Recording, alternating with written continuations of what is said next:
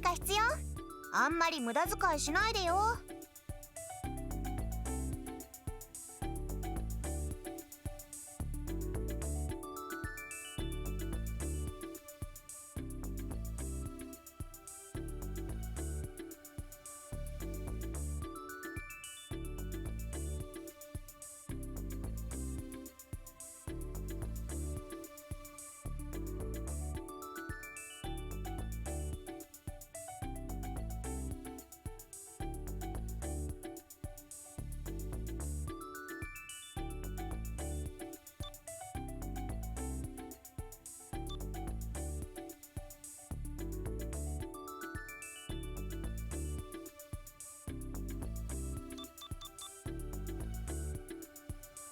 じゃあ私は向こう見てくるから。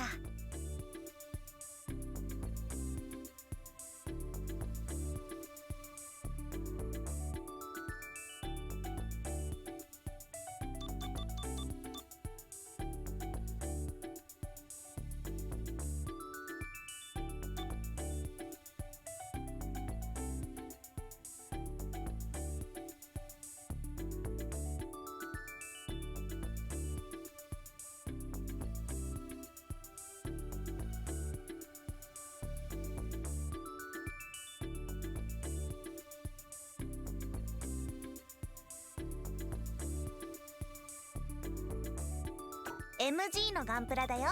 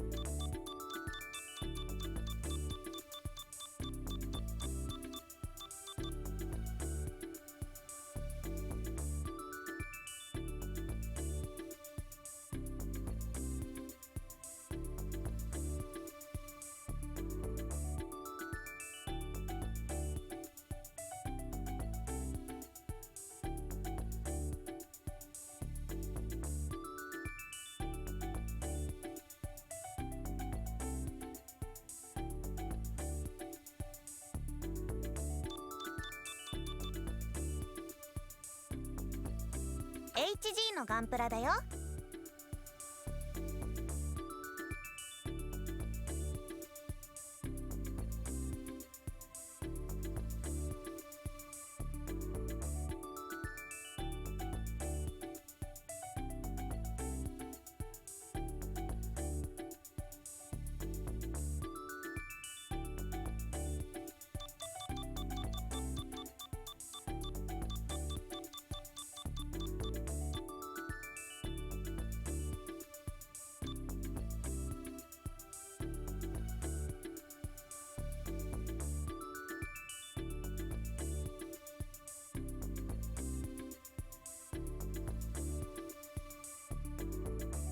MG のガンプラだよ。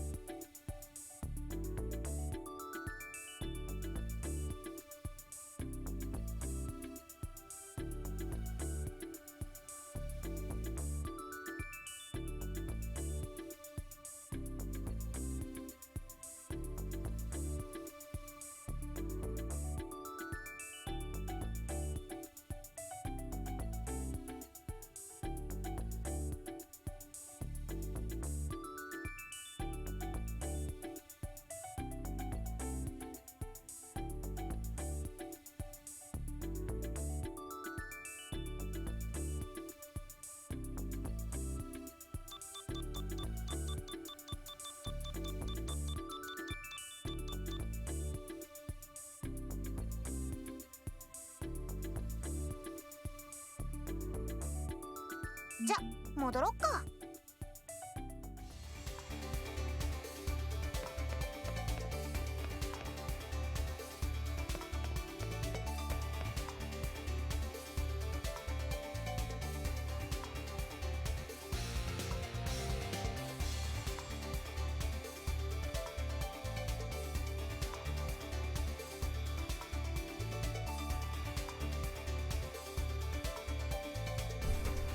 Yep, I just realized it. Yep, I just realized this entire time. This entire time I've been talking, I just realized my mic was on, but it was muted. I'm a genius, me freaking moron. So going back to the explanation here, because I just did that and I wasn't paying attention. So, let's just go back in here so we can do the explanation again. Also, hi, I'm a moron. Nice to meet you.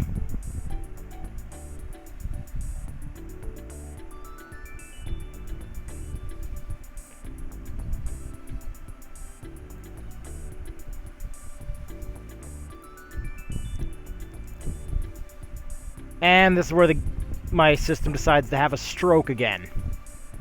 Because it always has to connect to the network to open the shop. I don't know why it is. So, an explanation on the model kits is we start off because the grading system has changed over the years. So now the cheapest and where you want to start with if you're a brand new builder is you want to start with the new entry grade that just came out. So in the entry grades, these are usually designs where you don't need tools. So like you can just pull them right off the runners and just trim off the excess with your thumbnail or something. They average, like for the new entry grade, like Granddaddy Gundam, that one averages about, let's say $7 to $9 US, depending on where you shop. Yes, I know a network error occurred. Shut up, Misa. So, the entry grade is 1/44th scale. So it fits in exactly with the high grades. And in fact, unless anybody told you it was an entry grade, you likely would not know it from a distance. From the entry grade, we move up to SDs. SDs range in price tag from $5 all the way up to $35, and in the most extreme case, $57. That's in the absolute extreme case, though, and they don't really make the $57 ones anymore. So if you find one, you know, good luck. But after the SDs, we have the high grades, which are 1/44th scale kits. And high grades range in size from all over the place. Like, you've got your standard size ones like the Granddaddy, your Zaku's. Then you've got your larger ones like the Act-Guy, which are actually fairly large. Then you get down to, like, the cheaper ones like the Barbatos. And, of course, you know, cutesy ones like the Bear Guy. I personally love the Bear Guys. These are really fun kits that are based off the Act-Guy. So you do end up with some extra bits left over from the Act-Guy runners, which are pretty fun to mess around with. But then you get some of these, like these older ones, for example. These older kits, like from Turn A, they range in quality from all over the place. From what I heard, the best one was the Mobile Flat. Then we get things like the Gun Archer here, where the absolute biggest part of it is the backpack. But from high grades, which range all the way in size, like the biggest one we have available in high grades, which is not in this game, is actually the high grade Meteor unit. The biggest high grades on the market are the Meteor unit from Gundam Seed, the GP03 Dendrobrium, which is the mobile armor and this thing is so big, it's about 3 feet long, and it weighs a considerable amount. The box has a handle on it, and when you open it, inside the box are 2 equally large boxes. Yeah, this thing's pretty big.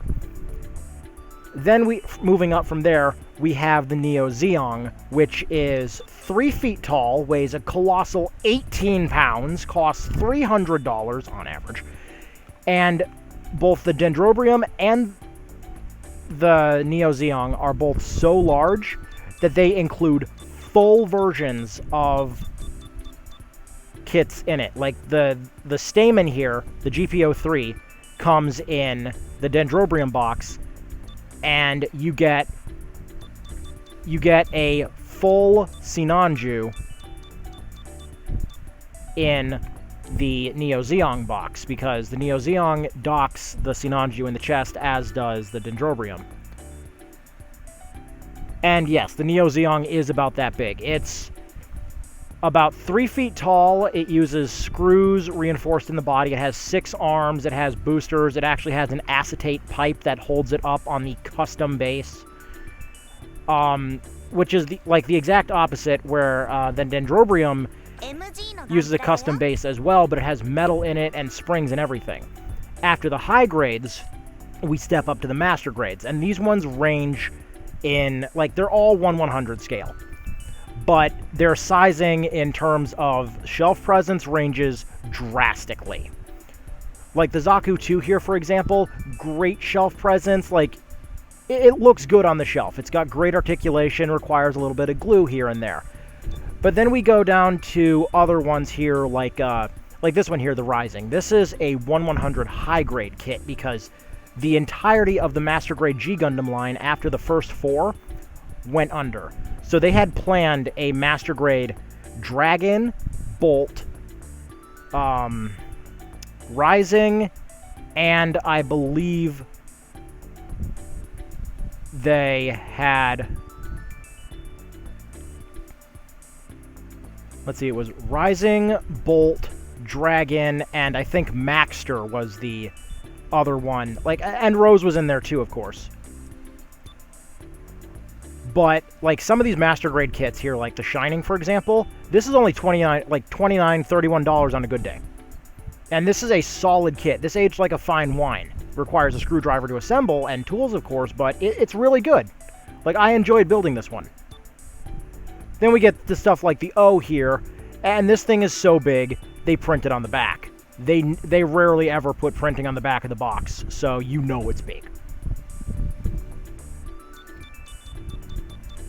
But then we get to stuff like the Victory Gundam here, and this is why I say the scaling is all over the place, because Victory is short. Like, I mean stupid short.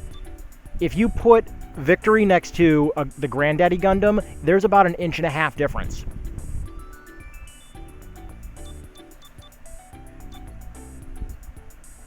And yes, they did, like, my brother has this one. We haven't built it yet, but this thing is huge.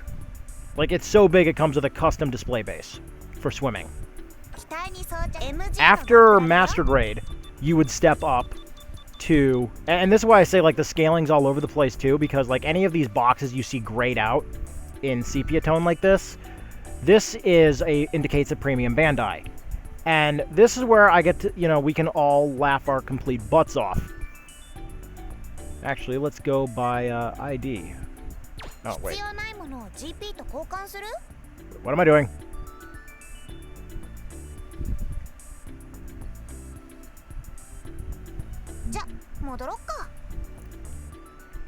But from Master Grades, you would step up to Perfect Grades.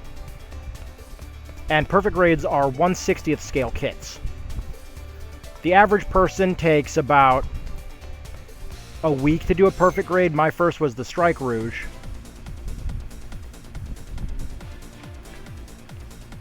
And I did my Strike Rouge with the Sky Grasper because that was the only way to get it.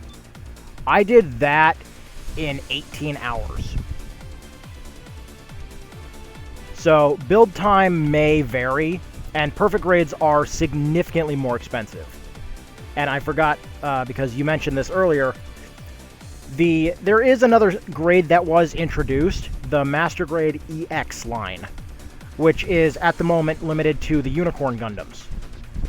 Specifically just the standard Unicorn Gundam. And while it includes a full LED unit for the body, so they radically stepped up the articulation, because the original one, I have 3 of the original one. I have 2 of the Master Grade Banshee, and I have 1 of the Unicorn and 2 of the Banshee. These did not age well. For something that came out in 2010, they have the articulation of something that came out in 2004. That is really not good, considering the Banshee alone costs $65. Now, the MGEX costs around $220. Also, I love how this thing looks in HD now. I first started playing this game, and completely sidetracking, of course. I first started playing this game over on the PlayStation Vita. So, my experience with this was this game looked like a PS2 game.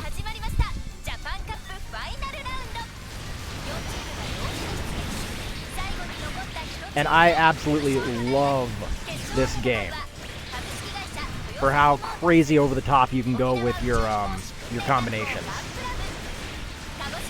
Come back here, you Gyaradoga. I need you to die.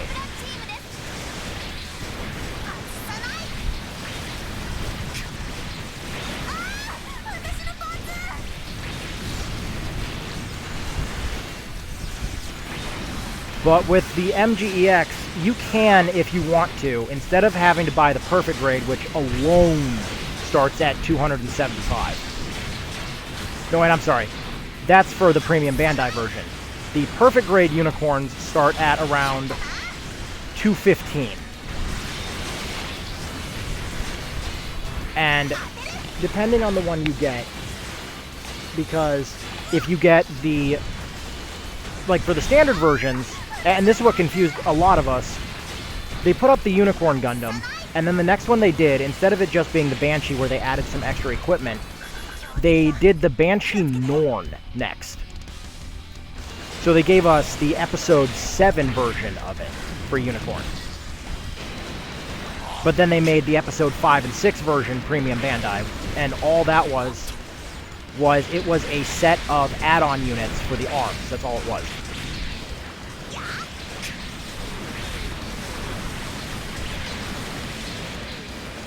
And I don't really got to worry right now because my unit sets up, the second I dip into the red, I take like 90% less damage. Plus I've got constant health regeneration. Oh, nice, legendary.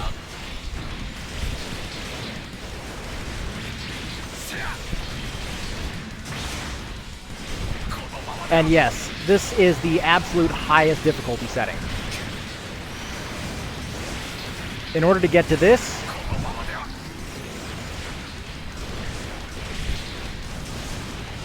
yeah, pretty much. Yeah, like, I like the fact that they exist, but Blue Destiny itself never really struck me as something that really fit in with canon. Because they were all ground types, which I kind of love the fact that, correct me if I'm wrong, in the book, didn't one of them appear in space? And the cockpits on the ground types are not airtight.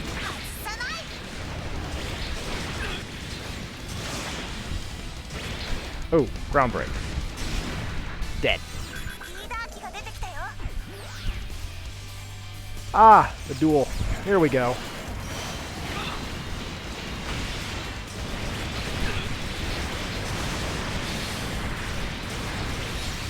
Like, I know the, okay, you know what? I'm not screwing around anymore.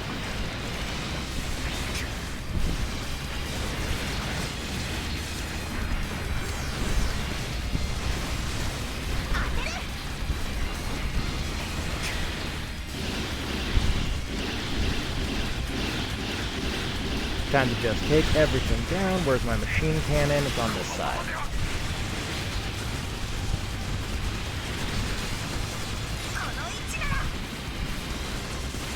Because you may notice my hyper mode gauge is going back up. That's because I'm set up so that if I do enough damage, I will constantly repair that gauge.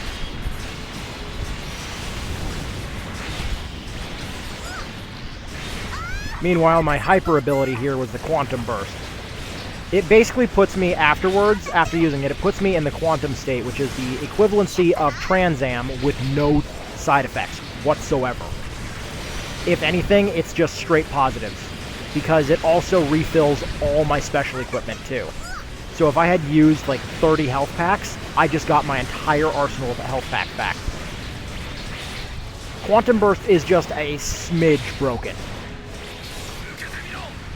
because it also triples your speed and doubles your attack for a little bit.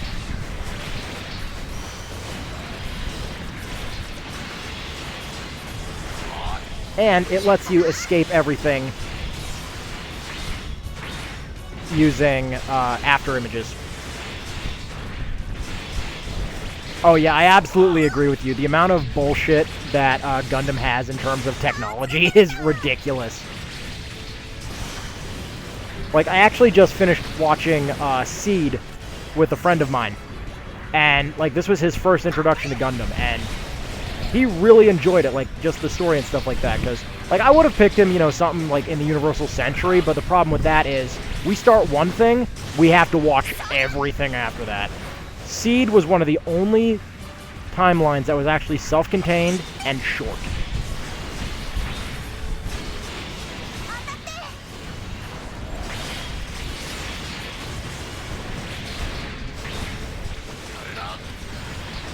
Plus, it had a pretty good soundtrack, too.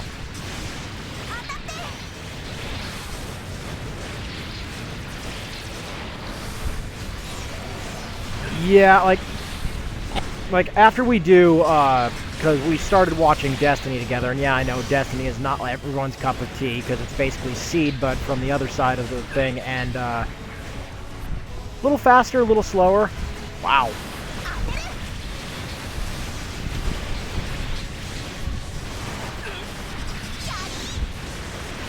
But, like, so far, we're already up to episode 7, and, like, he's enjoying it so far. Because after this, we had planned to watch Iron-Blooded Orphans together. Because, I mean, there's just something about the technology getting so advanced that you're back to using sharpened sticks. There's just something poetic about that.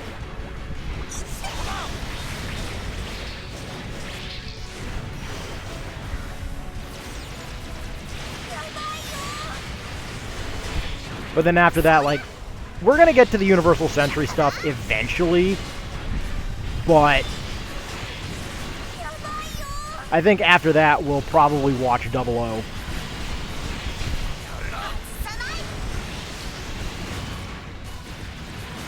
Because 00's pretty good on average. Like, a lot of people just don't care for, like, how good the series is. We're kind of disappointed by how mediocre the movie was, just like at the end.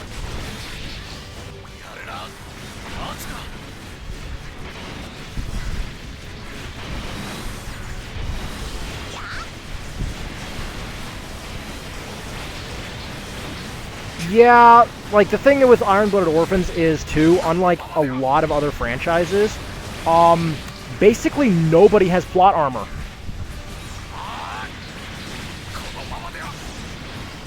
Like, plot armor in Iron-Blooded Orphans wears off, like, really fast. Like, you might be there for the first episode, you might be invincible for the first 5 minutes, you never know. Oh, okay.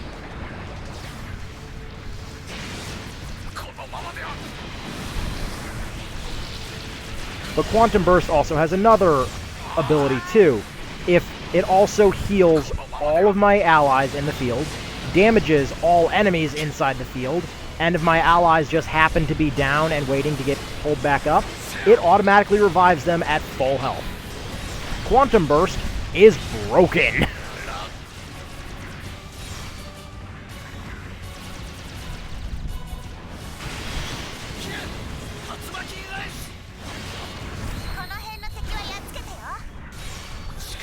Just heal everybody up, because I wasn't really paying attention to their health bars.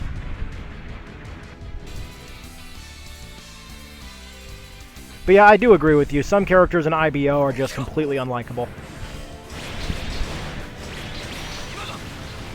The Quantum Burst comes from 00, specifically the movie.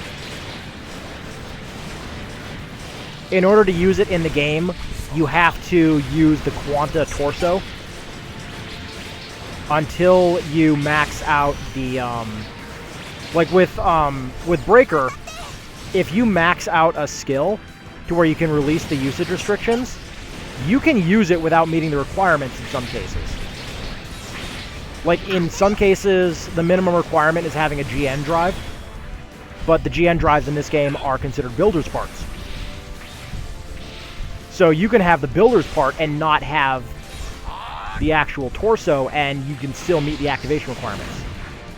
In my case, I have the high Mega Cannon available as a skill, which is the head skill from the Double Zeta.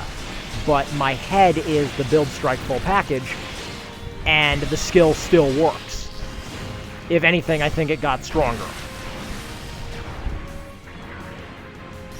Come here, I need to show you my laser face.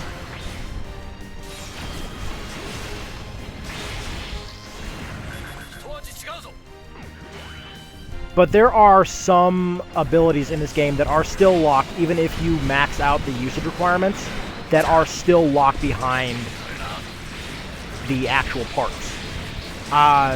For example, the Age 1 Titus.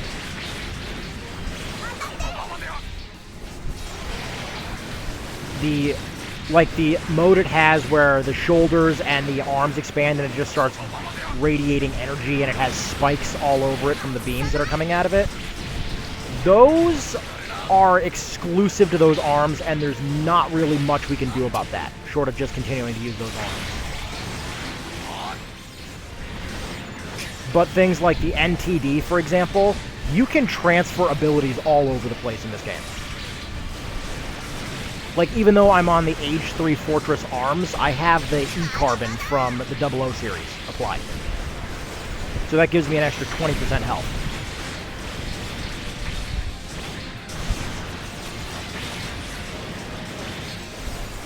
And that's per whatever part it's on.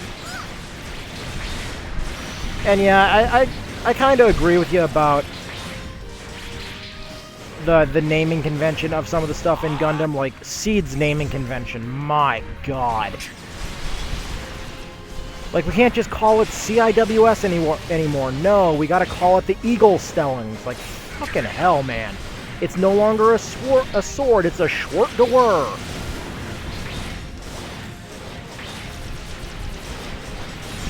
It's like, you got a 40,000 character naming convention going on here, and oh look, the unicorn dropped in, so that means beam weapons are basically useless in terms of guns. Luckily, I have a contingency for that. Good old hyper mode. And beam sabers do, for whatever reason, like, eye fields would cut beam damage in this game. The best part I love is that beam sabers are not considered beam damage.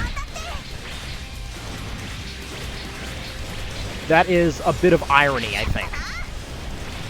Because my unit here, because I'm using the Kshatriya's torso, I also have a permanent eye field, which halves all incoming beam damage. If I had left it equipped, which I think I still have, I do have an open bay for it. I think I switched off some parts, and that's why it's not there anymore. Because my backpack is a 00 riser, I have access to a GN field, which further reduces all damage until it runs out of energy. On new type, this ability will not help you very much, because the enemies just hit so much harder than they normally would. Okay, you know what?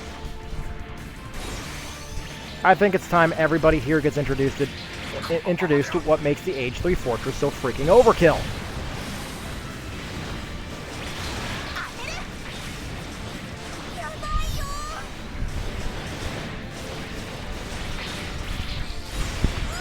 Palm tree, palm tree, palm tree.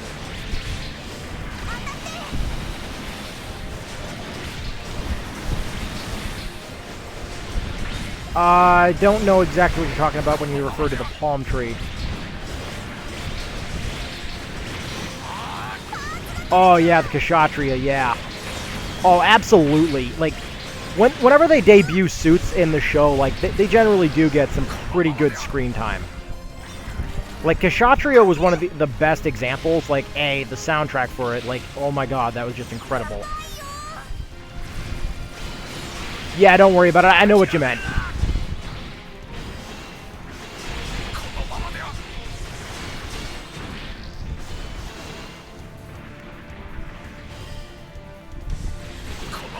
Like, I actually have, I'm sorry, my brother has the high grade of the Kshatriya, and that thing is huge. Like, that high grade is damn near master grade scale. That's why there's no master grade or even 1/100 no grade of the Kshatriya yet. It's all third party. Because it would just be too freaking big.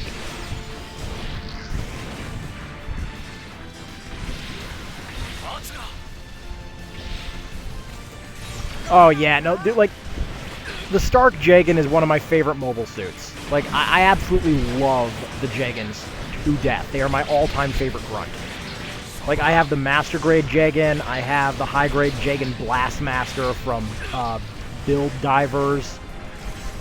And while it hasn't exactly got the best articulation in the world, you know what? I still love this thing. Like, there's just something about a Jagan decked out in just weapon after weapon after weapon. It took full armor, and it just ran with it right to the bank. It just looked at the armory and said, okay. That's what the Blastmaster is. The only accessory that is completely out of place on it is the twin satellite cannons from the Double X.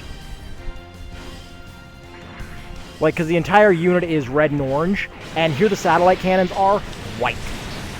So, like, they don't really fit.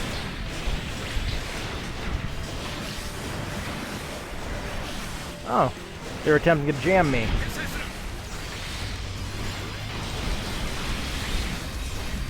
Adorable. They think they can stop me.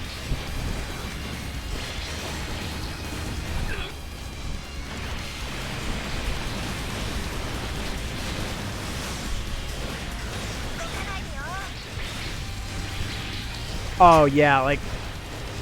Yeah, I love, like, I actually have the Master Grade Dom. That thing is thick. Like, thick as hell, man. That thing is... For, like, $43 I picked it up for, that thing is awesome. And specifically, I have the Earth version of Dom, not the Rick Dom. They're in Master Grade form. They are 100% identical, except for the number of thrusters on them. And the weaponry that it comes with. So the standard version of the Dom gives you the machine gun, for example, that the Zaku Kai has. And it also gives you 2 extra bazookas. So the Earth version of the Dom has the single most amount of equipment. Because it's got 2 Sturmfaust, that machine gun from the Zaku Kai. It's got and then it's got 2 different bazookas, as well as the Heat Saber. Damn! Nice shot, Misa.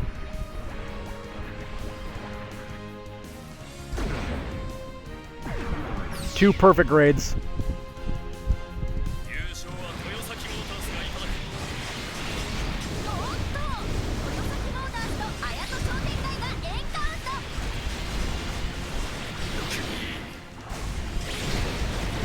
Oh yeah, I know, right? Like, simple works.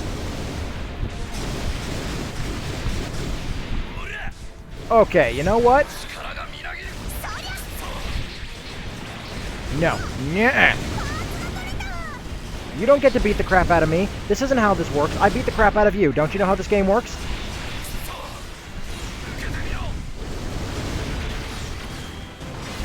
No, no, no, no. Where the hell's going? Okay, you know what? Time to launch all the missiles.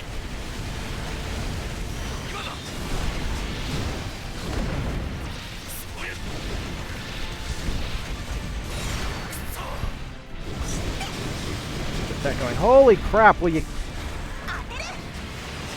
take it easy with the swords already?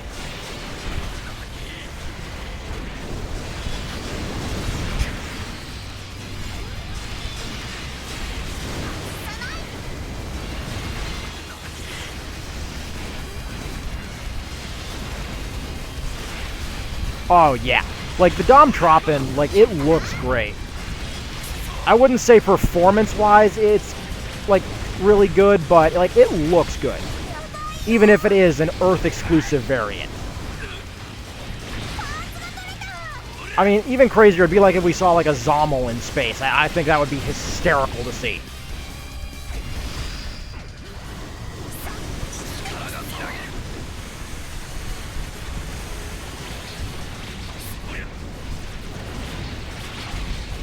It's like this one glitch I had happen in Dynasty Warriors Gundam a couple times. So for whatever reason in Dynasty Warriors Gundam 2, I have had this happen with 2 different units. I have had the space use only ball show up under gravity during the battle of the defense of Jaburo in the campaign. I've had that happen. And then weirder, I don't know how this one happened, I had a Zaku tank spawn in space.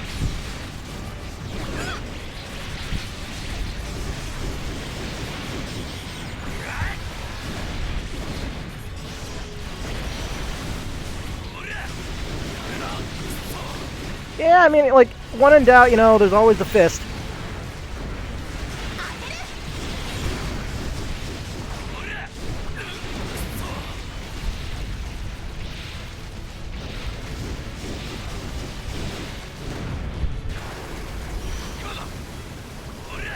Alright, time to melt this guy. Oh yeah, that did a good deal of damage.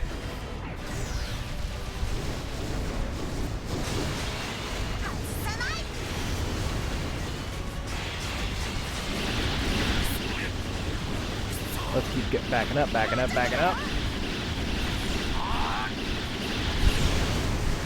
But yeah, I'm actually impressed. Normally on the PS Vita version of this game, like, missions on new type difficulty normally took me like an hour, hour and a half, something like that.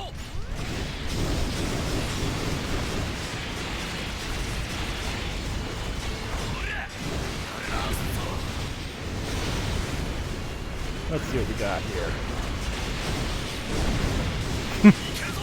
Like, I'm still trying to find a high-grade version of the Zoc. I really want to get one. I saw one locally at one of my build nights. Hey, what's up, man?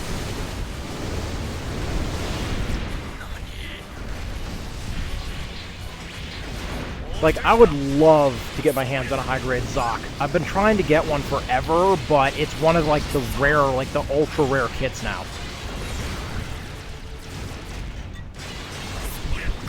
Like, the thing is, like, it's freaking huge for a high-grade, too. Like, way bigger than you would think it would be. Although, I think my absolute favorite big-scale high-grade that I have absolutely has to be my high-grade Psycho Gundam.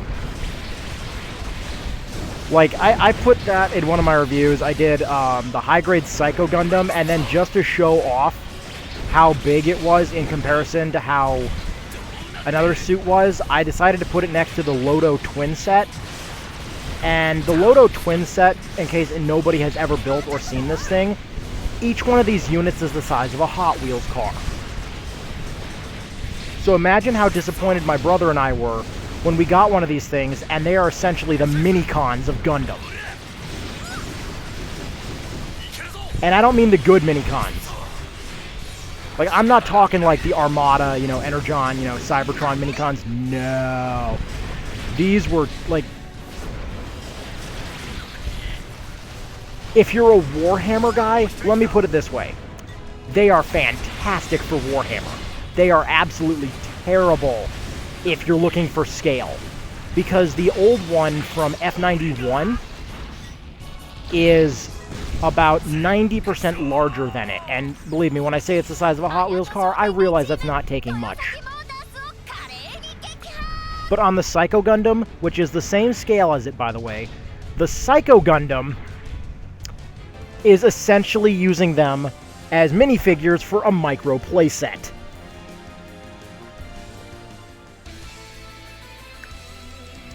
They are the micro machines of model kits. They are so cursed. Yeah.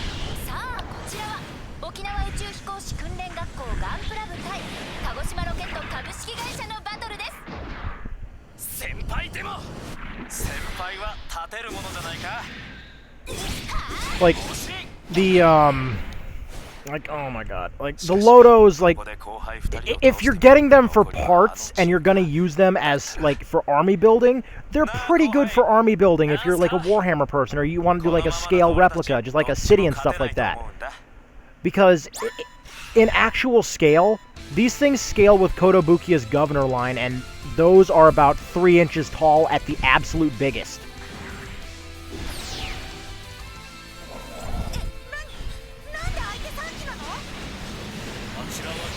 And I have a couple of the governors. I have the, oh crap, what was the name of this thing?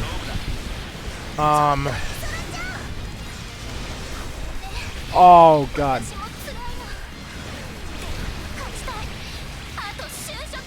I don't know how to do multiplayer on this, so you're welcome to stay for the stream if you'd like.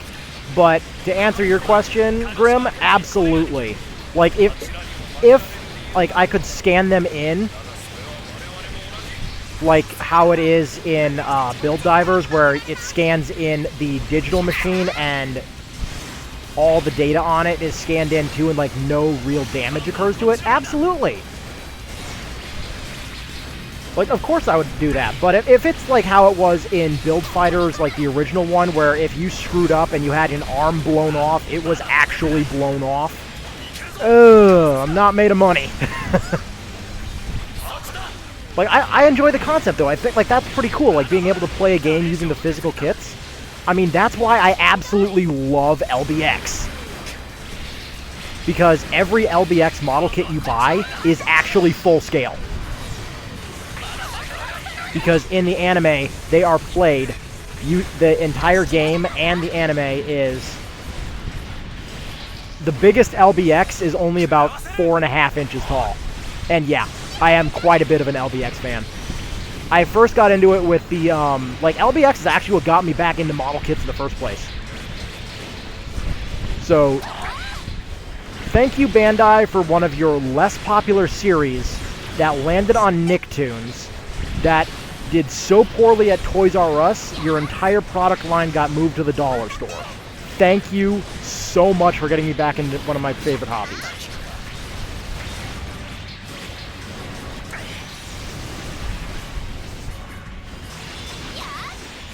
Like, I love it too. Like, LBX are so out of scale with regular Gundam that they actually, like, if you're looking at their parts, their heads are actually closer in line with master grades than they are anything else.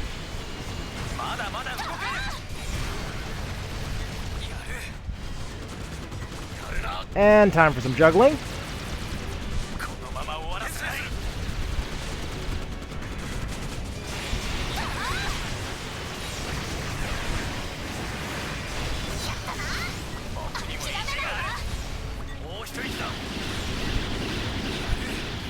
And let's just make it rain bullets. Like, I have LBX on the 3DS. I have, like, I wish they would port LBX over to... Oh, God, are you kidding me, dude? I would love that if they did an LBX Gundam crossover. Like, here's the weird part, too. I found out, because I was looking over on, like, eBay and Mandarake and stuff like that, I found out that they actually, like, Bandai, no joke, made LBX markers. They're basically just Gundam markers, but with the exact hue needed for some of the LBX kits. It is the weirdest thing I have seen. So it's like, Bandai had a lot of faith in this line, but I guess it just didn't do well overseas.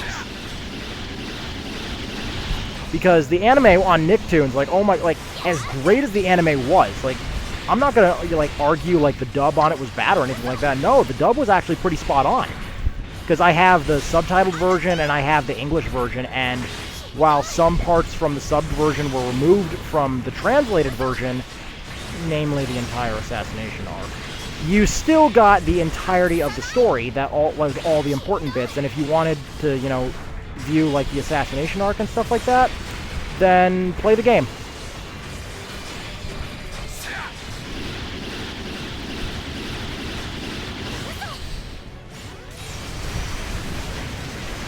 And I will admit, like, I didn't expect the game to go to 3DS. Like, I'm hoping that Level 5 decides to port it to the, I'm hoping they decide to port it to the Switch.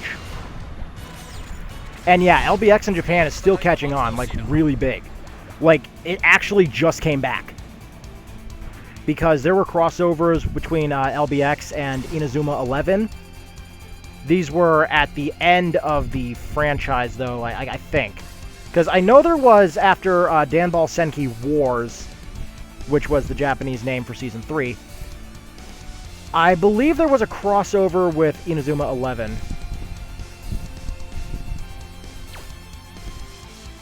Like, I know there was that one, I just can't remember if they did it in anything else. Let's see, that's a green, I don't need that.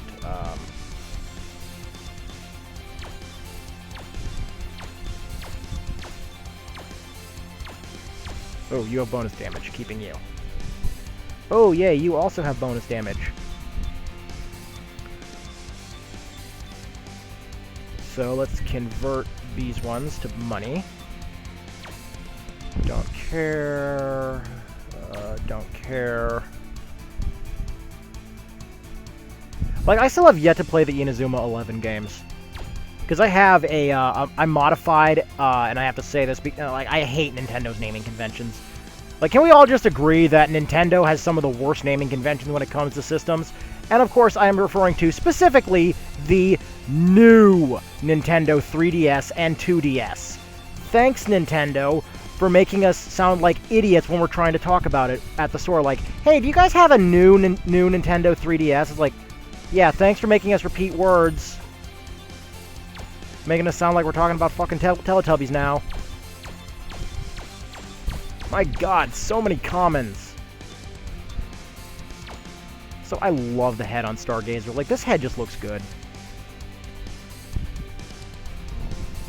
Oh, lucky! I want to get Danball Senki Double for the Vita. Because I have it on... I actually have the UMD of it for the PSP. And the problem is, I killed my PSP's battery. And I've beaten it, too. Like, so if you haven't beat it, the bonus chapter for Chapter 11, Mizel Aregian. Fuck that boss.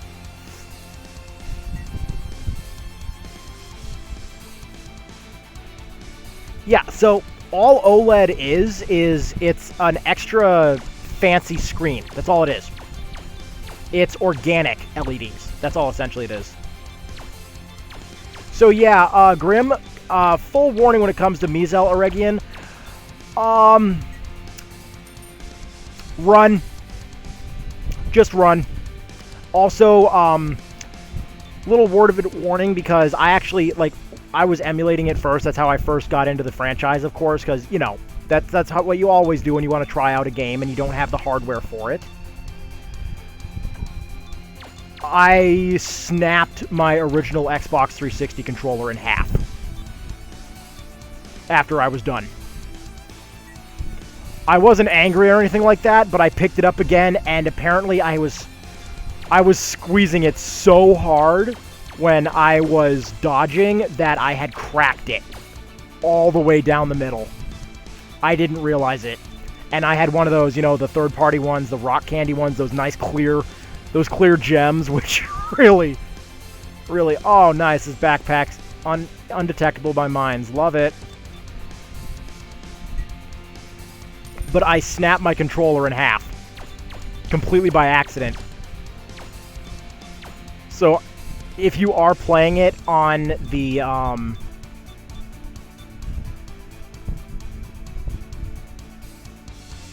oh, stagger and knockback ineffective when near death. Okay.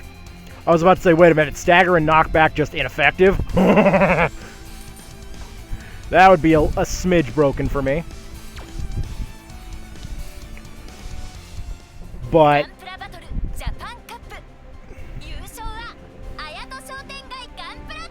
you really have to watch out for that boss, because Mizel Aregian cheats. He has access to every special mode in the game. And if you've ever played Custom Robo for the GameCube, he's essentially Rahu 3, where he takes 90% less, or he takes 10% of whatever damage you would give him to. So even, and the worst part is, you're stuck with using, the only unit you can actually use to keep up with him is Achilles D9.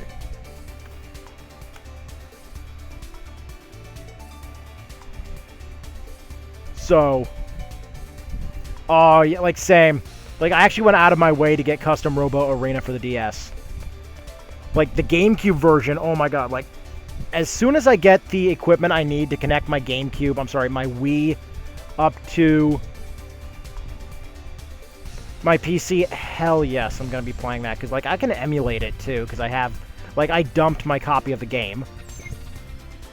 But I'm just not comfortable. I don't think my computer can handle streaming and emulation at the same time.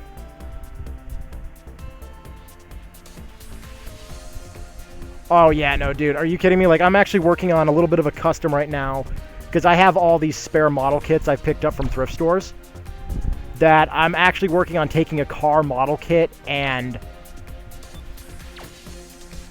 refining it so that way I can just merge it onto the other stuff.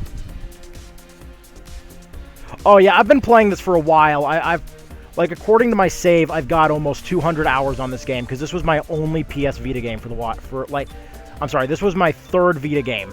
It was this, Drive Girls, and I believe it was, Hatsune Miku's Project Diva, X.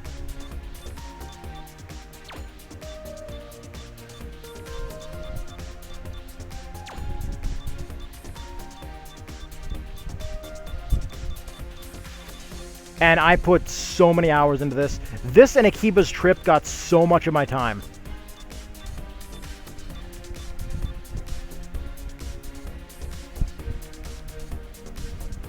Yeah, the Vita library was pretty limited, but I only have these games because I found them locally. Like, I'm always late to the party. Like, I actually just got this PS4 so I can use the PS4 version of this. Otherwise, I was able to play, because I have the Vita version too, as I've repeatedly said. But the only way I was able to hold on to, the only way I was able to play Breaker 3 and stuff like that was on the Vita. But if I wanted to play it on a big screen until I got my PlayStation TV, which all that is, for those who do not know, is it's a version 2 PS Vita without the interface. It's literally just that on a little box that you can hook up to a TV. And use a PS3 controller to operate everything. And lucky, I am still trying to get my hands on a 64GB card. You are so lucky. But now the price on M2 cards went through the freaking roof. Thank you, Sony. Like, why did you have to make it, like, the exact opposite of the PS freaking Vita? I'm sorry, the PSP. Like, the PSP, you could just get an adapter and a micro SD card. Like, I have the 3000 version of the PSP. Like, I did my research on that one, too, because I found that the 3000 series had, since they refined the mechanical drive, it had the lowest failure rating. And it had a pretty good-sized battery in it, too. So, where is any extra bonus damage? Yeah, I got it about that time, too. Because I actually got my PS Vita after... I got that after my original base model PS3 exploded. Like, it didn't explode to where I was dodging shrapnel, but this is what I heard. I was playing Vanquish, my feed went out, my feed came back, and then I heard ping from inside my system, and the whole thing just went dead.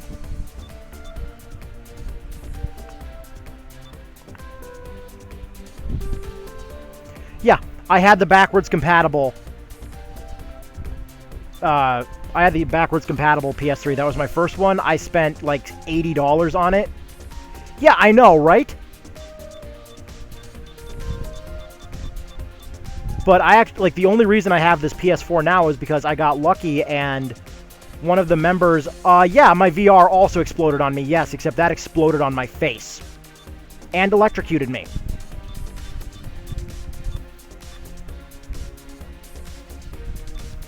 So I'm a little anti-VR now. Like, that being said, I'm not completely anti-VR. I am anti-Oculus Quest. The Quest can go blow me. Because it already tried to blow me away.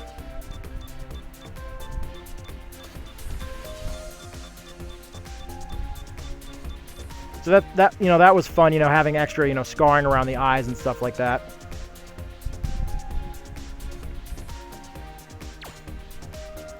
Oh, right, it was this one that... my computer's not strong enough for that, and I don't feel comfortable spending $1,200 on a piece of equipment. Like, if I'm going to spend the money getting any new piece of experimental equipment, oh, absolutely, I'm getting the new Steam Deck. That thing looks incredible. Oh, yeah, no, next time I'm going to be using someone else's head if it decides to blow up on me. But... I'm actually, I'm not completely against VR. I think I'm going to be getting a PlayStation VR at some point if it's compatible with the base model. Because I have a base model PS4, and all it cost me was one of my spare Freedom 2.0s for the Master Grade, and the Age 2 Magnum Master Grade that I had spare.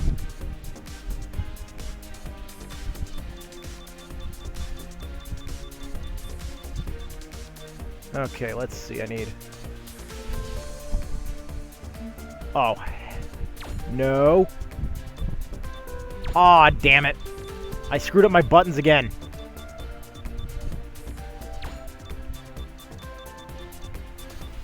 Like, I really don't have a reason to get the Steam Deck, but I mean, it looks interesting, and from what they're claiming, it's also open source, too, so... Like, this is gonna, the hardware in it makes it look like 4 Nintendo Switches were glued together and then wired together by the wrath of God. So, this thing looks awesome based on the specs alone, and from what I heard, and now, time will tell. This is why I'm saying if you are looking at one, I suggest waiting. All of the units are equipped with an M.2 bay, so... Even the base model, which is the $400 unit, which only has 64 gigs of storage and a micro SD slot,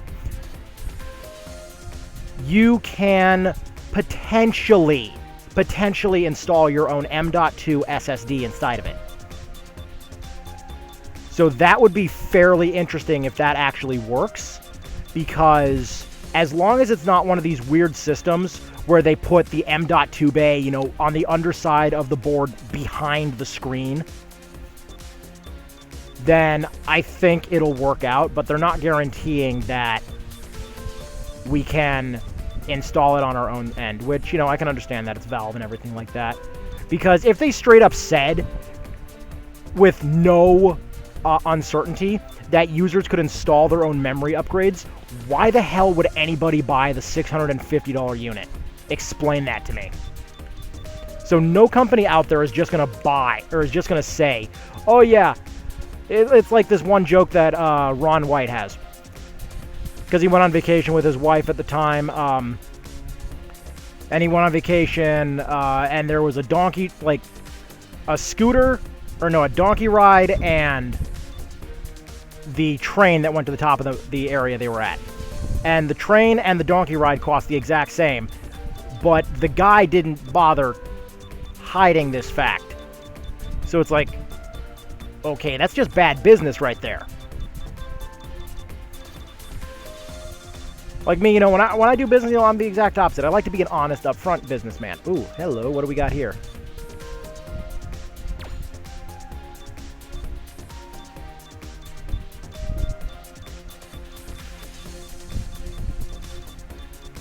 Like, this is where I spent most of my time in this game just because of how many freaking parts I have!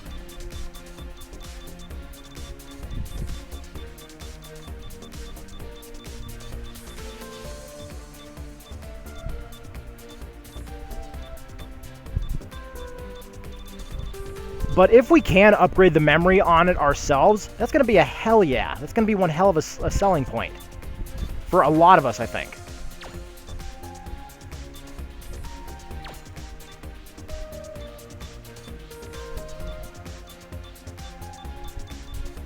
Like, I'm hoping that the dock comes out and the dock's not going to be like, you know, $200 or some crap like that. Because the simple ability to have a little PC that you can take with you, yeah, it really is a portable PC. Like, this is their answer to... Oh, yeah, and of course, like, Nintendo... Yeah, people are still going to buy the new OLED model and stuff. Which, I've actually heard that Walmart and other places have been price matching it to the other model. So, like, they've been price matching it to $300, which makes it, you know, a lot easier to swallow. You get the new deck, no new hardware, bigger screen. Cool. Exact same price. Yeah, exactly. I am completely fine having my Switch.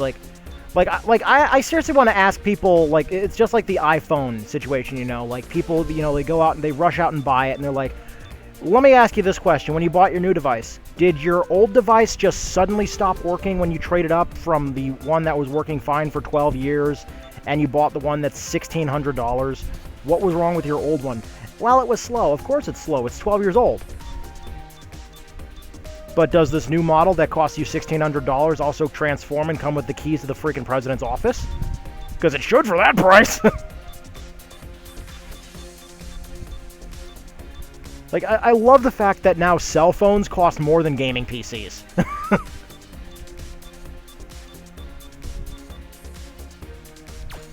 Like, that is just the funniest damn thing to me. People are complaining about, oh, it's so slow. It's like, yeah, it's gonna be slow. You're buying an Apple product. Expect it to be obsolete in 6 months. You wonder why there's a chip shortage going on? Let's see, it's called the Console Wars plus Apple. Apple produced more e-waste than anybody I can list right now.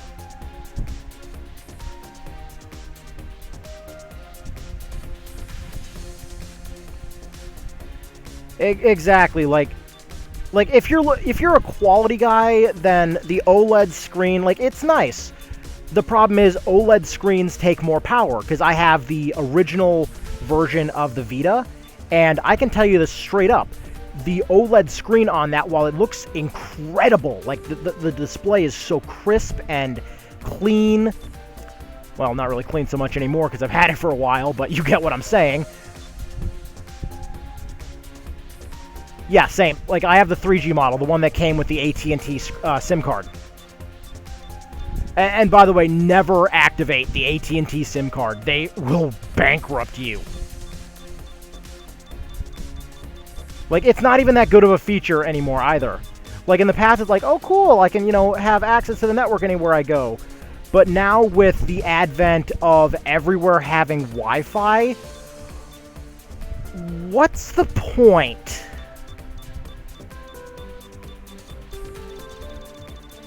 Like, really, what's the point? Because everywhere has Wi-Fi now. Like, I actually can't think of a single place off the top of my head that doesn't offer free Wi-Fi anymore. Oh, I'm sorry, the water and ice stores. That's about the only store I know of that doesn't offer free Wi-Fi.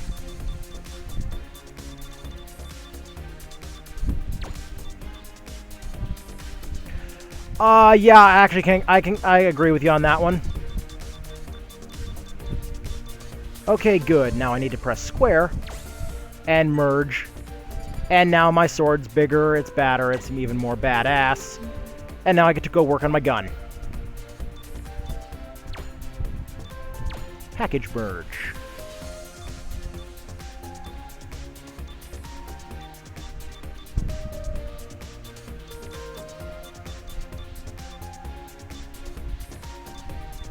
Damn.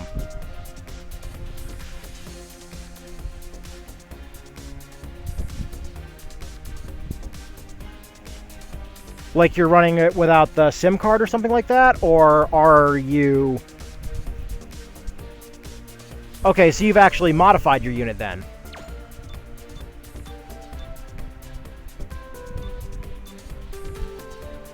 Because I've always wanted to have my Vita modified, but I am scared to do it because the Vita out here is like non-existent anymore. I got lucky when I found this one for $250. Which I know, a little bit high, but it's the OLED unit. What are you going to do? It also came with a memory card, so not complaining.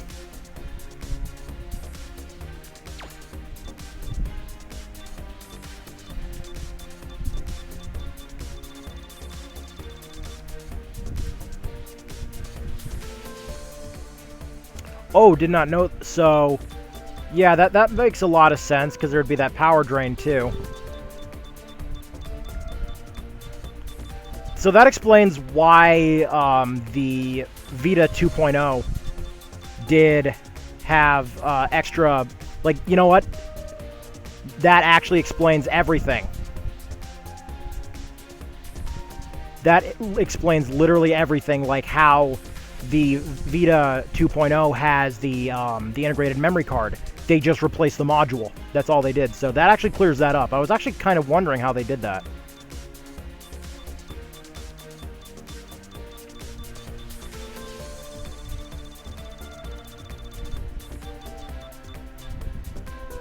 Ooh, hell yes.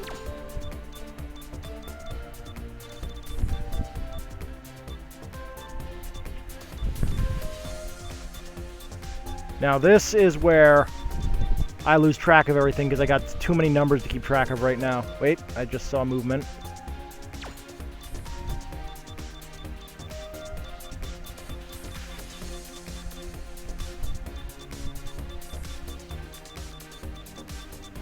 But yeah, like, when it comes to, like, mobile options, I generally, like, with the Switch, before this, I absolutely hated Nintendo. Because I get, after years of trying to track one down, like, just not trying to track one down, but, you know, get all the money I needed to get one, I finally get my hands on a Wii. Fucking 2 months later, the network gets shut down. And none of the servers worked anymore.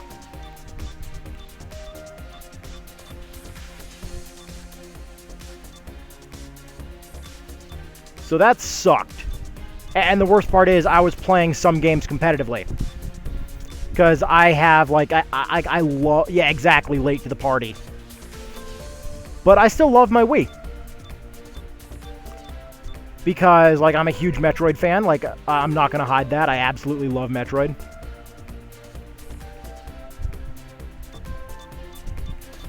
And I am so excited for Metroid Dread. I will absolutely stream it once it comes out. Yeah, same. Both of mine are. I'm sorry, 2 of my 7 are.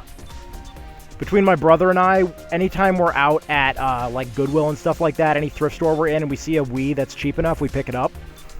Because, you know, worst comes to worst, we always have a spare Wii lying around if we want to, say, attempt that, the Wii Consolizer project. Yeah. We have 7 Wiis.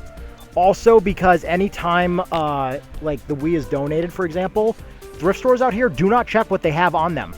So, since the network was cut off and the eShop's basically disallowed, we're not shopping on them because we're not connecting them to a network or anything. But one of the Wiis we picked up had, like, 10 games left on it that somebody had purchased. So we had, like, the entire Strong Bad collection. We had Mario Kart 64. We had several SNES titles.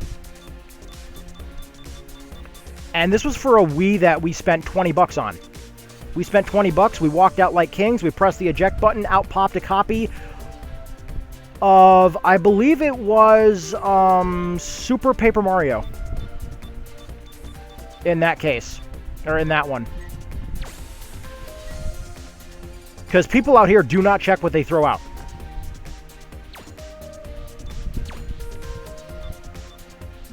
Okay, I don't need to do anything with the head. It's gold. Body. Body.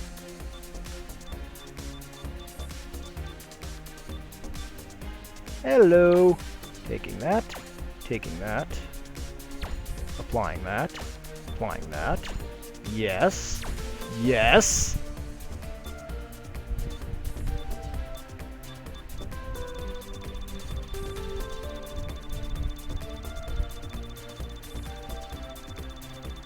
But yeah, it's like the PS3 that I've been streaming on.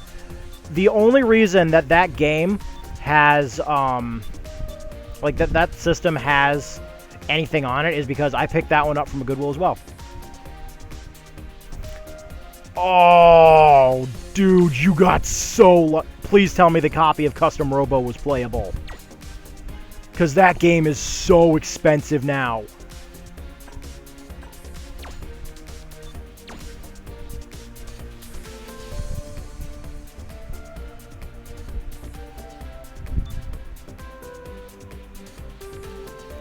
Oh, God, no. God, no, no, no, no, no, no, no, no, no. New Gundam Breaker? Hell no. New Gundam Breaker is...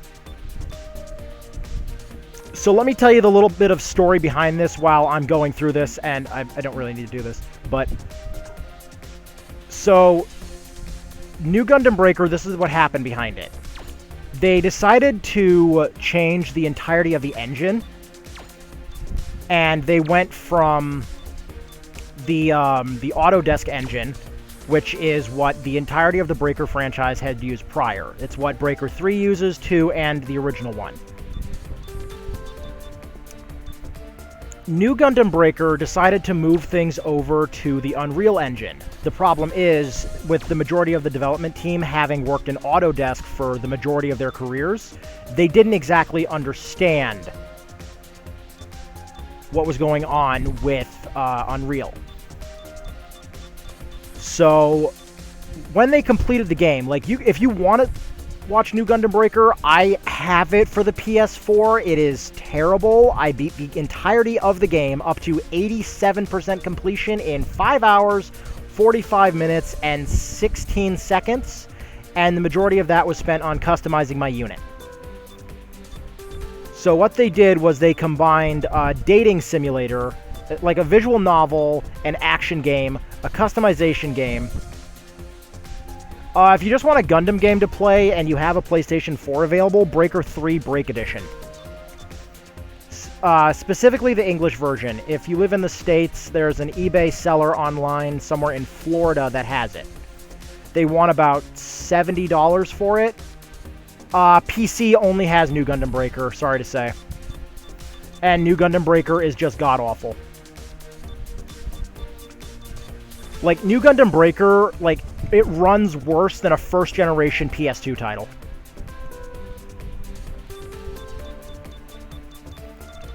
Like, if you want a good customization game for Mecha, then absolutely check out Daemon X Machina. Like, if you have Steam, add that to your wish list and wait for a while on it. Like, it will go on sale eventually. I wouldn't say it's worth $60, but it's really good. It was one of the second-generation titles for the Nintendo Switch that was ported to PC. And as a result, it does have working cross-save. So if you have it for the Nintendo Switch, for example, you can link your Steam account and upload your save to Steam, and vice versa. The only thing that doesn't transfer is, like, how many hours you have. Like, yeah, pretty much. It's the creators of Armored Core. They got so pissed off with From Software just doing, you know, Dark Souls back to back to back to back to back and never doing anything else, that they decided to take their franchise, and half of them left the company. And they went over to First Studios, which nobody's heard of them. Don't worry if you haven't. Thank you, Grim. Thank you. They need to put Breaker on the Switch. If they do that, boom. The market has just exploded again. Like, the Switch would be the perfect place for it. Because then they just need to bring over Break Edition. That's all they need.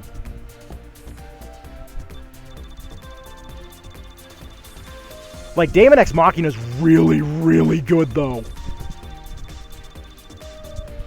Like,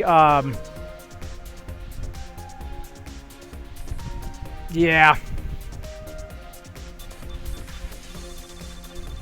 Like, gaming companies nowadays are too concerned with how they can microtransaction the living crap out of you. Which is kind of disgusting. Gundam Evolution. Gundam Evolution, I think, is a mobile game, I think. Because that's supposed to be the, that's supposed to be the sequel to Gundam Breaker Mobile, I believe. Oh, okay. Okay, I'll check that out then. Like, what platform is it for? Like, because I'm actually interested now, because I don't care if it's an Overwatch clone. Because Overwatch in itself is just a clone of Team Fortress 2.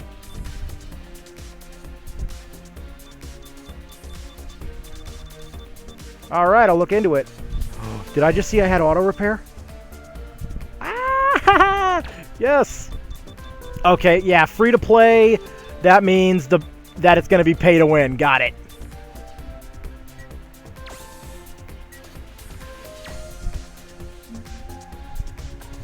Like, as long as it's not being run out of somewhere like, and I don't want, like, as long as it's not being run out of somewhere like China, then I think we're fine. Because, like, games being run out of China, for example, they can just be shut down for literally nothing.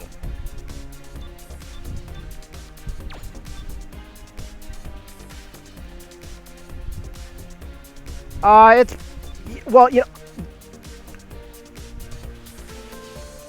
yeah.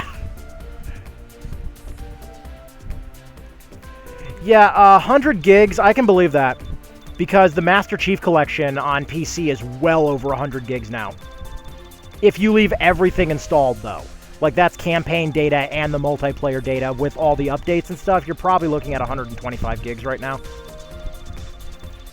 But also to put that in perspective, Phantasy Star Online 2 is literally the exact same way.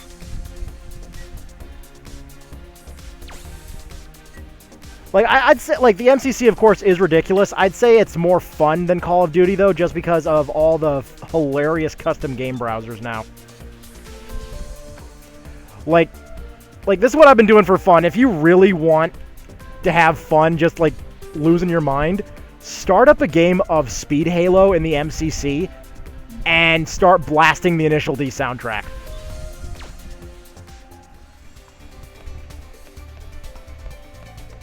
Like, that is just, like, it just fits so damn well. Like, it fits so well, it's scary.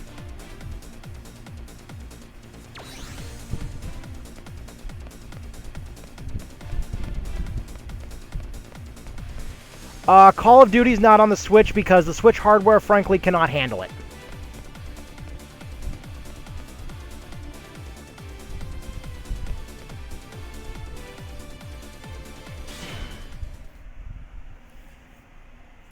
Like, the Nintendo Switch, the processor in it, like, the Nintendo Switch itself is actually just slightly more powerful than a PlayStation 3. But not by much.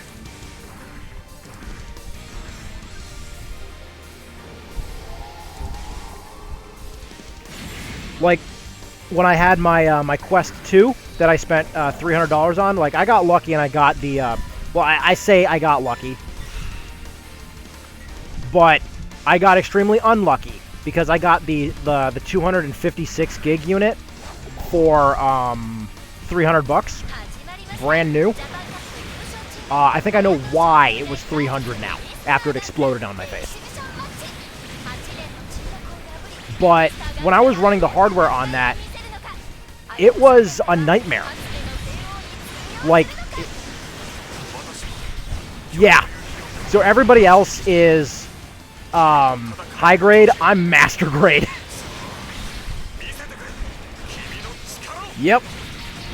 Like, I actually love the Kampfer. I have the master grade Kampfer, and I love this thing. It doesn't pose very well, but you know what? It's old. I don't expect things that are like 20 years old at this point to pose very well. But it is a really good kit.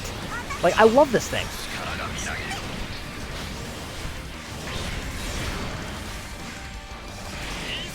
Damn, my laser face didn't stun him. Okay. Let's see how he likes the lead enema.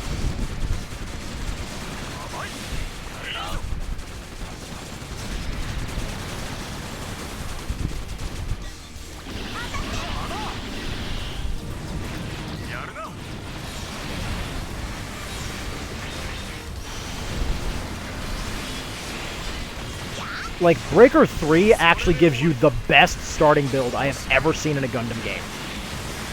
Like, Breaker 2's starting build wasn't even that bad, but Breaker 3's is unreal. Like, so my primary weapon right now is the GN Sword 3. This is the weapon I started with. At the start of the game, they give you access to the GM3 head, the NT1 body, the, I forget what legs they give you. I think it's, Mark II? Excuse me, my headset is going crazy. Stop screaming in my ears. I know your wires are twisted.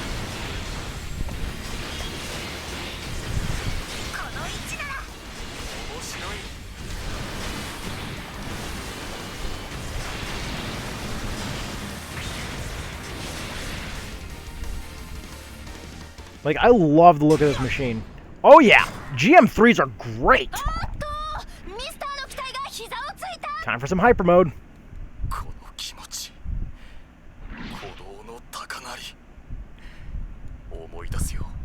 Oh, shit, that was the activation trigger. Yep, that doesn't surprise me. I apologize. I don't know what's causing the sync issues. Like, if I knew what was causing the audio errors, I would have fixed it by now. But I can't tell if it's my computer that's screwing up, the adapter overheating, or what's going on, because I don't have access to an Elgato or anything. I'm using this blue, I think it's called a Blue Avis HDMI to USB game capture. It was actually provided to me by a good friend of mine, and she sent it over after a while, because long list of reasons. But I got it now. I'm loving it. Okay, time for Quantum Burst. Yes, come to me, you fool.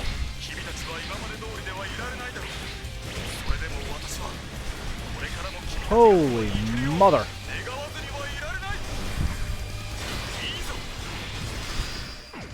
Here we go again.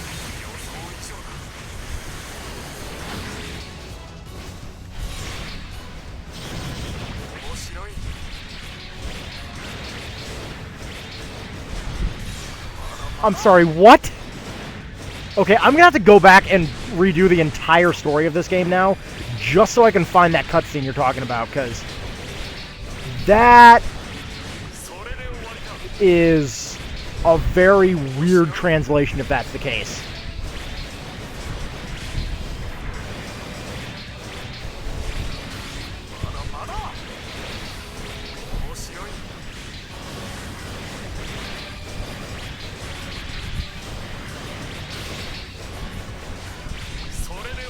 Because I know there were some, like, because I play Action Time On, for example, and there are some hysterical translations in there.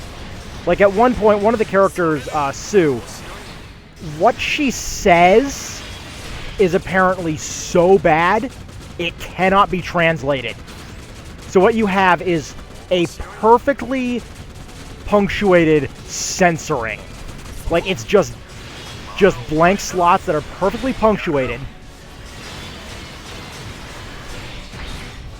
And all you hear is boop whenever she opens her mouth.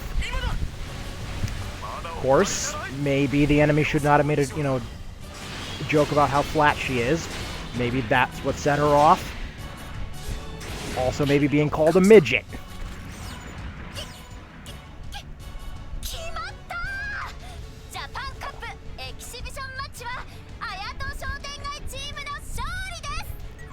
Oh, this shizno. 本当に素晴らしいひとときだった。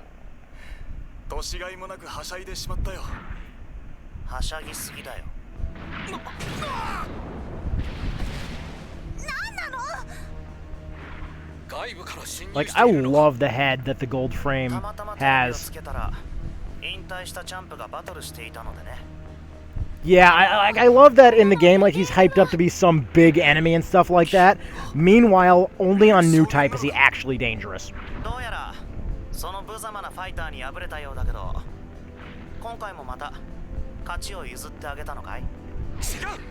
私は全力で戦ったよ。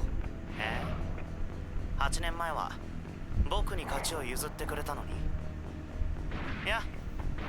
And this is like the only time my unit actually flies apart when fighting him. 彼もこう言ってるんだ。日本一のトロフィーをもらってとっとと家に帰りなよ。 Like, only for the cutscene do I actually lose all my parts against him, which is kind of stupid. 止まってみる。主殿。下手くそ。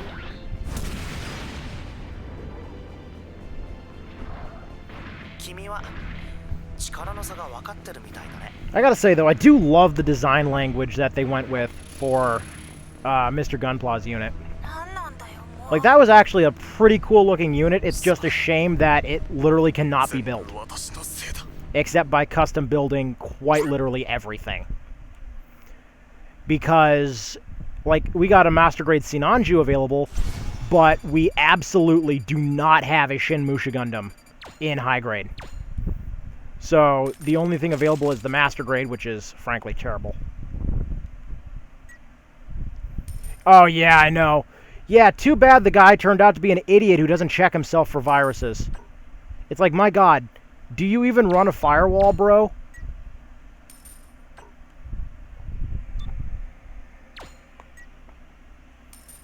So our solution here is, first we're going to plug him, then we're going to unplug him.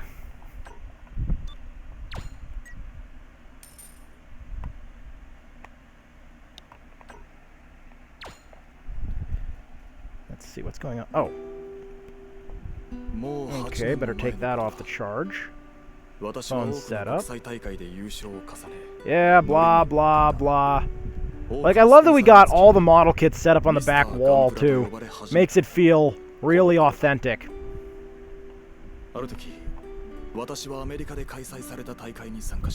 Now, if only I knew what the last of the... Yay! Now, if only I knew what the last of the kits in the shop were. Because this is driving me loco.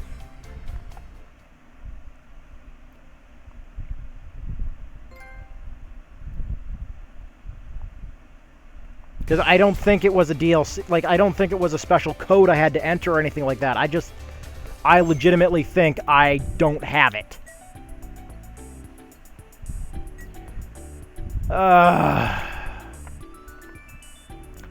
So we're back to waiting.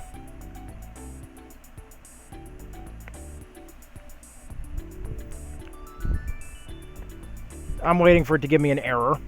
Because I'm only missing 1 for the high grades and 2 for the master grades, which drives me crazy. Because I've been through, like, I've gone over, like, I don't know if it was the Reddit or the wiki, but I can't tell what I'm missing. Really? Well, if that's the case, that's going to be interesting then. Because that would actually explain a couple of things then. So, like, to get one of the kits, I'd have to transfer from Breaker 1 to Breaker 2, and then Breaker 2 to Breaker 3.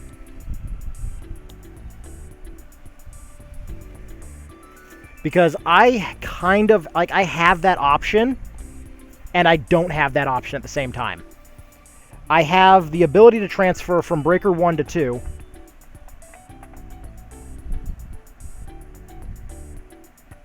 I'm sorry, what? Using wallet. What?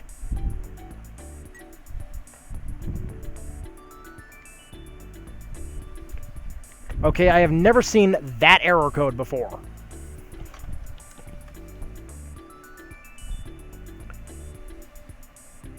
Well, Breaker 2, like, I have the entirety of the Breaker franchise. And what pisses me off is, look, entire catalog, 1 slot. And I have the gift available still, too, but because I don't have access to Breaker 2 on, like, I don't know if I have to, like, do I have to upload my Breaker 2 save to the, like, the PlayStation Network or the cloud first?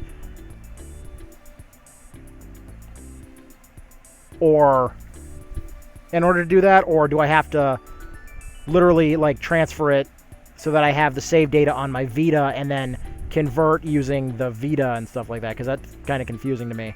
And then I'm missing the 2 master grades. Like, this just drives me crazy. If I knew... Like, let's see. Let's go by IDs. That'll tell me.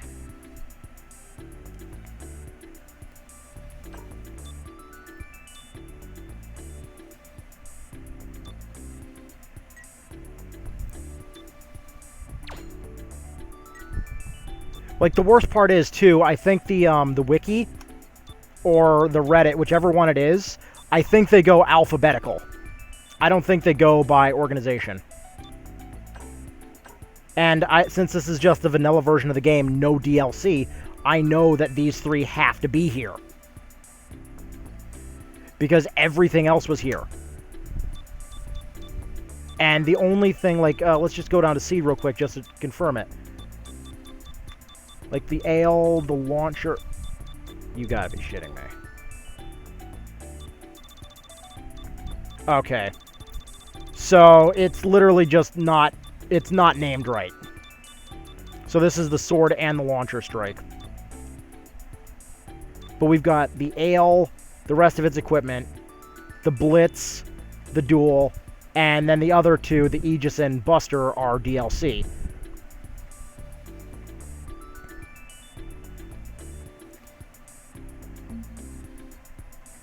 Like, I actually have a bunch of the kits on this list. A lot of them really good, and some of them not so much.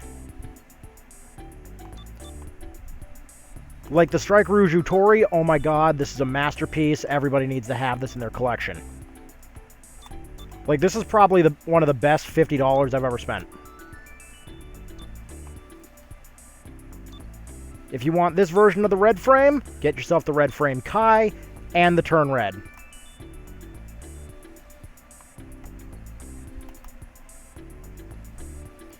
Yep. Well, I mean, America's also getting something new that Japan said, no thanks. We're getting the Gundam Infinity line. Get ready to start throwing up now. So, the Gundam Infinity line is a bunch of 4.5-inch figures that are $15 each. They mix and match. They're already pre-built figures. They're coming with a Build-A-Figure gimmick, where if you get all 5 figures in the set, you can assemble a Zaku 2. Whoop-de-freaking-do. They're looking to have ratchet joints in part of them. Like, the best-looking one in the set looks to be the Astray Red frame. That's sad. Because in the first set, we've got Wing Gundam, who can't transform.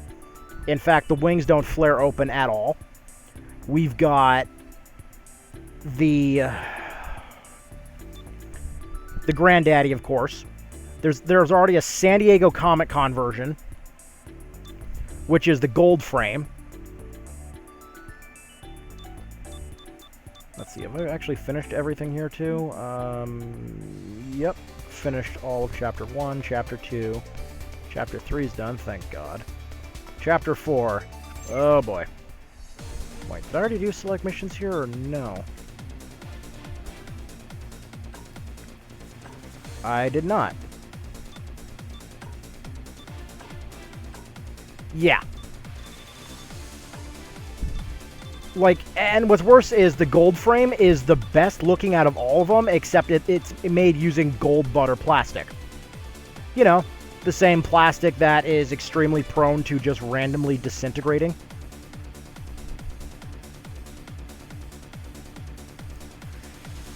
So, it's $25. Oh, right, we're also getting the Gundam Artemis, which looks like absolute garbage. Like, they really all do.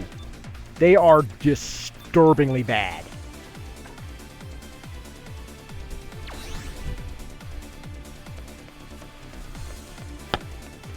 Like, I actually did a video of it over on my my YouTube channel. Like, what even is the Gundam Infinity line? Like, it is genuine. Like, like, And they're $15 too. The worst part about this is, if this is designed to get people into building, you know, the kits and stuff like that, they should be cheaper. Because $15, you can buy 2 entry grades for that price. Like, you can buy an entry grade for $7 at Target. Even if you screw up, it's like, why bother? Because it's only $7. It's not like you're going to Hobby Lobby or something like that and paying 20-something plus for something and then really worrying about it. Oh, yes.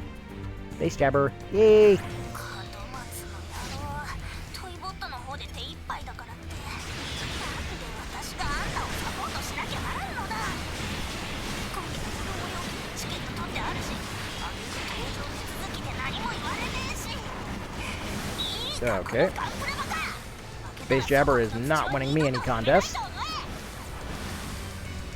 Because I forget on new type, the enemies are actually competent.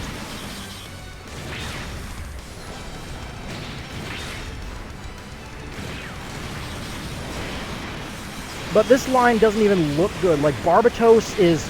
Like, we all know Barbatos' design, right? Because of how the Gundam frames in IBO were. They were extremely slender at the stomach area. So this looks like Barbatos went to America for a little while because he is fat. Very, very fat. The proportions on it are all over the place. Wing Gundam's arm wasn't even molded correctly. So forget the fact that it can't transform for a moment. It can't even do the gimmick. Like, this literally looks like they learned nothing from the Gundam Universe line. Mine. Gimme.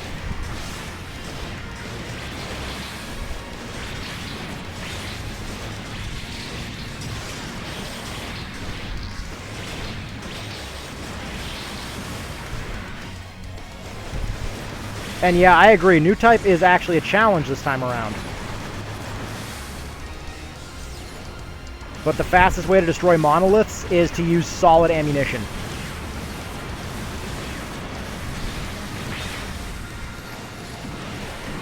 Like, it just breaks things so good.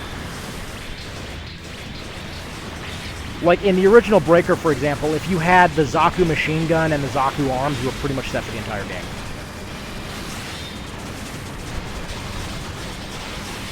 In my case, I say it's the Zaku machine, or it's any machine gun and Banshee's arms. Because Banshee's arms, because of the beam tonfa in them, it would actually get you, like, it would attack on the diagonal.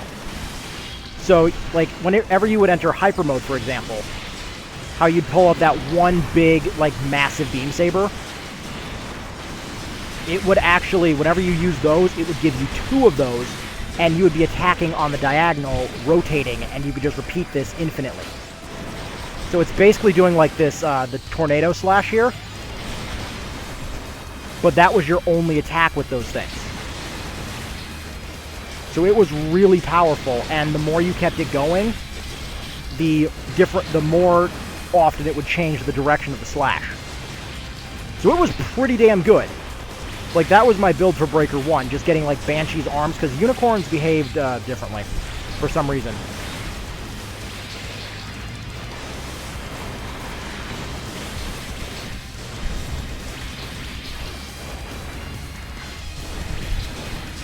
Mine now, sucker!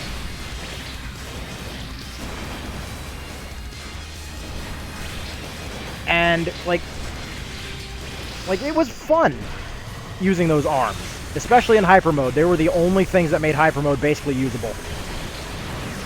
Because Breaker 1 did not handle like this, if you've never played it. Breaker 1 was almost as clunky as New Gundam Breaker is. The difference is, with New Gundam Breaker, it never had an excuse to be as bad as it was. Gundam Breaker 1 was the first time they had done this. Yeah, so Breaker 3 has the best gameplay, Breaker 2 has the best story, Breaker 1 is where it all started, and New Gundam Breaker can go die in a fire.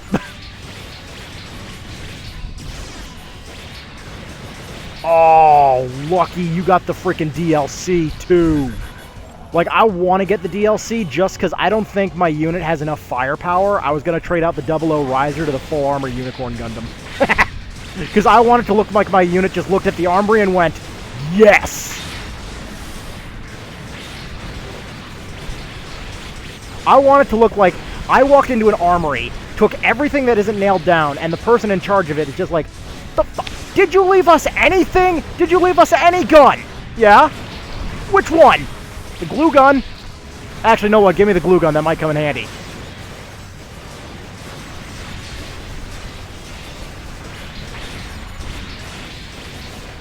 I want it to be like that. Because this thing is overkill.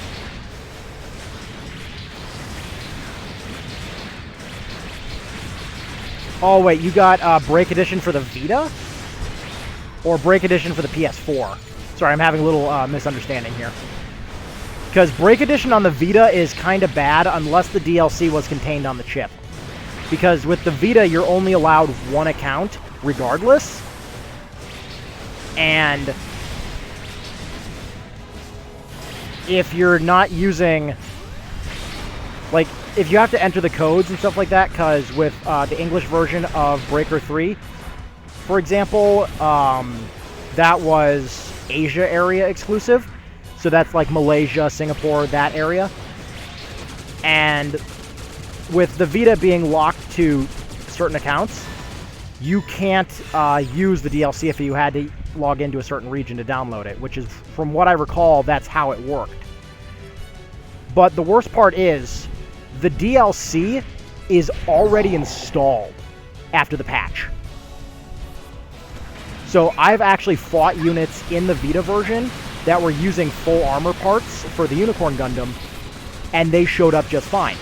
So I'm actually going to be picking up at some point in the near future. I'm going... Oh, so that's actually lucky. That's amazing. You lucky dog.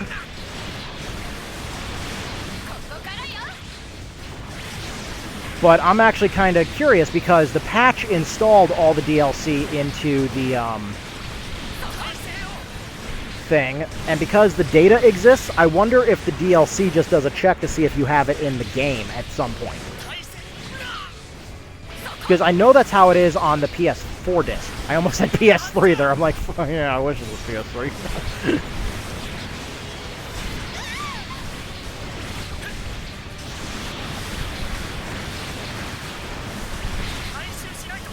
But yeah, my advice is actually play Gundam Breaker 3 on the PlayStation TV. Even though it's going to run a little bit worse, it ends up working out better because then you don't got to worry about accidentally smashing your Vita in a fit of rage or having, you know, the circle button, like when you're button mashing like I am right now. Having circle just randomly stop working and then you being locked out of all your optional equipment.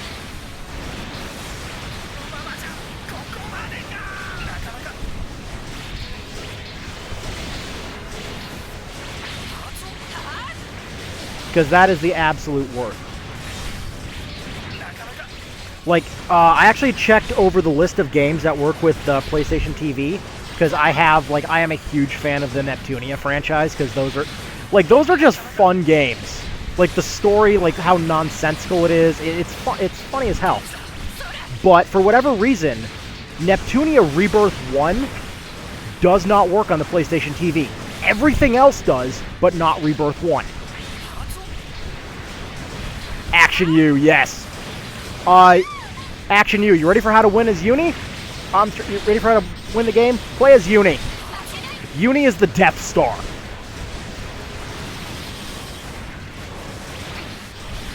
Because I actually have it over on Steam and on the Vita, and oh my god, like, the Steam version, despite this one little error it has where the movies may not sometimes work, despite that, the game runs flawlessly. I can't believe that it does this. Like, I've already almost 100% of the game on Steam. Like, Uni is OP as hell. She's like the Death Star with a railgun.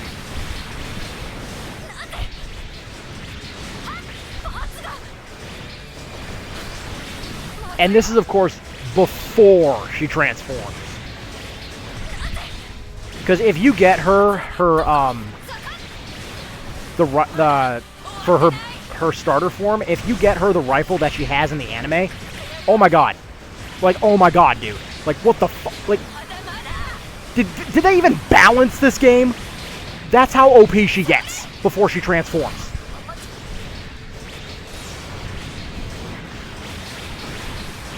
Yep.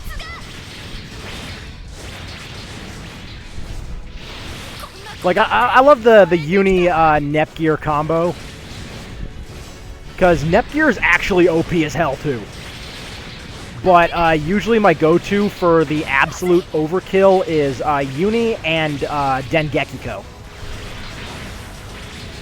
Because Dengekiko, they say the pen is mightier than the sword. So in her ultimate, or in her hyper form, oh my god, dude, Blanc, when she rages, oh my god, Blanc is the best when she rages. Like, so, a little bit of trivia, that's also how I wake up in the morning, because she's my alarm clock. She goes, "Good morning. Wake up. Please wake up." I said, wake the hell up, moron! Get your ass in gear, you prick! And that's how I wake up in the day.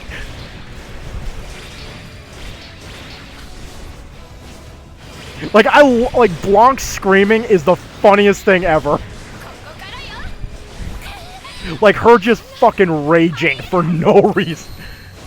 Like, the simple fact, like, one of my friends, he actually sent me a comic where, Vert got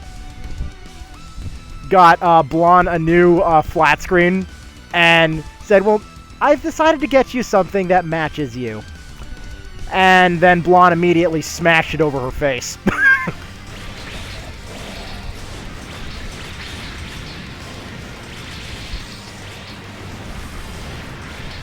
Yeah, let's see if he's here real quick.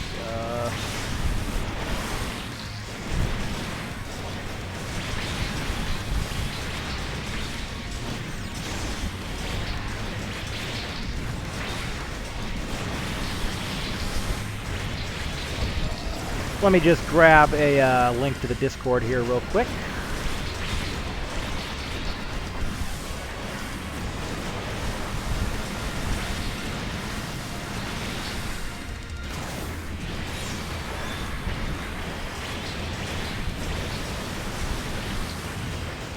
Because I always keep the file. Like, if you have Discord, you know, feel free to join the group. Because we do a bunch of weird stuff in there once we get things fully set up. Also, not bad. You know, beating the crap out of everybody one-handed, operating my computer with the other.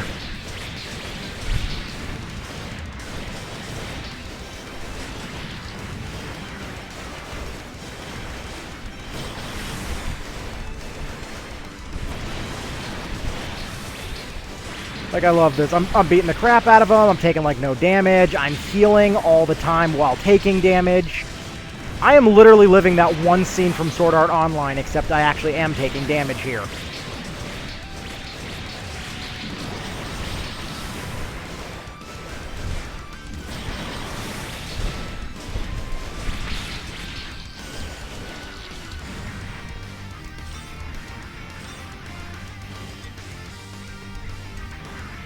So yeah, welcome to the group. I'll send you the audio file for my alarm later. I just got to go through my phone and find it real quick because I think I also have it. Yeah, I also have it on my soundboard for when I'm just screwing around.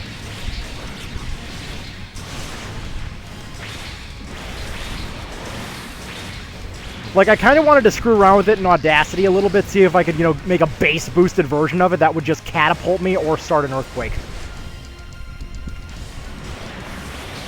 Because there are days where I absolutely have to get out of bed, and once the situation around, once I get the house finished remodeled, because this is just, like, the only reason I'm really doing a stream is because I needed to take my mind off of doing the house, and I kind of threw my back out earlier.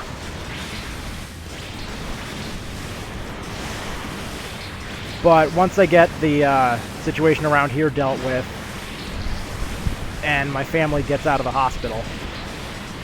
And back here, because, yeah, long story. Like, it's long, it's disturbing, it's...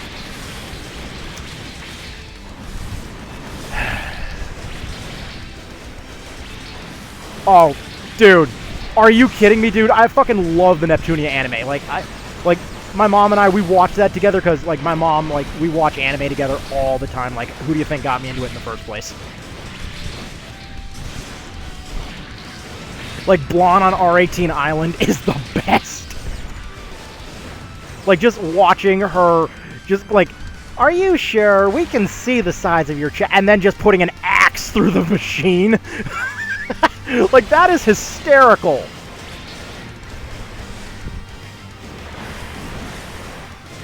And then, of course, you know, how she is in, like, her weird persona for Action U. Blondie bees need to take some zoomy z's. Night, everybody.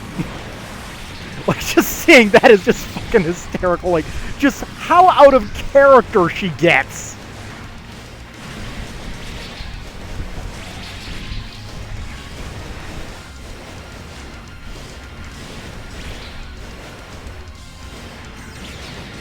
Like, it is just so damn hysterical seeing her just, like, losing her mind half the time.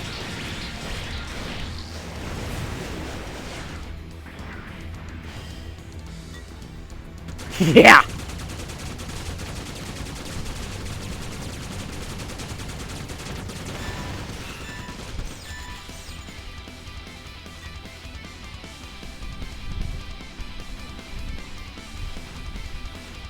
Yes, that's right. All four of you gang up on me. Come closer into the fray.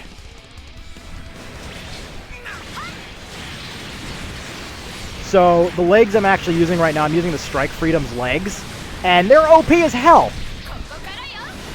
I learned this in Breaker 2 when I decided to test these things out, and yeah.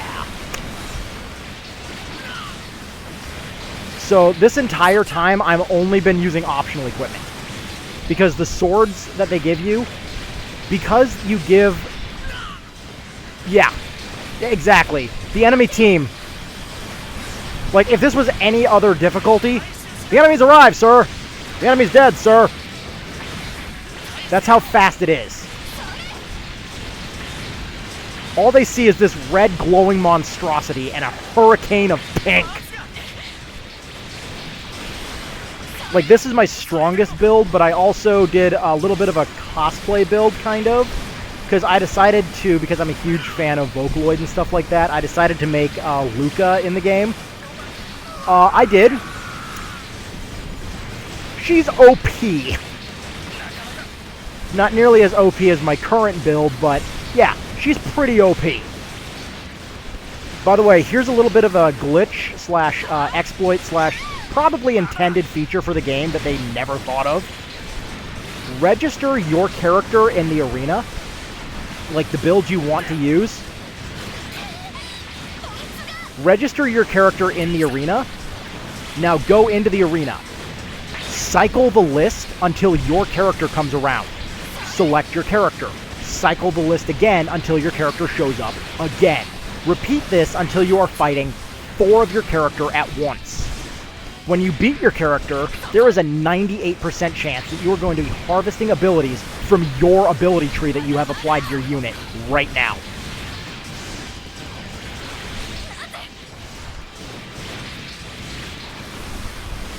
And it is insane, because that's how I got this unit up to as broken as it is. Yeah, the one ability that doesn't like to drop is auto repair per second. That's the only one that doesn't like to drop.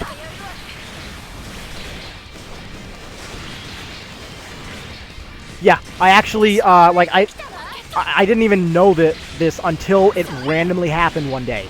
And you're gonna have to cycle it a lot. I'm just letting you know that right now. They have never patched this.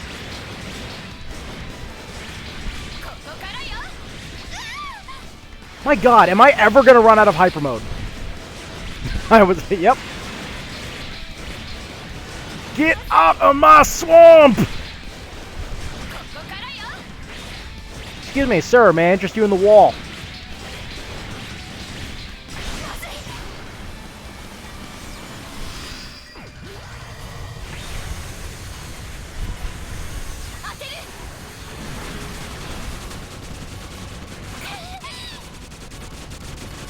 Yeah, green bean. Like, I love that it gives you the diagram here, too. Like, I absolutely love that.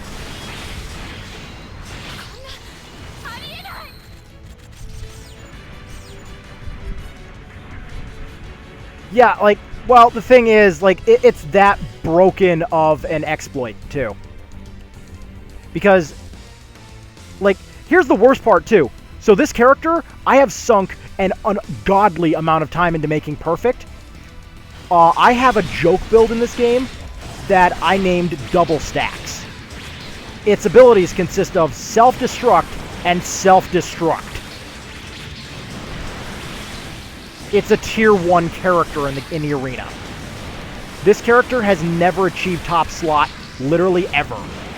But a joke build that I threw together for the sole purpose of harvesting parts and money is somehow somehow number 1. With the ability of blow up and blow up. Because it's not just garish, it is fugly. By the way, my character right here has the ability to avoid instant death, which means I can equip self-destruct, walk into a room full of enemies, yell Admiral Akbar, and walk out. Avoid instant death lets you use self-destruct without worry. It just takes a very large chunk out of your health bar. Hey, look! The goose!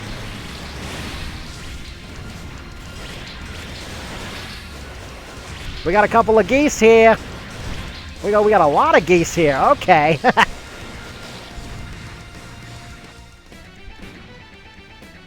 But, like, I also have the, like, I have Gundam Cross Rays on Steam, and if you want to see a long battle, like, a game just go on forever, play 00, I'm sorry, not 00, play Gundam Seed versus Iron-Blooded Orphans. Gundam Seed reduces physical damage. Iron-Blooded Orphans reduces beam damage. The game will basically never stop.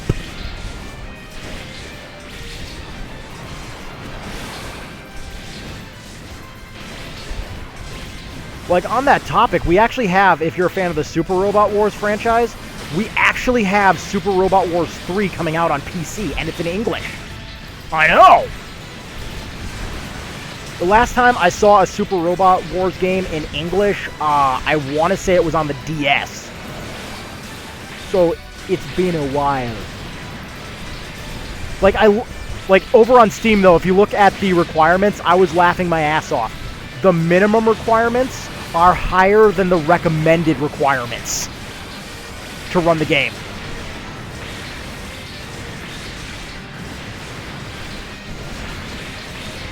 Like, it is so stupid. Oh, like, I want to get the old stuff. Because, like, I'm thinking about getting this, just because, like, I'm kind of considering getting an R4. Because I have, like I said, I have that modified new 2DS. And as far as I'm aware, it does not have an ability to play game cartridges that I dumped. Or otherwise. But, like, I only have a 32 gig SD card in it at the moment, and so I have basically found out that you can install the entirety of the Game Boy Advance library on that, and it will be fine. But oh my god, like, having a modified new 2DS XL is amazing. Like, it released the region locks, so, like, I'm playing, one of the Gundam games on the 3DS. I forget the name of it because it's not in English. Only select parts of it are. But it's basically Gundam Seed Battle Destiny, but for the Universal Century. Like, it feels good. It looked like, especially for a 3DS title, an early one at that, it feels good. It plays good. Controls need work, but I mean, it's a 3DS title. What are you going to do? Like, it is really fun. Like, I'm enjoying it. Like I already installed, like, of course, you know, Star Fox 64 3D because I gotta have my Star Fox fix.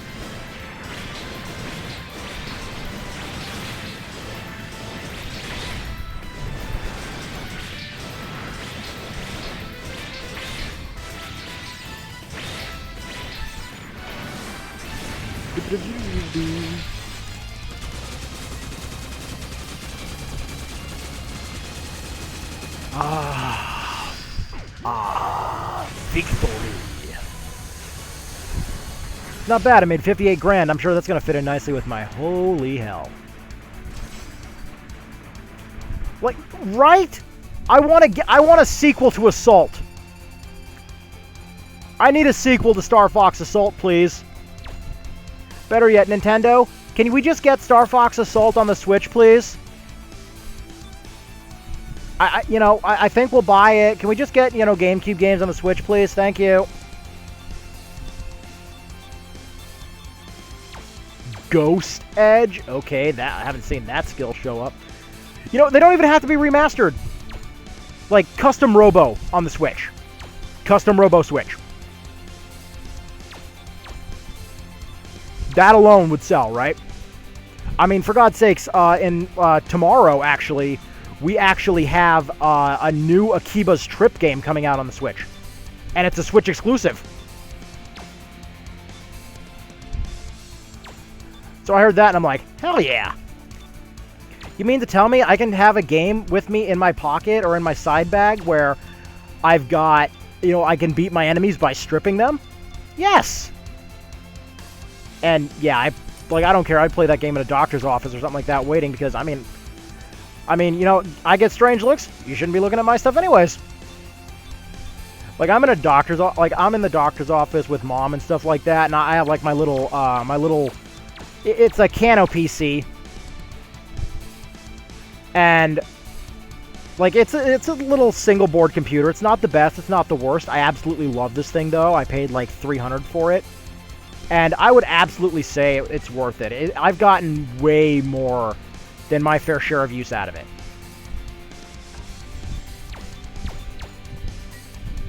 But, like, I've got that going, you know, I'm watching Kamen Rider on there, and I get people looking over at me, people older, like, you know, people, you know, up there in their years, and they're like, oh, man, I remember watching this as a kid, and I'm like, the fuck?!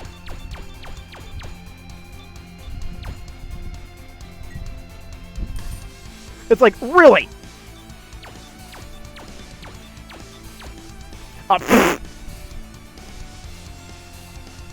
Yeah, you know, it's not like we're on, you know, it's not like we're in public, you know, watching hentai or anything like that. We're just playing fucking games in public. I don't care if they're questionable. Sue me. Like, I don't have my hair as like a rainbow of colors. I'm not walking around with more metal in me than freaking shrapnel in a tank. All I'm doing is playing my game. With headphones in, I might add.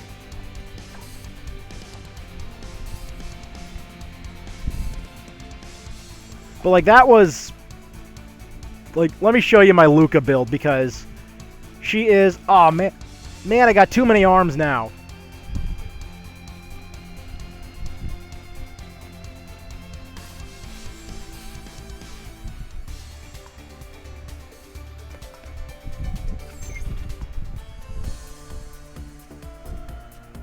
And Luca's kind of OP.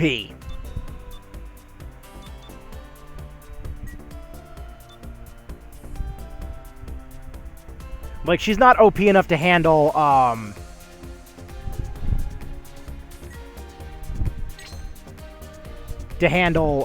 new type yet, but she's pretty OP. Like, I also, like, I wish my phone was able to handle it. Oh yeah, no, like Luca is the best. Like it pisses me off to no end that usually in like the Miku Expos, the one freaking song she gets, she blows up at the end of. And of course it would be Luca Luca Night Fever. The one song she gets, she explodes at the end of.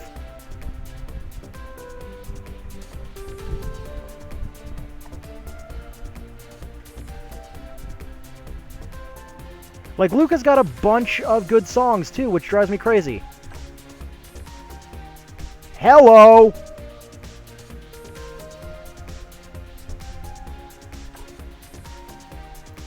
Also, the Sailor Venus of Gundams.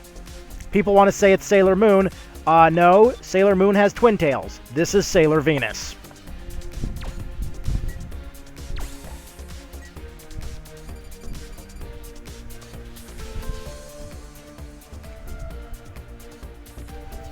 Oh boy, a lot of stuff here. Don't need the Pale Rider body, don't need that body. Hello? Yeah, I know, like hearing like that and stuff like that is like, oh, that sucks. Like, I really enjoyed their music, too. Okay, I can't, don't use that, that's part of, yeah, don't merge on the BFG from my good build.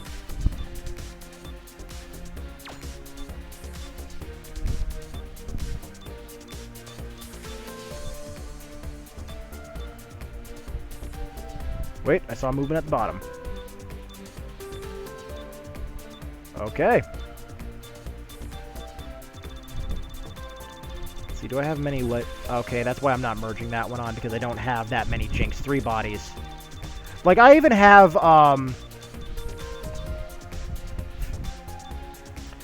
funny you should mention that, a couple of people have actually been, working on that. Like, I've seen a bunch of people working on, like, there's somebody who's taking an HG Messer and a bunch of other kits, like spare parts and whatnot, and they're turning it into, like, a Dark Souls Gundam, like, looking thing. So I'm like, okay, that's cool. Holy freaking crap.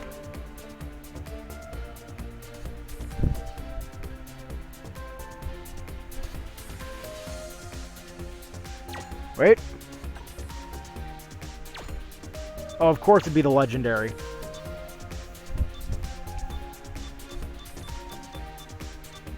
Like, I wish it was possible to have the General Grievous of Gundams. Like, is it just wrong for me to want something to just pull out 4 beam sabers and say hello there?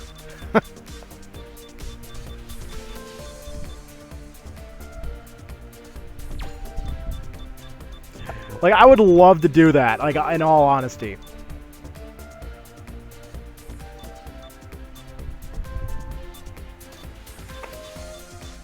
It's just like this Star Wars meme, like, people wondering where they got all the freaking, where they got all the Kyber crystals for the Death Star, and the joke is, well, have you ever heard of the collection of Grievous? Like, I love that, like,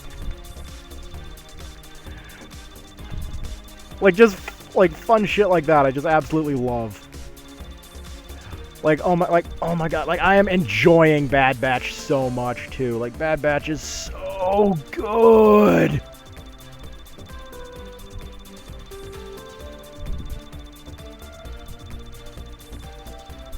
Like, I cannot wait to binge watch it with Mom when she gets out of the hospital.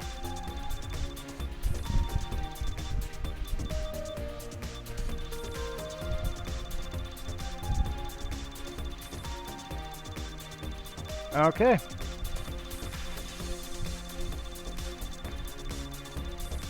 Okay, what the hell is going on with the filter? What's going on? Oh.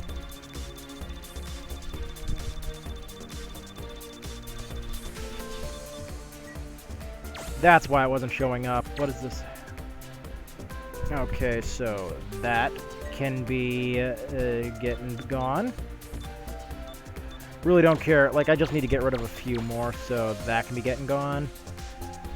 That can be getting gone. And this can be getting gone. That gives me exactly 900 arms.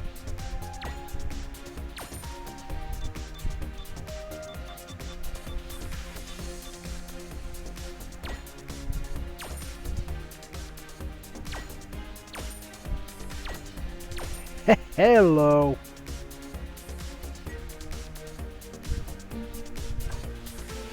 Let's see, the durability goes from... Okay, so that's actually worth the trade-off right there, I think, but I'll leave that one for now, because I might have more that just do the exact same thing.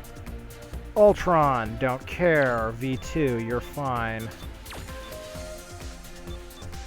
Like, I cannot wait until I get everything to all gold on the abilities. Because the second I get auto repair per second maxed out, which its maximum value per part, by the way, in the stacks is 75,000. Also, yes, you can have Foon Psyche as legs.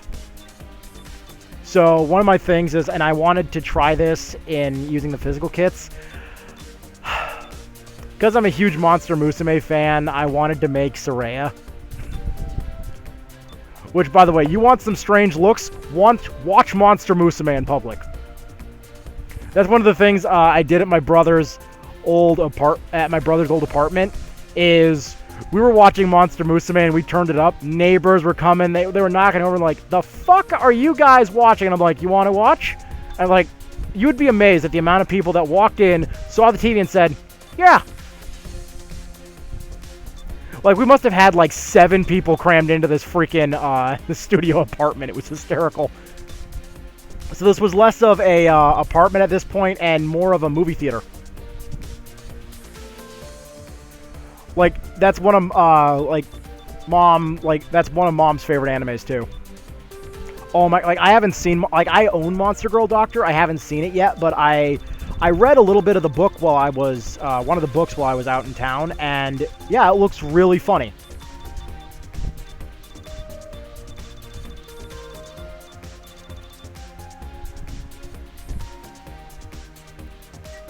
Like, anything involving, like, the Monster Girls and stuff like that whole thing is just hysterical to me. Like, just the amount of mishaps that can happen. And frequently do.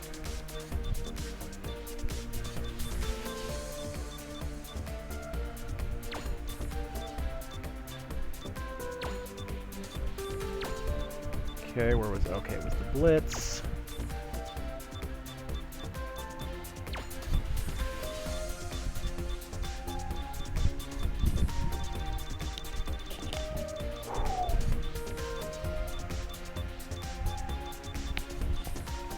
I have the uncensored version, like I have the English dubbed version, and you know that's what was hysterical. We were blasting that so people could understand what was being said.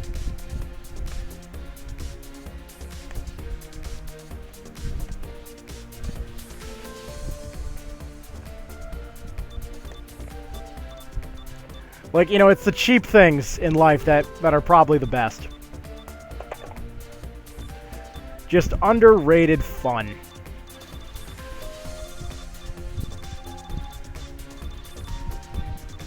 Oh my god, how many backpacks do I need? Answer, yes.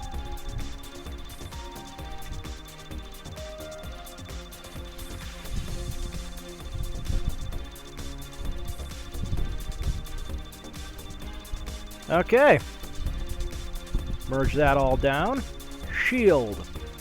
What all can be applied to the... Oh. Please tell me I have shield weapon DPS available and knockback resistance. Booyah! Now, give me the shield weapon DPS. I need to max that baby out. So yeah, I just have a few of the armed armor DEs. So be careful if you... I love that. Like, nothing better than getting some strange looks, am I right?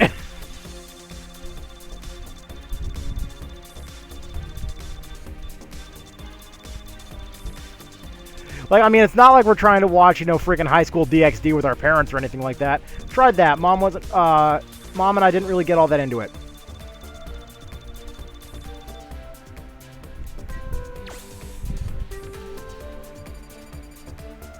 Then again, we were kind of busy that day. Let's see, package merge.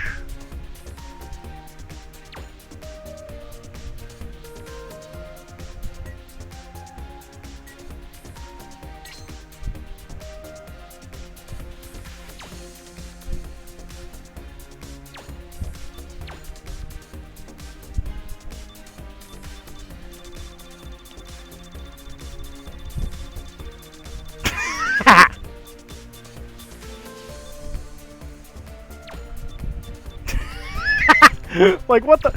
Like, did you know they actually make a body pillow cover for Mia from Monster Musume, and the damn thing is over 10 feet long?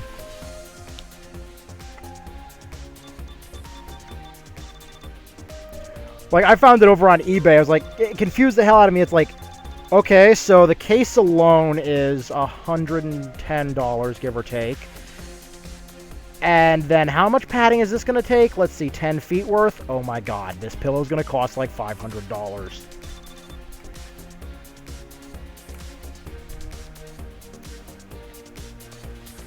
Like, I'll admit, like, I have one of Yang from RWBY. Like, I've had it for a while.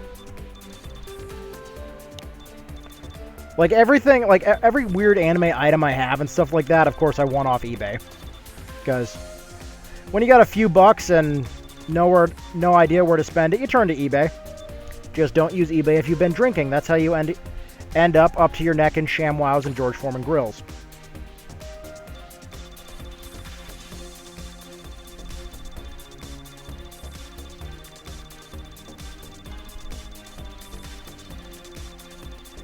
Oh my god, like, I want to get some of the ones from Neptunia. Like, did you know in Akiba's Trip, specifically if you have it for the PS3 and the PS Vita, you can have Neptunia items as weapons? Like, you can use a body pillow of Neptune, and on the reverse side is Purple Heart, and that's a weapon. Yeah. There's nothing like stripping somebody with a body pillow. But me, no, I play the game, I am completely dressed as, like, I have the DLC, I play as Super Sonico. So I beat the crap out of somebody, I'm just walking around town with her guitar, El Kabonging people.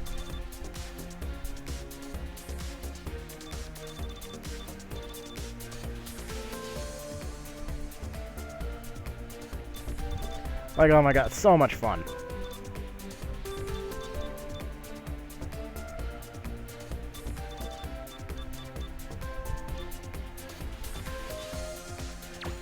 Like, I love Akiba's Trip, like, to death. Like, the anime is drop dead funny, too.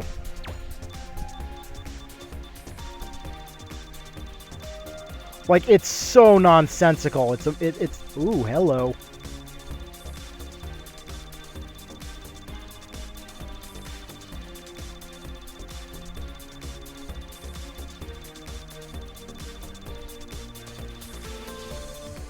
Like, I cannot wait till I max out the bonus damage gauge. Oh, dude, you gotta see it all the way through. It gets so ridiculous.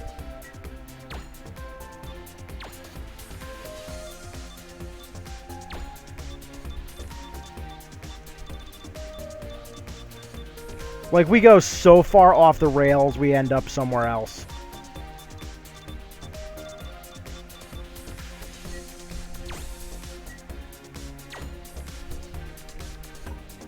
Why was I saving this? It was probably a purple or something, but whatever.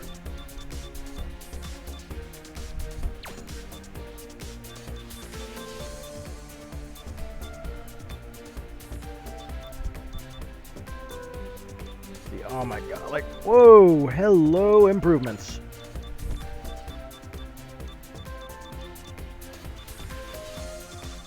Oh yeah, it's been just a little while since I upgraded my, my rifle.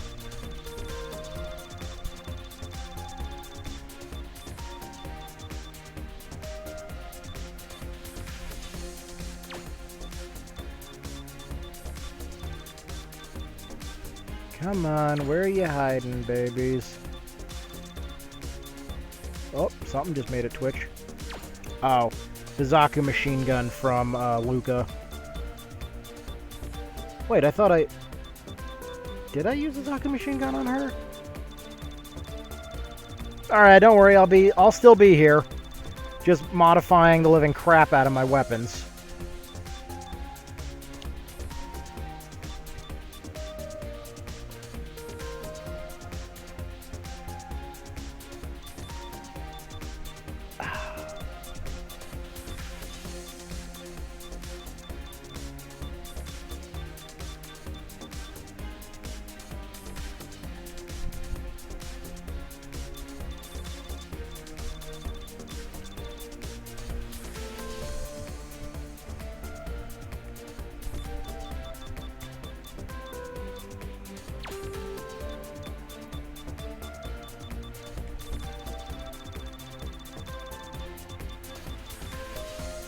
Okay, I don't think you get any... Nope, you're set up. You can't get any higher.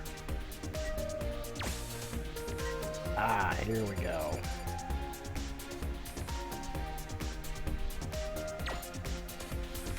I don't think that this is going to get any higher. Only with the Jinx 3, and that's only a 3% improvement.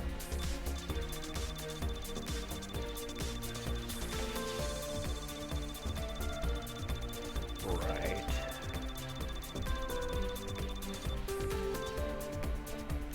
Legs.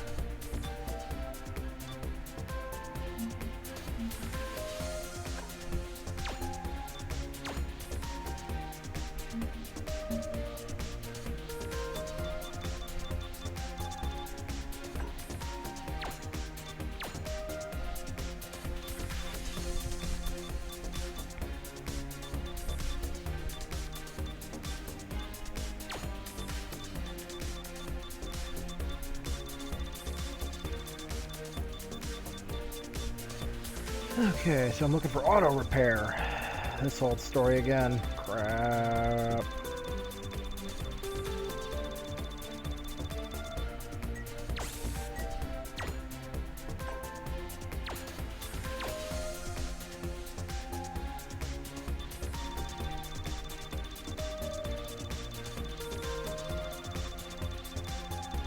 Okay, do I have anything else available in here? I don't believe so. Because I don't recall seeing any more auto repair abilities show up on the backpacks.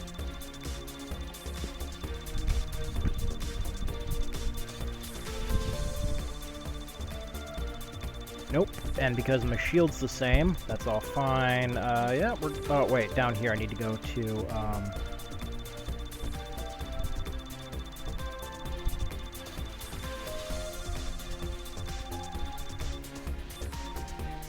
Interesting, this version remembers it.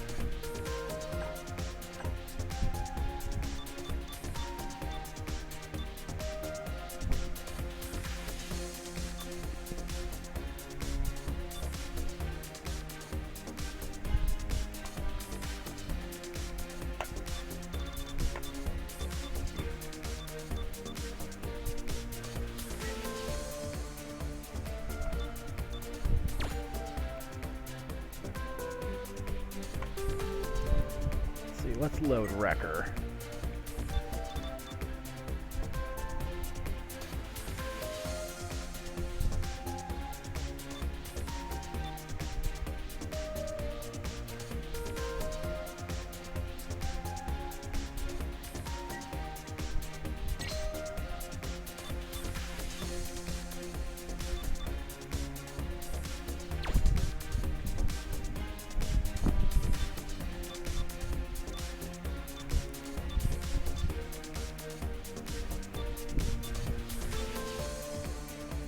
Okay, that's a no for that pose.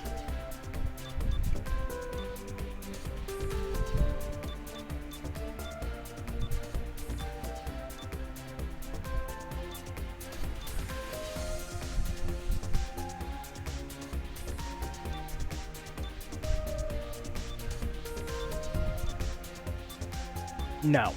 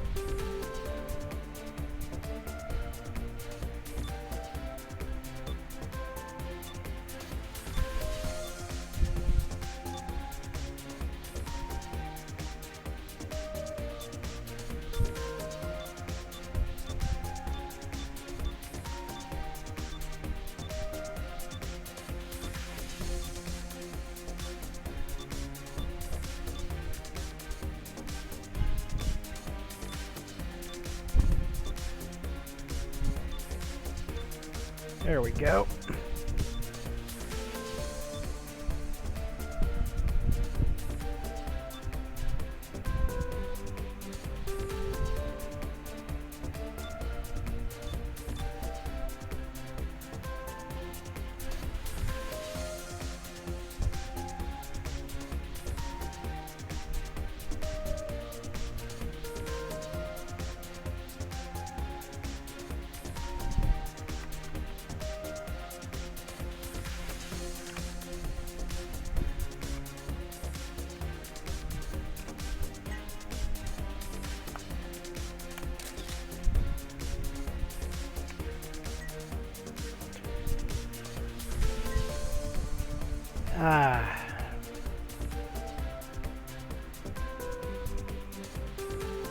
Well, while we're waiting, how's everybody doing?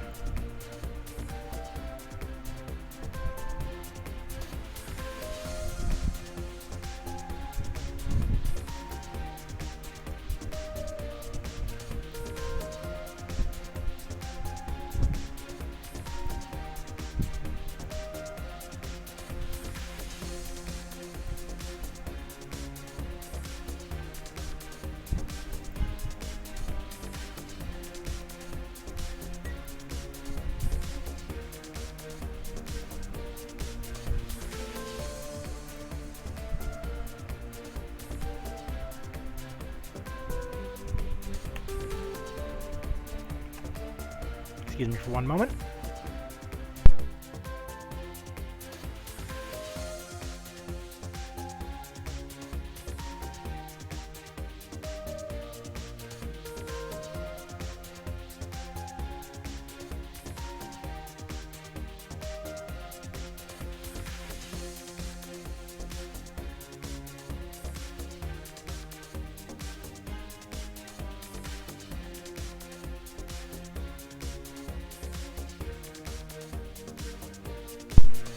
Sorry about that. Telemarketer, once again, somehow managed to get through my phone.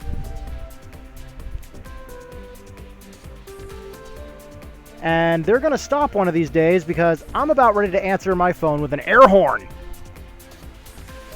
You know, not my fault. You called the wrong number, fool.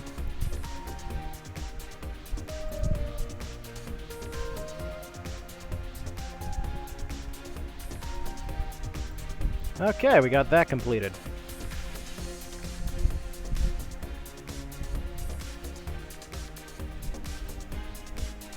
Go to the paint.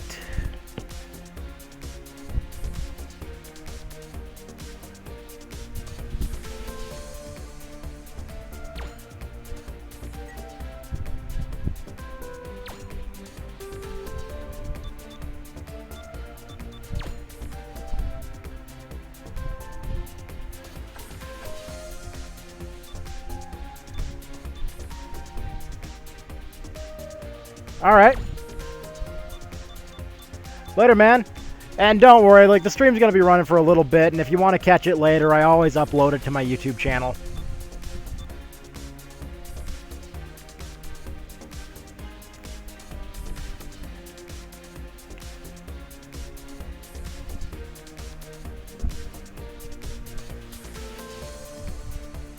Let's see, do I want a yellow or really yellow? Yeah, let's go with a regular yellow. Oh, yeah, that yellow looks great, actually.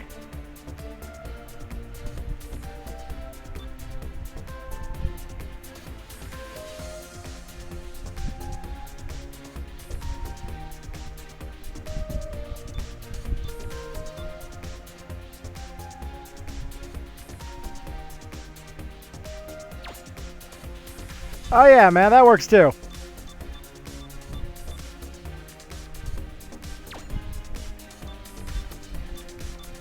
Oh yeah, that looks good. Oh yeah, this weapon. Oh yeah. So let's just see all the pink. Turn that to... Yep, that pretty much works. To Bad Batch Red.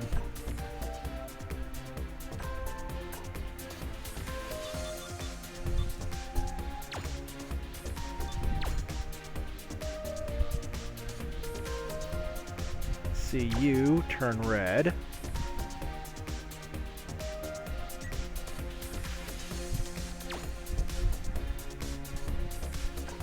You also turn red. You turn a different shade of red.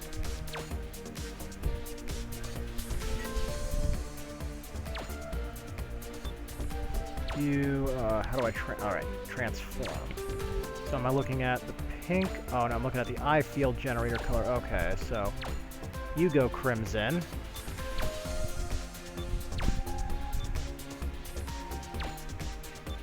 Glow color.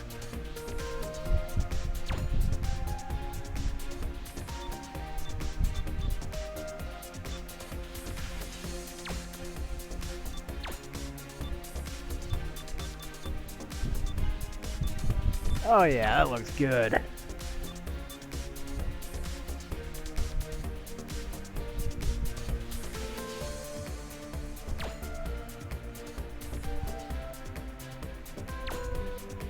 Although, let's see what else we got. Let's see, I can make it... Ooh, that actually matches. That looks really good.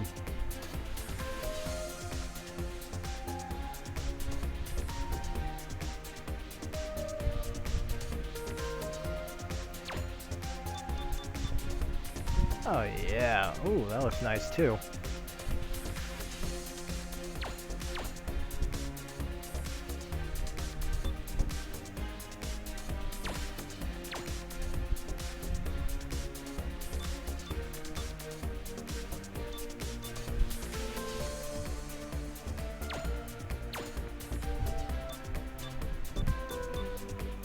That looks good for something else.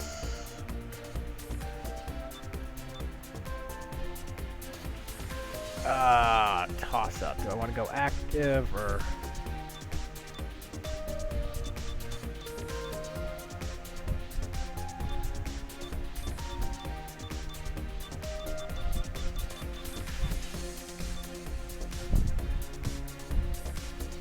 Oh yeah, so... Oh, wait a minute.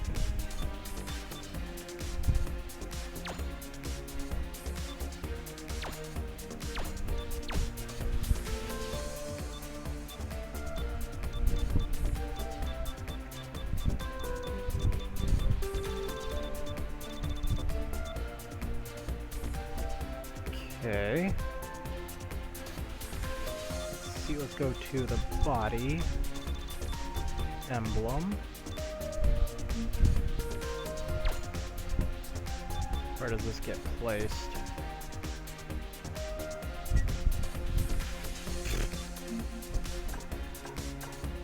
On the back? That's boring.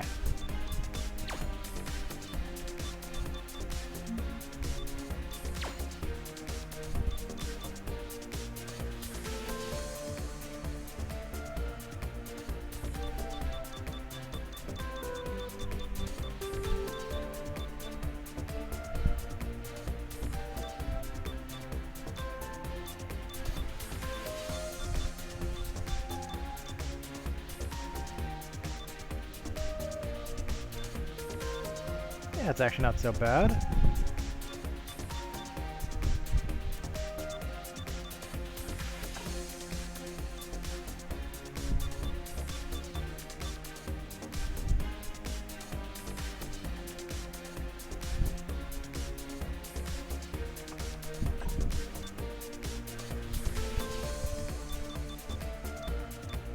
Oh man, a lot of colors for these.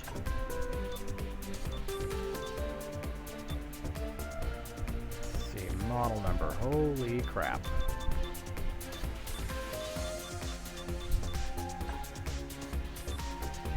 There are a number of these.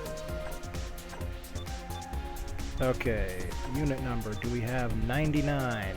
No, we do not.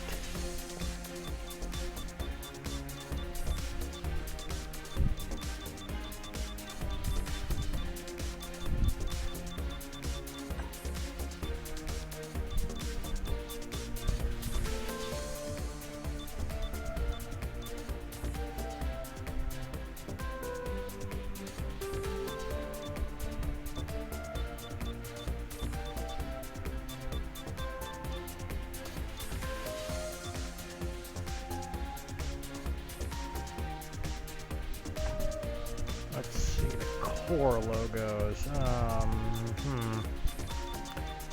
Anything here I want to experiment with? Character, personal, nope.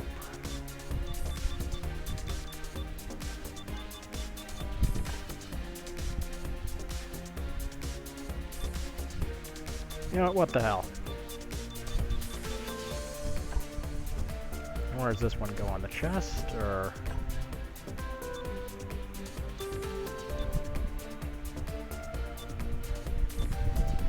Let's see, is this going? Oh, this goes on the side. Okay, never mind.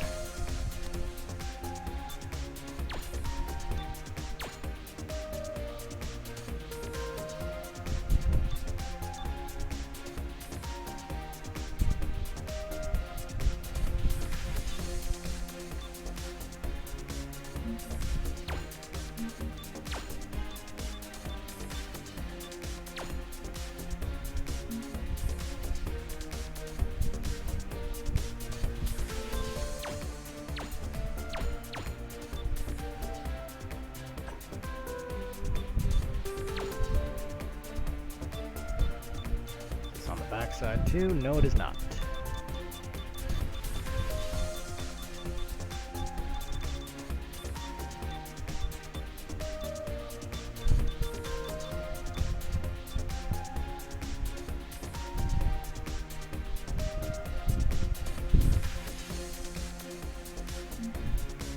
This on both arms. Again, no, it is not. What is this, Armored Core? We can't have everything the way we want it to?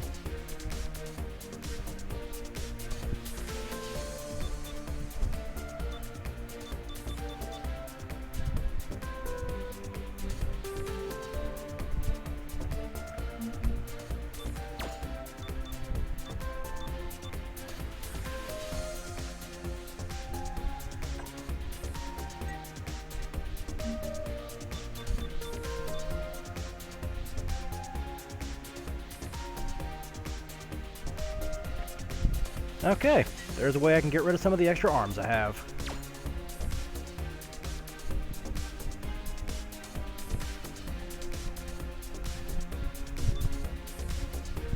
Because I gotta work on Wrecker.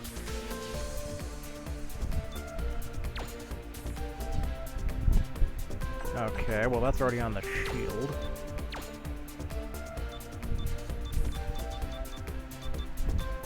Oh, it's already on the arms, too. Avoid instant death, duh. See, I think the Yata no Kagami is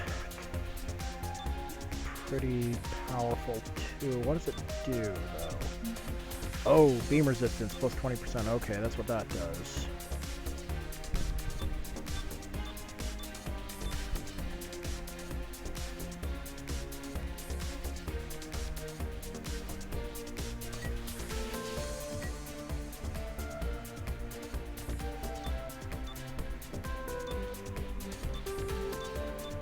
Okay, we got that.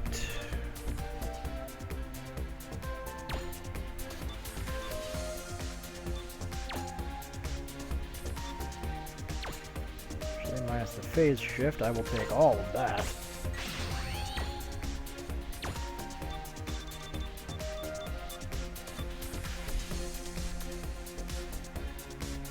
Because I want, if I'm going to put phase shift on there, I want VPS armor. Actually, there's what I want more.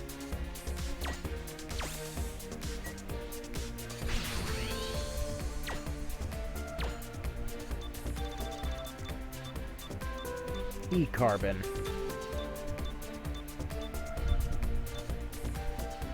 That gives us way more to work with.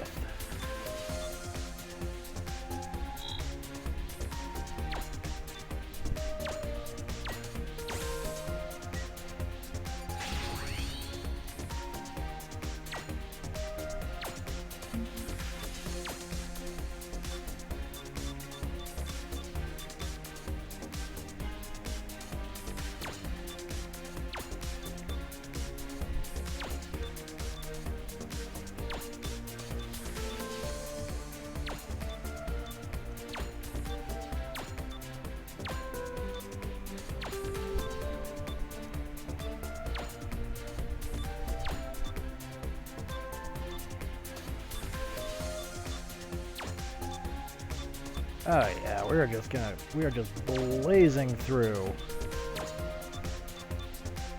these parts now.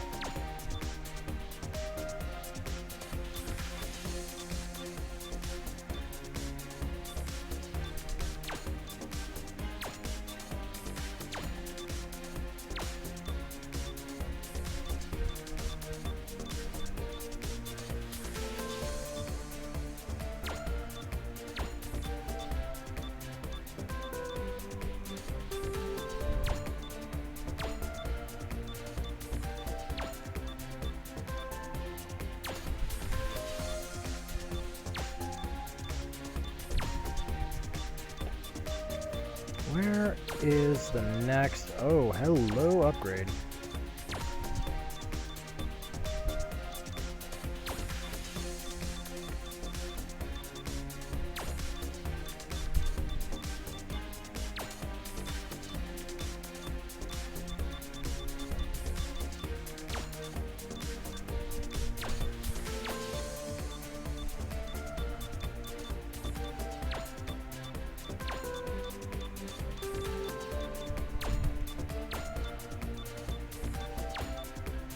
Oh yeah.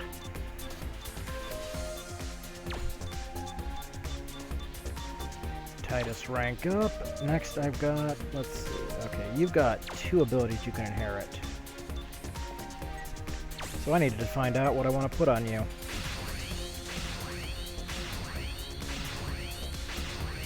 Oh, that's just a no-brainer. Gauge capacity.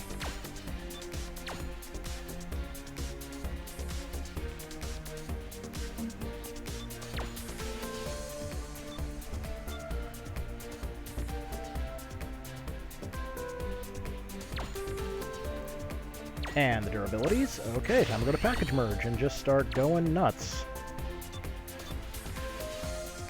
Wait, no, don't get rid of the Fun Psyche head. I need that thing.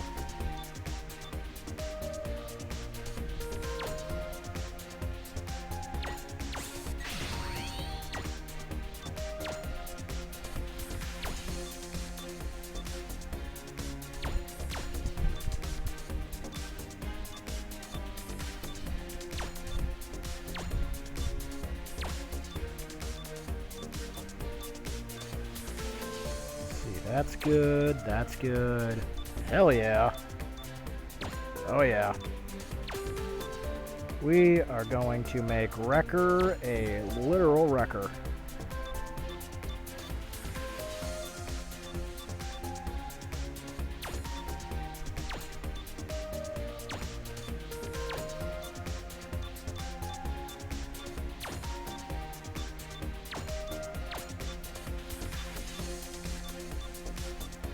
Goose 2, you give me more.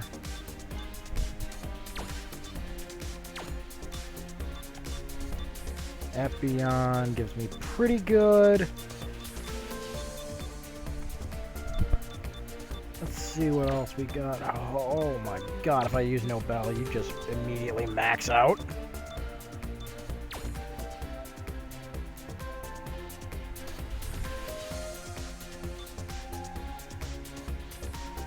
Okay, I can use you. Actually, I don't think I have anything of you available, so.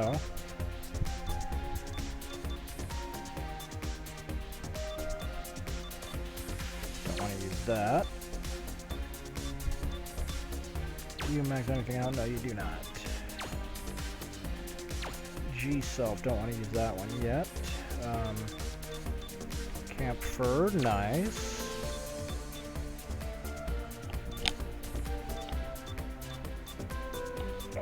God, we got so many parts here.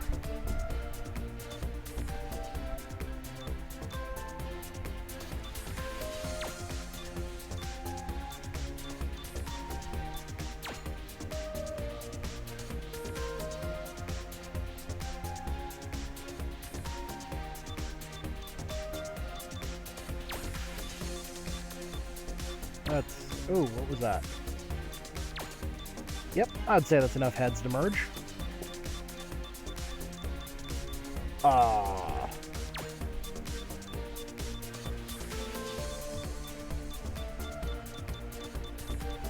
Was almost enough heads to merge.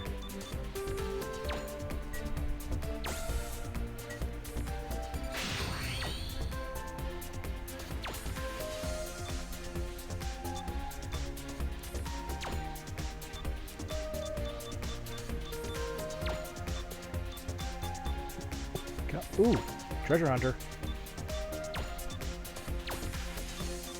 Treasure Hunter is a very unique ability in this game. It alters the probability of the drop chances for certain parts. So having it at 3 is a 3% chance to pull a legendary, which radically alters the tables.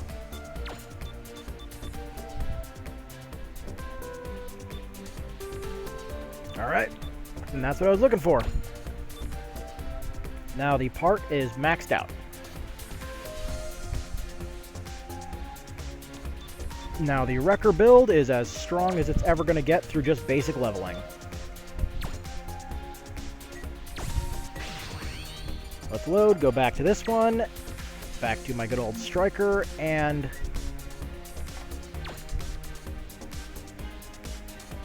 get over to the mission counter.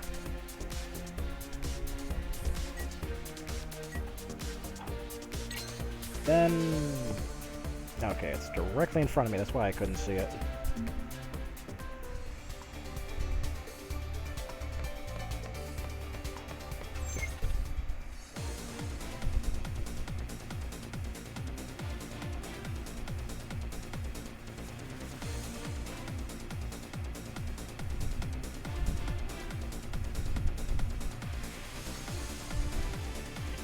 I'll check all those posts later. Let's see what all we got. Okay, we're on mission 2.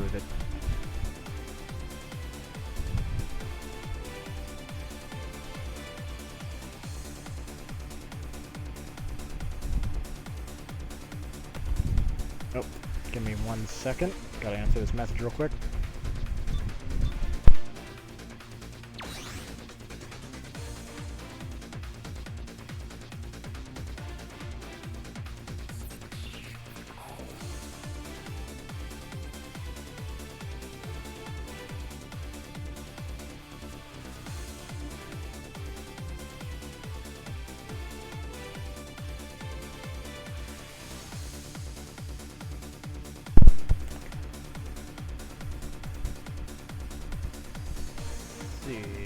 Okay.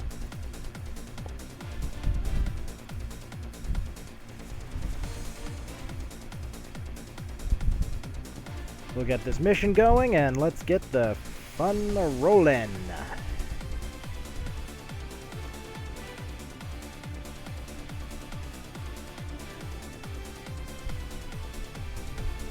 I still love how good this thing looks on the PS4. Like, this thing looks amazing in the HD graphics. Oh, it's this stage.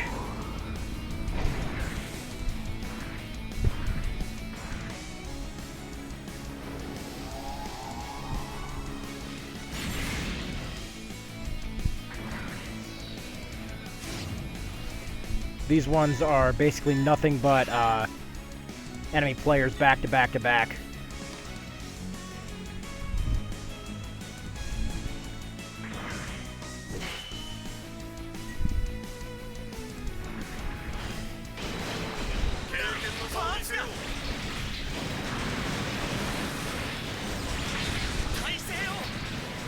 Oh yeah. Oh yeah, this stage is like that.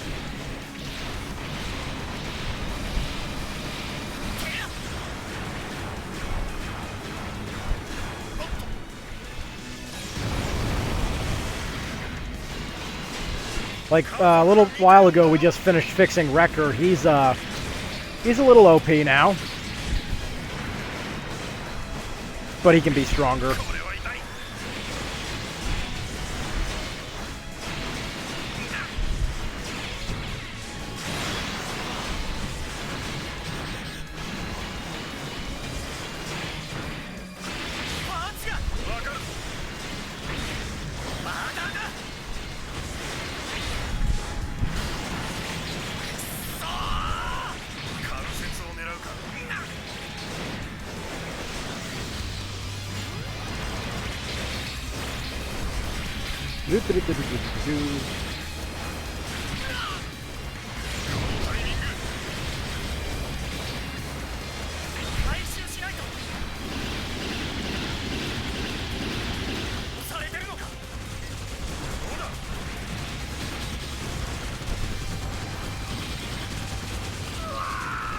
Come on.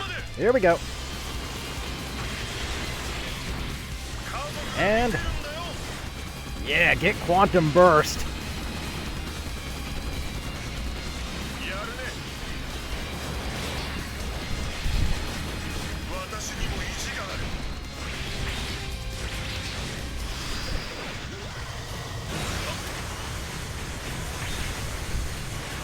関節を狙うか。 And dead. Round 2.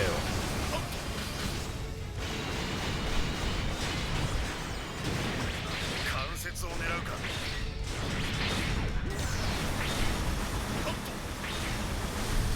一矢報いたかな。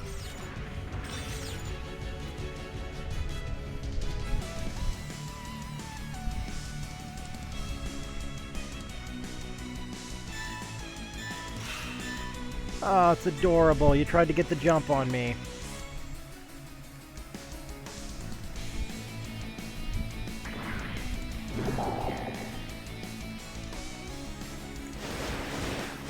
Let's see. Round and around and around we go.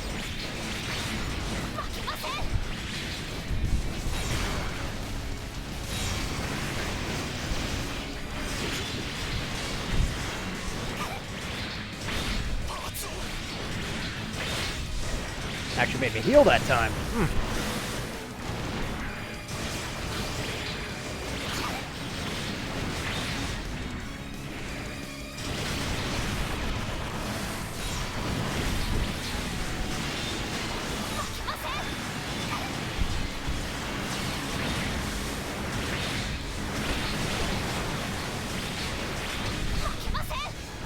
Wait a minute, you don't have beam resistance.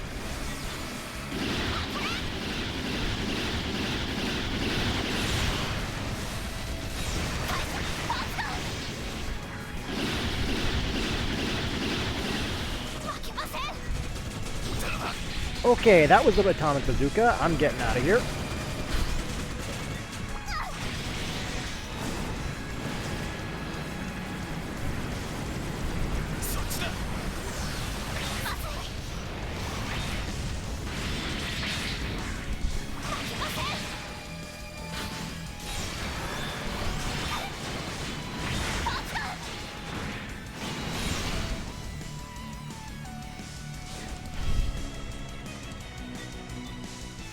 Okay, buddy, I'm sorry, there is just no leaving you alive. You have got to go.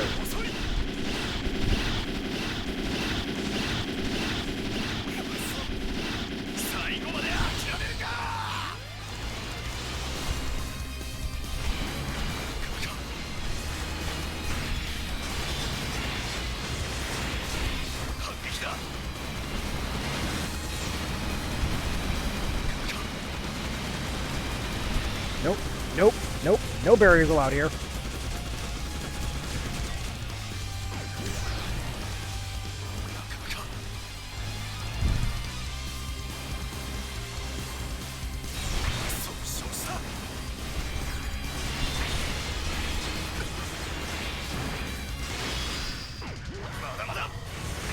Huh. Guess his partner died.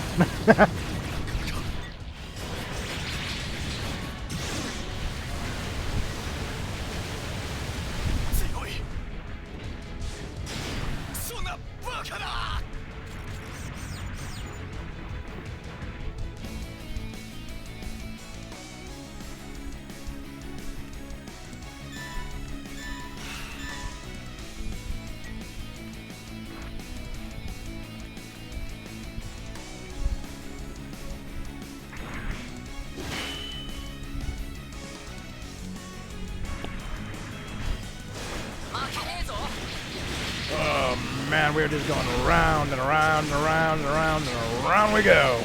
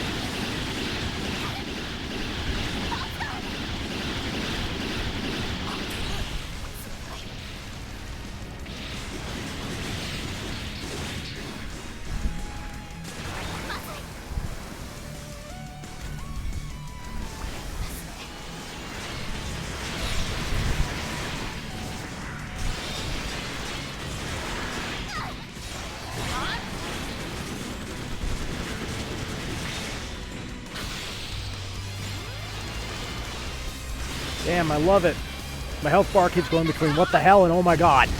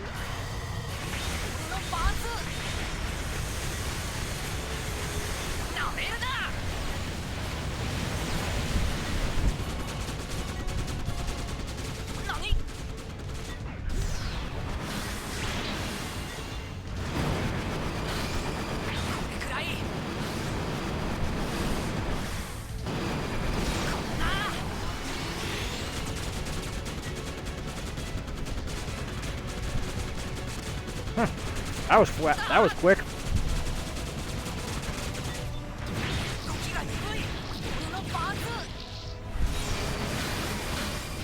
Forgot how short that one was. Let's see. Ooh. Okay, you all do good stuff. Don't care about the pulse damage, so that can be going away. I actually don't think I've ever seen this rifle before.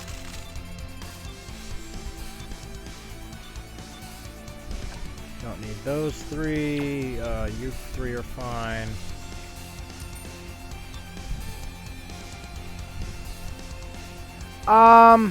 Yeah.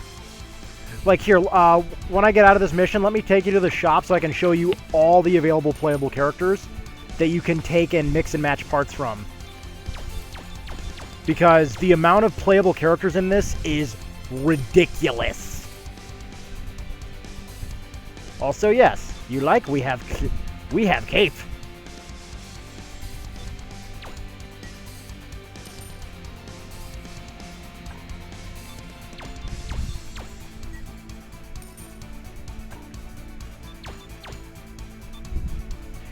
Don't worry about it. You know, like, up until, like, 5-6 years ago, the only, advanced system I had, like, the most powerful system I had was the Wii. So, I get it. This is where the thing decides to crap itself because it's got to connect to the network to access the shop. I don't like this feature. They all have to do this. Except for New Gundam Breaker. Oh yeah, hey, I'm glad you're enjoying this. Like I enjoy streaming games like this. It's like the Armored Core franchise, because Armored Core, like, you can play a few of them. 4 Answer, 5, and Verdict Day are on Xbox 360. As well as the PS3. And on the PS3, I can confirm that the servers for Verdict Day are still being run by Bandai Namco. So online is still available. So they might still be up for the Xbox as well. I don't know.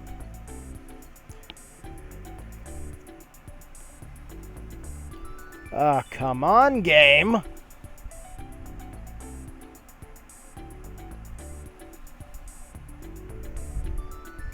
Like, I know it's taking forever with this too. It's the stream.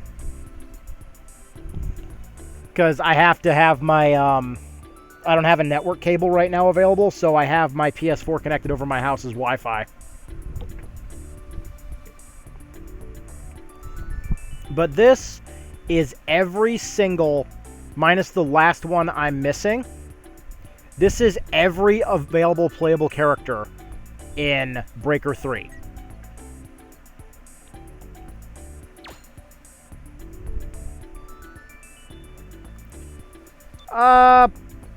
Possibly.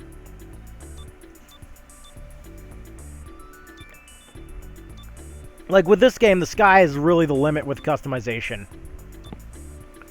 Like New Gundam Breaker, for example, you can use option parts, but every option part gives you a massive debuff. Like, they say it's not all that bad. Yeah, till you start playing.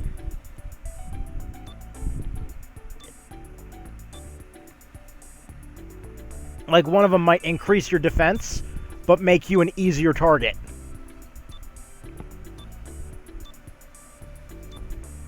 And this is all going based on series, too. So now we're in Stardust Memory. Now we're in Zeta.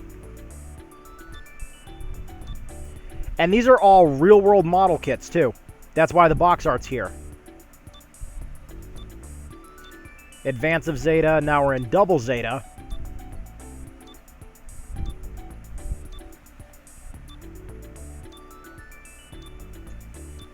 Now we're in Sentinel.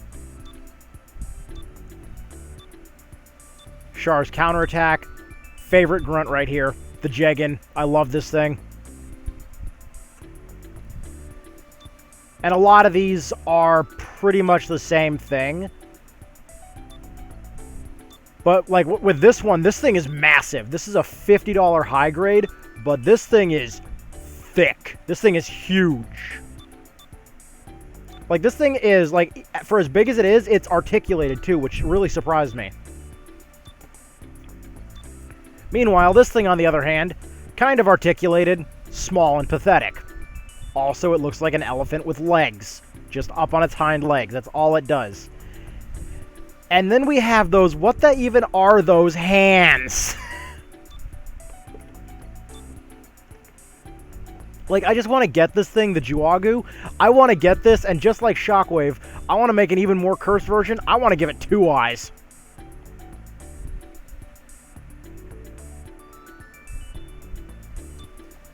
The Jesta and the Jesta Cannon, Stark Jegan, and all of these have their own perks and cons to using them, too. Like, the Crossbone here. This is a pirate. And this thing has optional equipment like you would not believe. Because it's a pirate.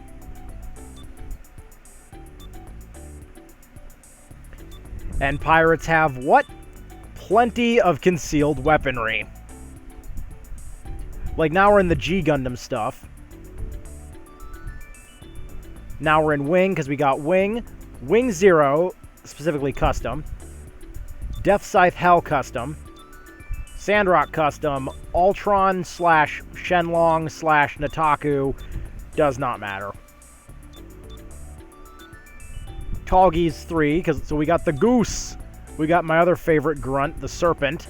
I love that thing.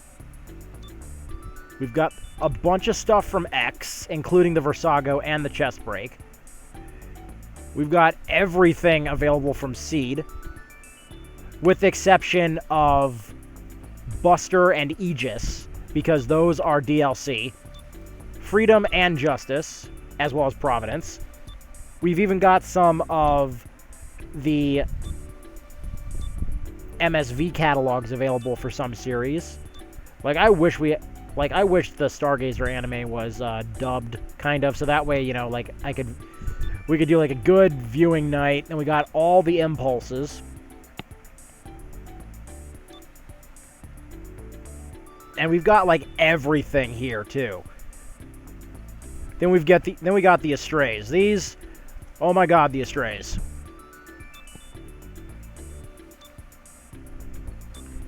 Then we got almost every character from 00. Select number of them are, of course, DLC that's included with Break Edition. Because all Break Edition is on the PS4 and Vita is it's the base game, which is what I'm playing right now. But it's that plus every DLC pack, so all 6 of them, which gives you access to even more over-the-top units like the Full Armor Unicorn Gundam, the Age 1 Normal, which I don't know why that one was not included in the base game. I don't know if the Age 1 Spallo is also included, because the Age 1, like, this is its muscle form. So this was the brute strength attacker, the Normal is, like, its neutral state, and then the Spallo is its high-speed form. And, like, we got the Age 2 Normal. Like, we've got every version of the Age 2 here. We've got the Normal, the Double Bullet, and the Darkhound. But then Age 3 normal was DLC. I don't know if they did the Age 3 Orbital. I can't remember that. I know they did the Age FX, though. Like, we got the Gaffrin, Turn A. This is the only one that has a mustache, by the way. We've got a Ball. And the Ball is also a playable character. We've got the G-Self, which is a very weird one.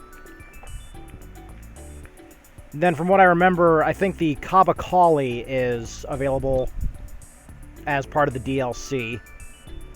Then we got the Bear Guys. I love the Bear Guys. One of the best starting high grades out there, the Build Strike full package. This is like a $14 high grade. It's fantastic.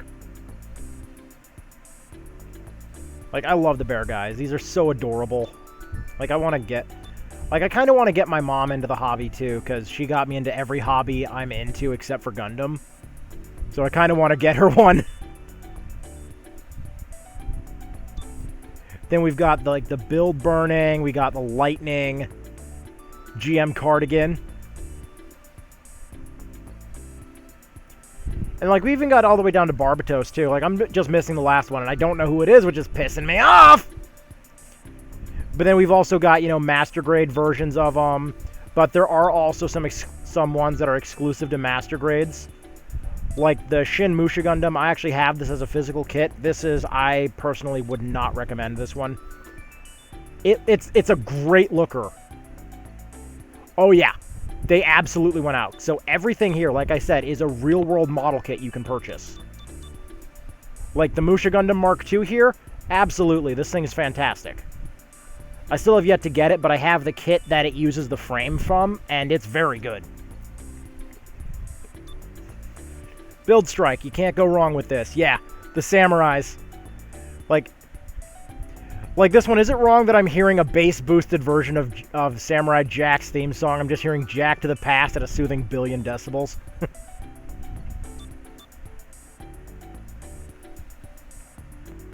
Then we've got others here that are interesting. Like, all of these are fun. Like, these are all little fun kits. Well, some of them are fun, others not so much. Like, I have 2 of this one. Yeah, this is a chore. Just straight up, this is a chore. Every Astray is a chore. But the Strike Rouge, best $50 you'll ever spend. And in the case, like, some of these, they'll even tell you if they were premiums or not. Like here, we got the Jesta, and then we step up to the Jesta Cannon, of course, premium Bandai. Because Bandai just loves, you know, dangling us. They love dangling the carrot in front of us and then yanking it away at the last second. Oh, you almost had it. You gotta be quicker than that. Yeah, I'm about ready to shoot the person holding the stick, so you might want to step back. No, actually, these are all snap kits. So you can, like, the only things you really need to assemble these is, I would recommend a set of hobby nippers. You can get these pretty much anywhere. You can also use wire cutters too, if that's all you have on hand. Some people I've seen use scissors. That's a really bad, like, that's an okay but stupid idea.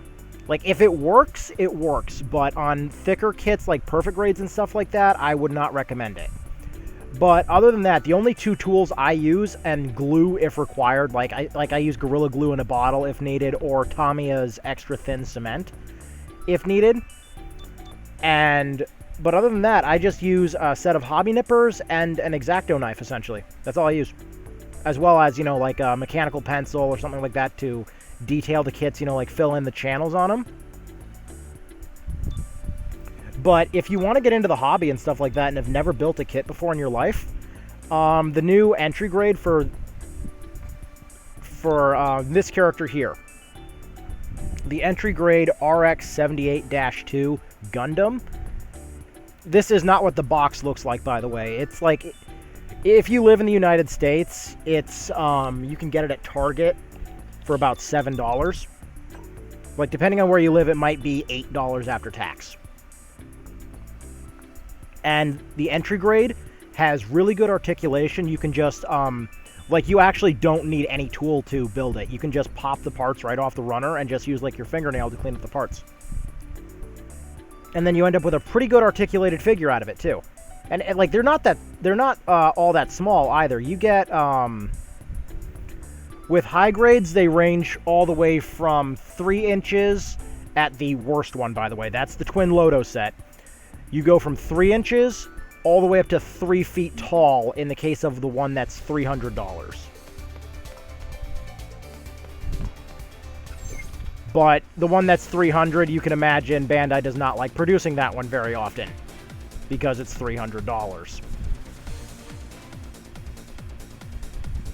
For this mission, I got some different allies.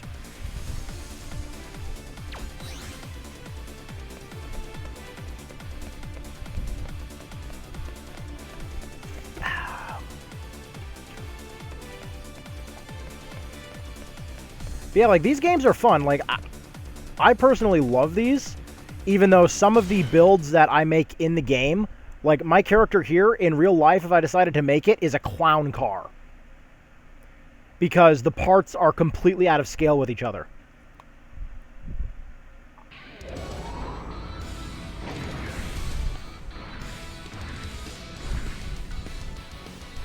Yeah, I get to beat up on Kapuls. Die, you little demented ball.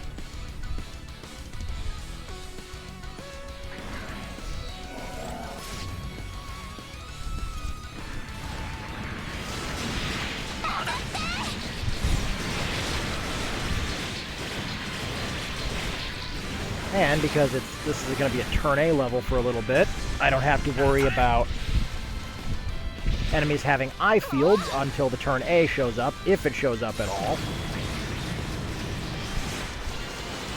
Actually, AI, that was a good idea. Let's hit him with the old Blade Waves.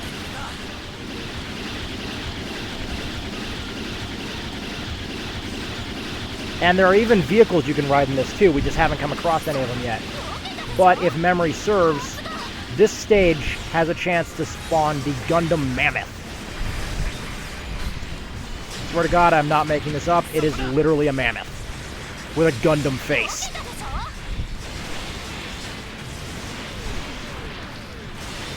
Okay, now we've got High Gods here, so this must be weird. Because that looked like Exia.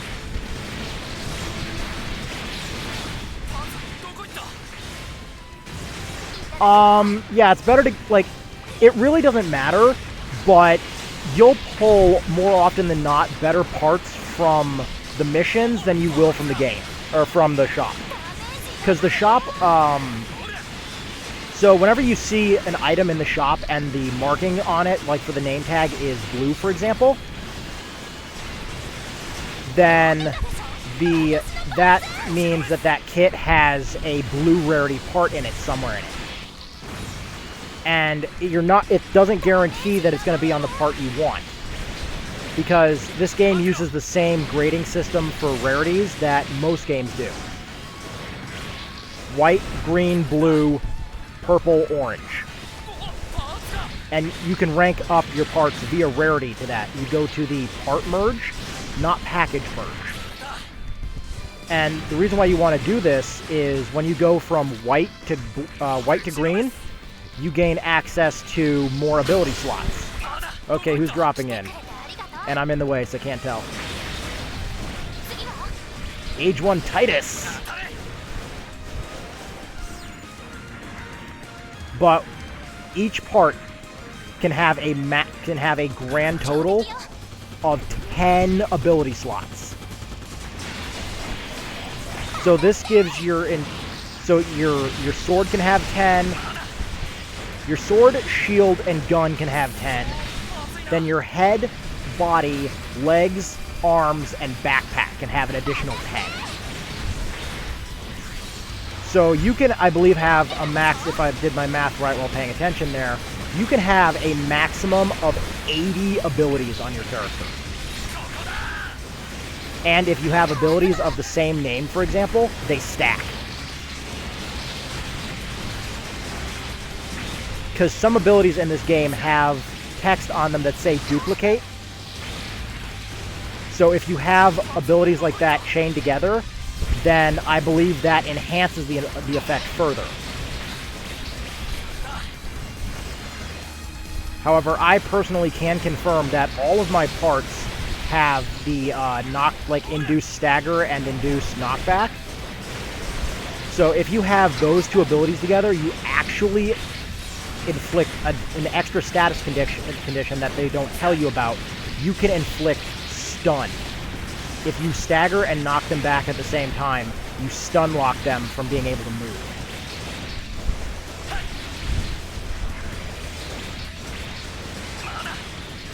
My God, will you fucking hit it already?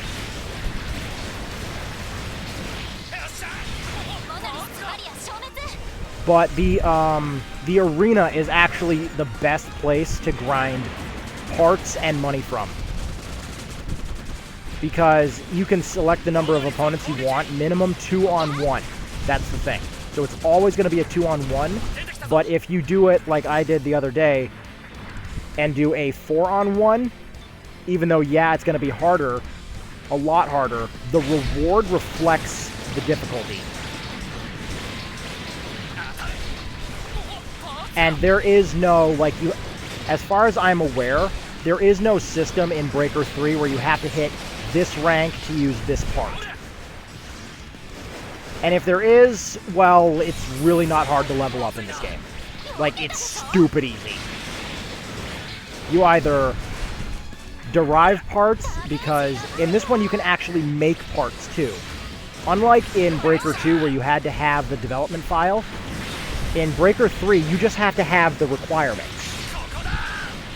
To go from, say, the Astray Blue Frame to the Blue Frame second revise, for example, you would just need the Blue Frame torso to start the merge from, or the derived merge from, and then the required material to make the merge possible.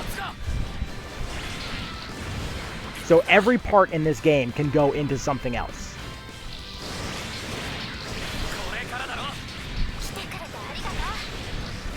And it won't always make sense. Like Master Gundam's legs, for example, I believe can make Fun Psyches. So you can turn a biped into the entire body of a horse.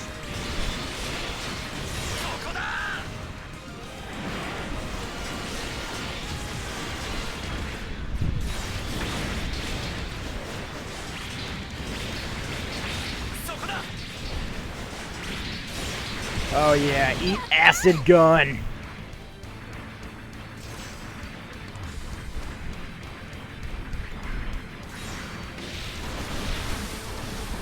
Excuse me, sir. This is not the room where you get back up in.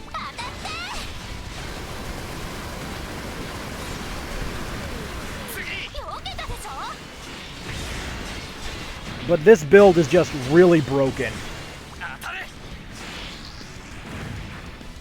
And I'm still working on getting it better, because if you can have, in this game, you can have abilities where you gain health upon breaking enemy parts off.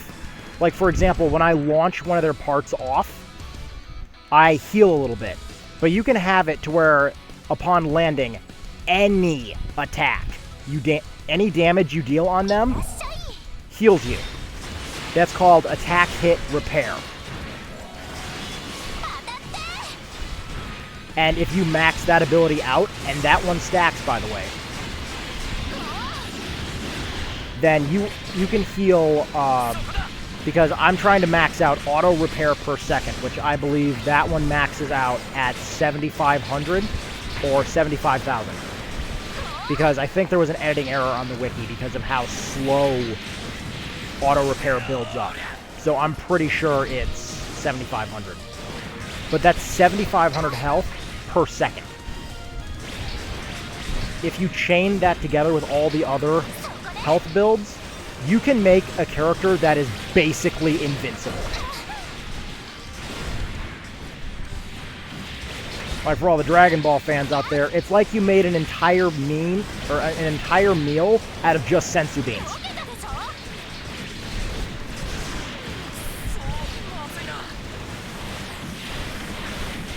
And the game has a number of playstyles too. I prefer to be up close and in the fight because I like Dynasty Warriors.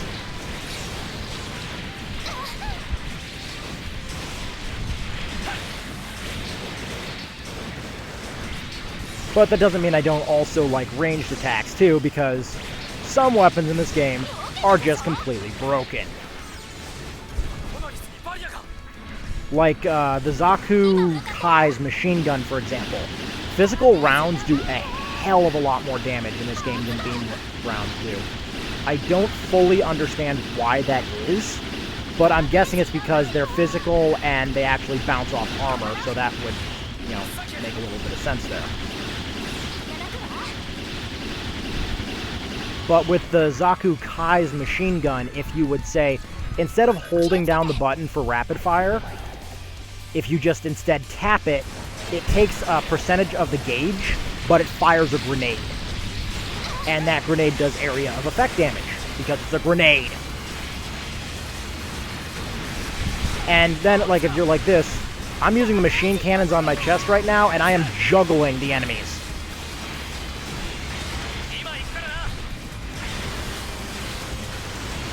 It also helps to do a little bit of research on your enemies, because some of them have integrated eye fields that block beam damage, or the majority of it. So if you know the enemies well enough, you can just make yourself basically a walking apocalypse, which is what my basic build right here is all about. It covers every area I need it to cover. Because I'm using the GM Sword 3, that lets me break through barriers, because it's a physical blade. I've got the beam sabers in case physical just won't do it. And when your enemy's on the ground like this and ground break appears, you can just press that and instantly kill them. Nice, I got a legendary.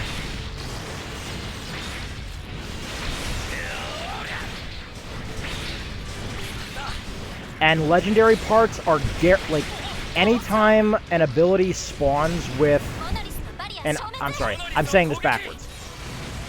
White parts cannot spawn with abilities, like option gauge plus 5%.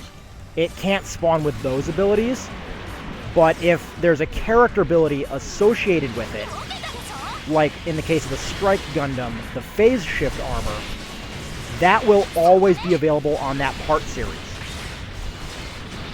And you can move it around. For example, I believe I have the variable phase shift armor, because I know I have the Hyper Deuterium system from the, I believe it's the Providence. Or maybe it was Legend. I can't remember where I pulled it from, but it's a really good ability. And yoink.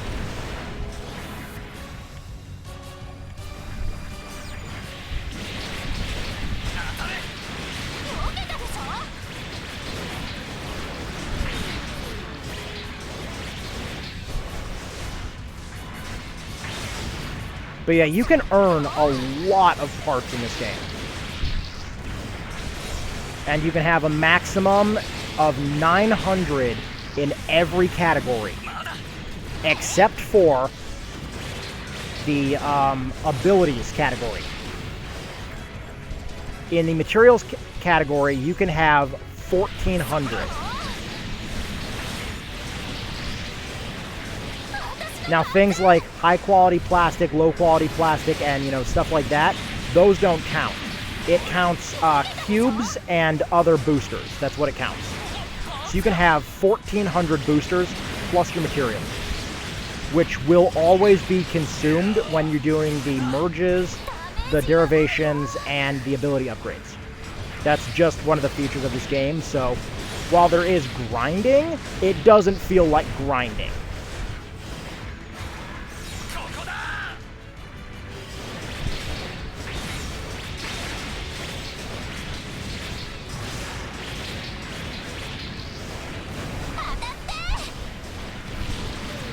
Okay, we've got a couple no-leggers here.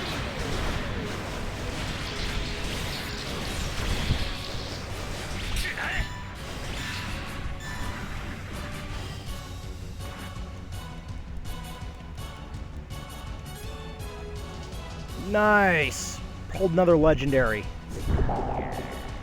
Wait, let me just pause it here so I can show. So this is the list of parts I have already obtained just from doing this mission. ダ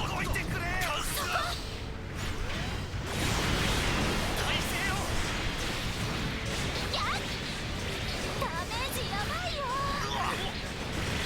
And unless you finish the mission, you're only allowed to keep one part off the list.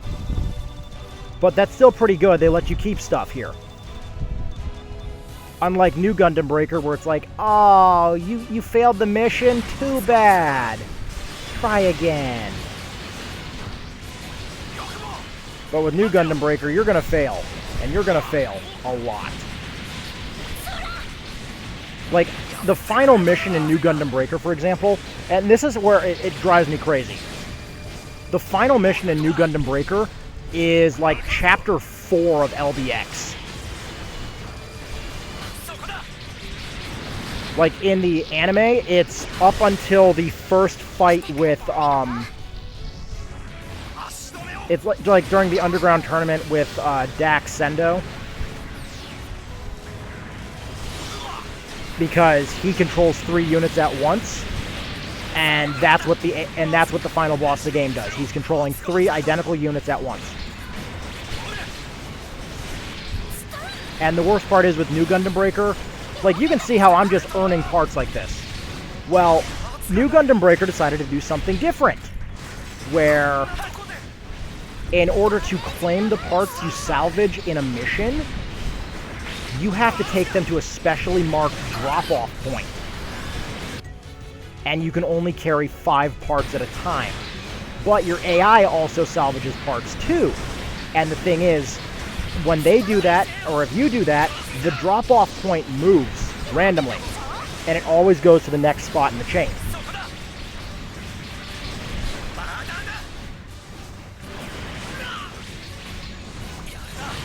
So it's really damn annoying.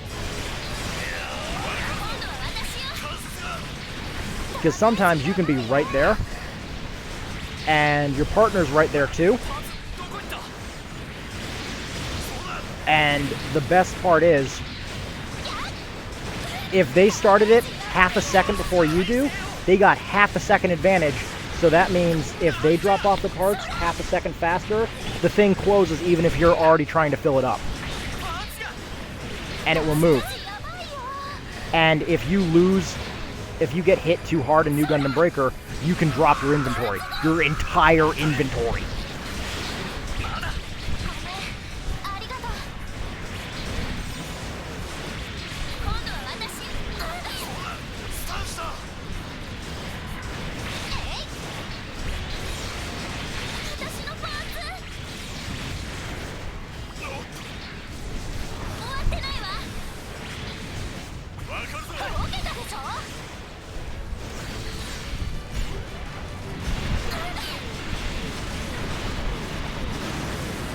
Yep, nope, don't mind me. Just gonna juggle you for a little bit.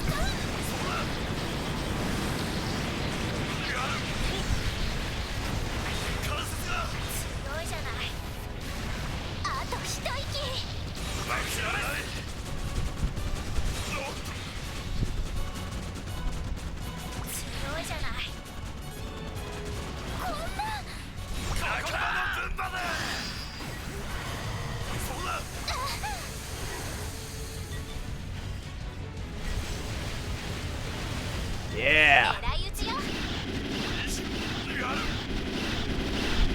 And there we go.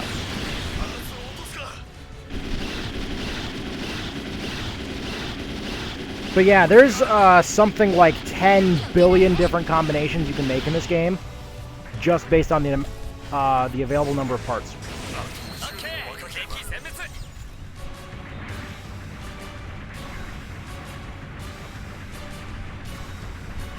And there are even secret part sets in the game, too, that do not count towards shop completion for whatever reason, which absolutely drives me crazy. Because Foon Psyche is one of them.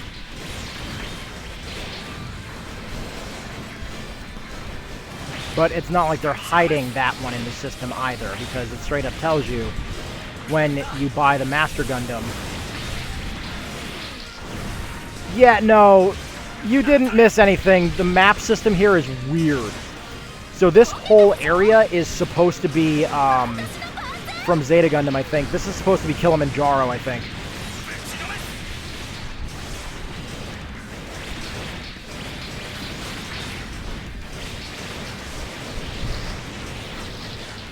Oh, I'm sorry. You want to get up close and you want, stay back there? Yo, good. Stay back there. While you're at it, suck laser.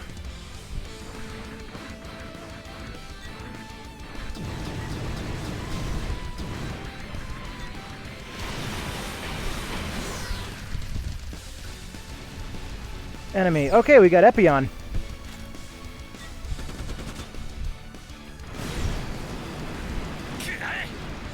Sorry, did I say we got Epion? I meant to say we had Epion.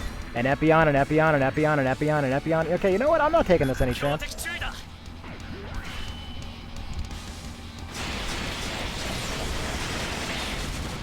Yeah, have your Epion system predict that.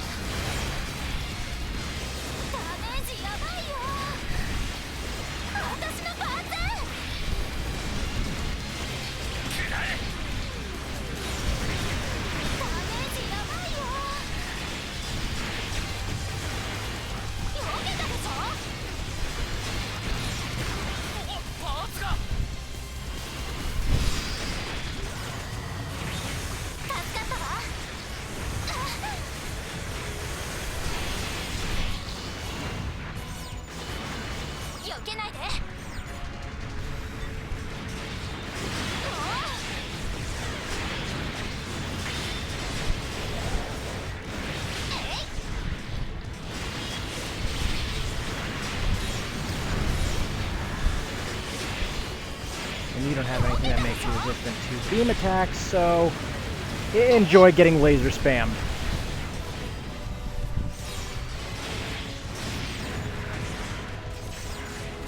Yes, behold my trick, ultimate pacifism.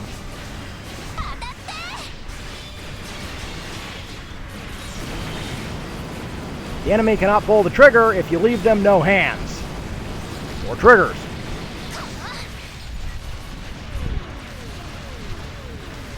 Oh, cool, the Astray Red Dragon's a grunt suit here. Nice.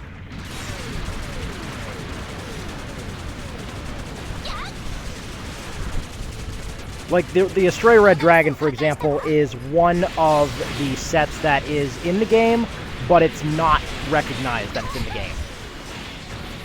Because Bandai had never released the Astray Red Dragon in any form, officially.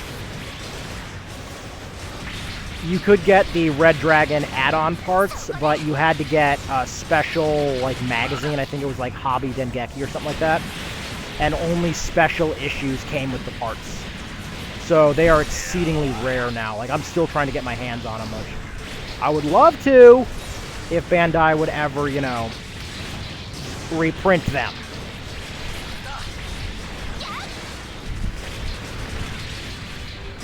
Yeah, I'm sorry, you took my backpack off? Oh, that's cute. You think I need a backpack. I'm sorry, this ain't Ratchet and Clank.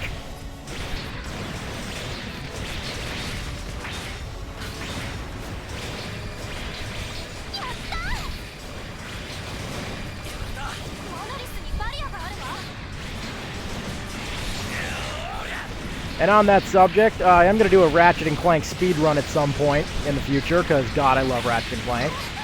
I got the PS4 version. It's going to be on challenge mode. And I'm pretty much already set. Because Ratchet and Clank on the PS4 is actually pretty damn easy.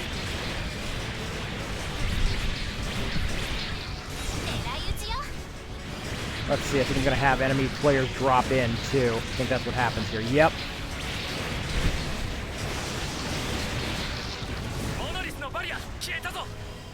Oh, these jokers again.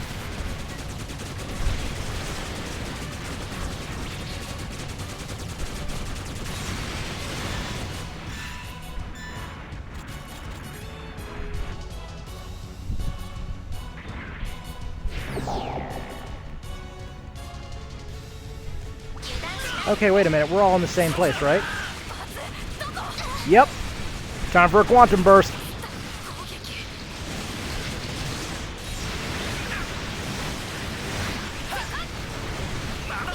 Quantum burst is deadly. It's an area weapon, too. Oh, also, you see that yellow chest that's right there?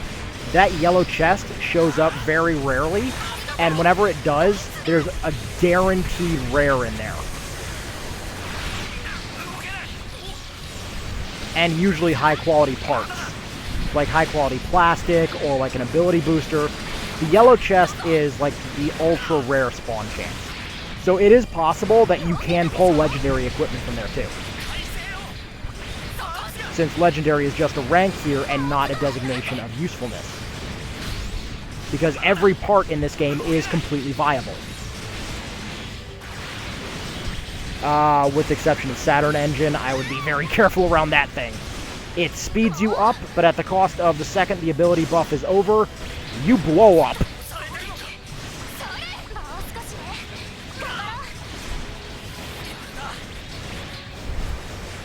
Oh yeah, that was a nice waste of my Fortress 4 barrel right there. Oh, that's why you have the eye field. You have the assault buff. Okay, seriously, dude, you're trying to use the Mirage Colloid on me, really? Do I even need to tell you why, like, using a cloak is a bad idea against somebody who can see cloaks? Yeah. Yeah. I see you. We can all see you.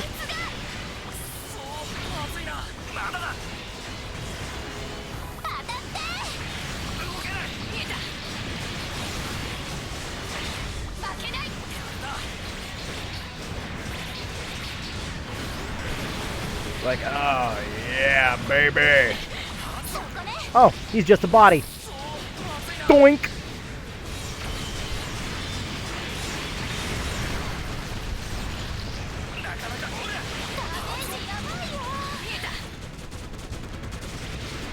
Let's see, we've only got one or two left. Two left.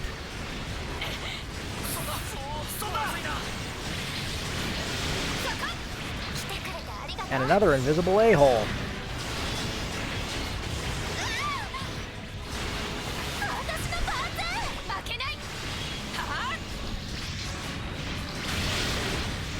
And like, if you pair up the Mirage Colloid, for example, or Death Scythe's cloaking system, while you have the ability become difficult for enemies to target, yeah, you basically become impossible to target for as long as the ability is active.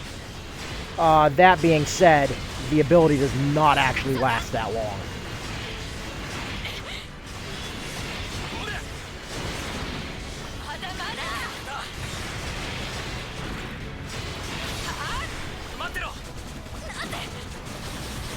And time to juggle him.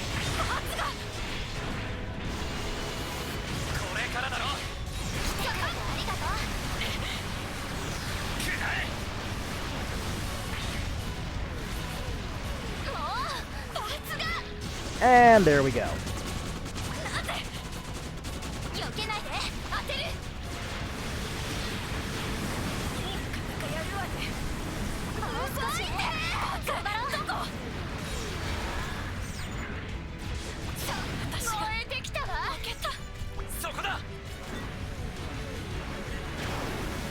And took his head clean off. Yes, there we go. So your head is your main camera. Unless you have a sub-sensor unit somewhere on your body, you actually lose the ability to lock onto your target. That being said, do you really need the ability to lock on in the first place? I mean, most people who've played Dynasty Warriors before, I mean, we all know how to manually target.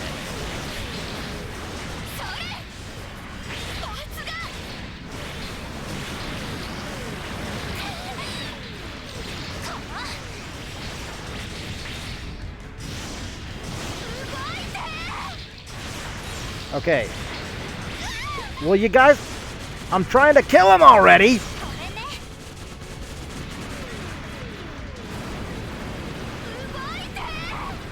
Oh my god. The one time I hate my allies. Like, I was just trying to go for the quick kill, and y'all just kept launching them all over the place.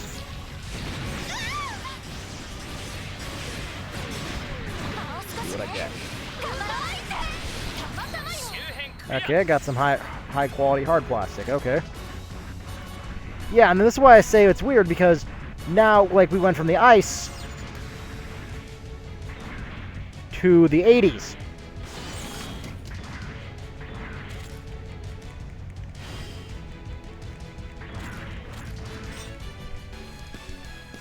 The arena system in Breaker does not make sense all the time.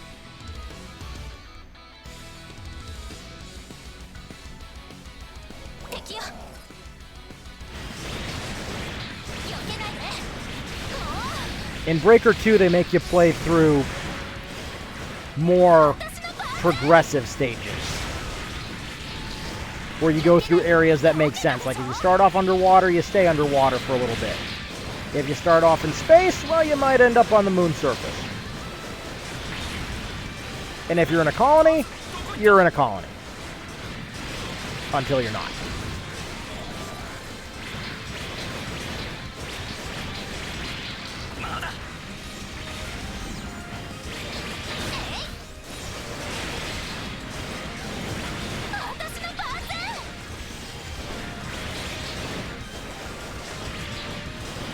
Yeah. Oh, yeah, the allies in this game, like, they're good. They're good. We also have shooting mode here, which I rarely ever use.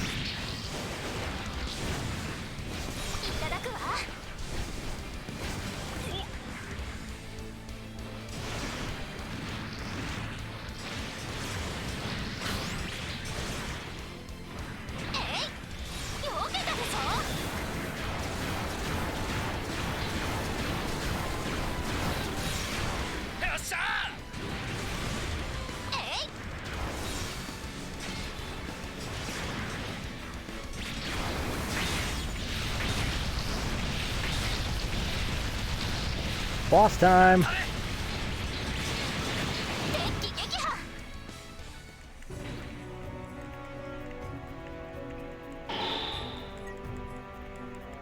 And to my knowledge, the Musha Gundam Mark II does not have an ability at the moment that stops, like, beam damage or anything, I don't believe.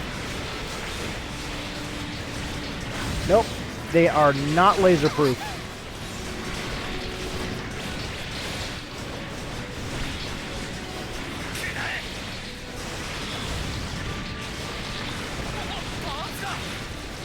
Damn it, didn't activate it in time.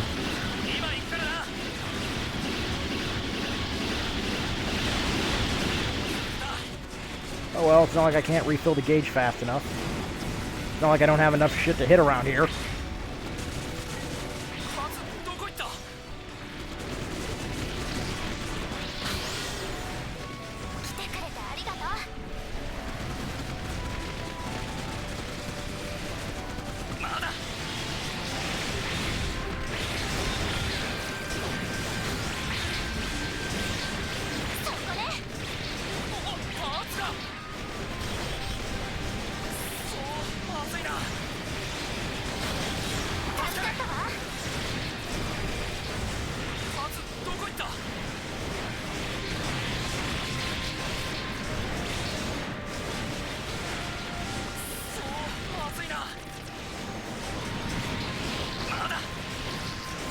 But yeah, you should have been here earlier. I was talking for like 6 minutes, had my mic muted.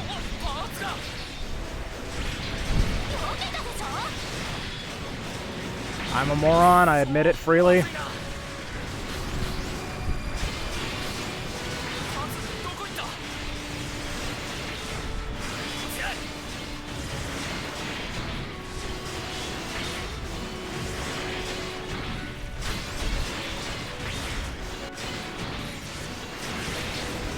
Yeah! Oh my god, and they're all around me too. Oh, this is the best place to be in right now.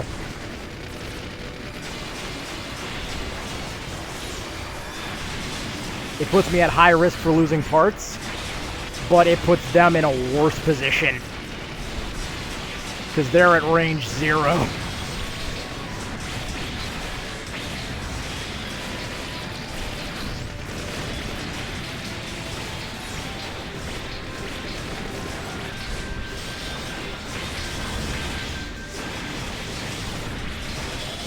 Like, I don't know if I want to risk going out of hyper mode just yet to use Quantum Burst.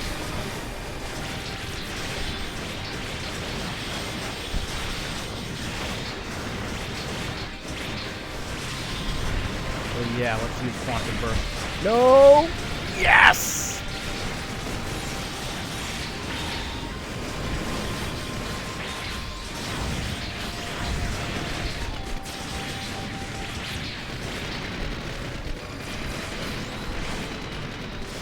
Now, even though the scaling doesn't exist in real life, the game still creates high-grade parts of whatever unit you have available as well. Just because they needed to for the sake of keeping things fair. And master grade parts are always stronger.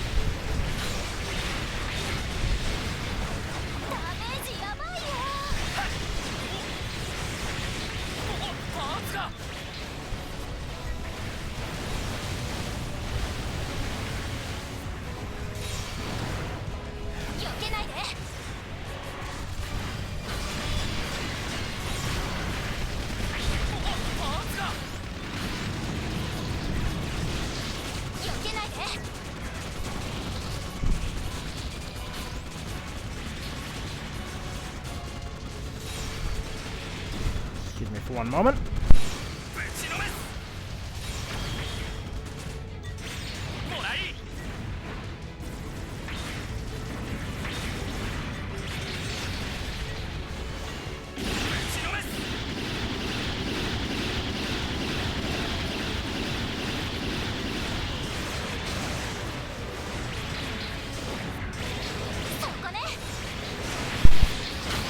Apologies for that. Had to blow the head off of another unsuspecting telemarketer. Maybe they'll stop calling me after they have bleeding ears.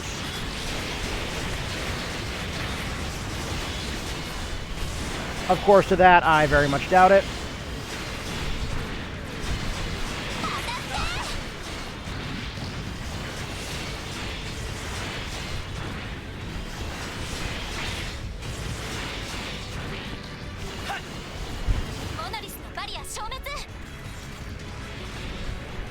Aw, I wanted to strike the finishing blow.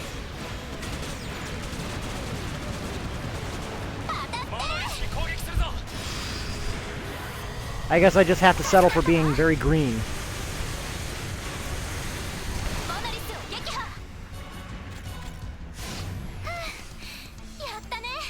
Ah, 58 grand. Talk about a literal drop in the ocean. Holy mother. That is one hell of an ability set right there. So parts break. EX gauge charge. Option EX, enemy killed by an EX attack. Something charge. EX gauge charge. Like, my god. So the GN sword's useless. Ooh, bonus damage.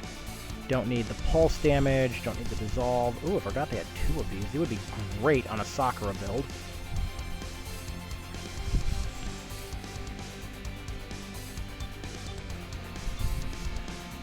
Oh yeah, that's just a vigorous beam saber right there.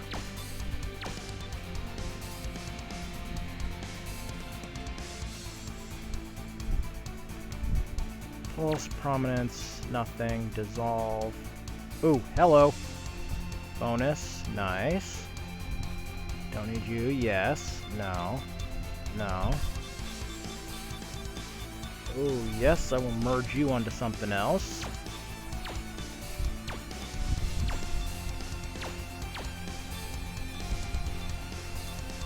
Damaged shield.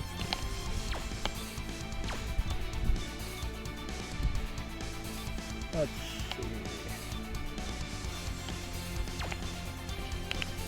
Yeah, that's good too. So I don't need all these parts. Beam machine gun, don't need this. Or the beam smart gun. Ooh, range weapon charge speed, that's good to have. And I don't need you. Wait, did I say I didn't need... So the only thing I'm keeping is the Shoryu Maru. Shoryu Maru, nice. Oh boy.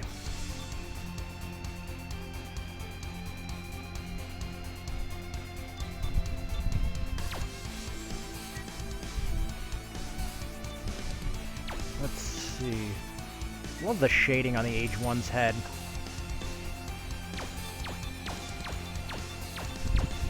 Engage. Okay, those are pretty good. Don't need those ones. Oh, yes! Auto repair per second. Yes! That one does not want to drop very often.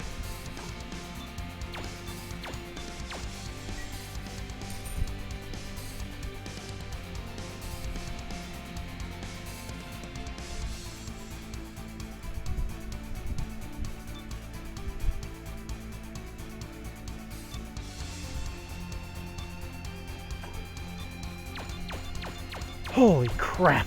6 grand from all them whites. Let's see. Durability, nice. Okay. Okay, I gotta move faster. I don't have time to look through all that anymore.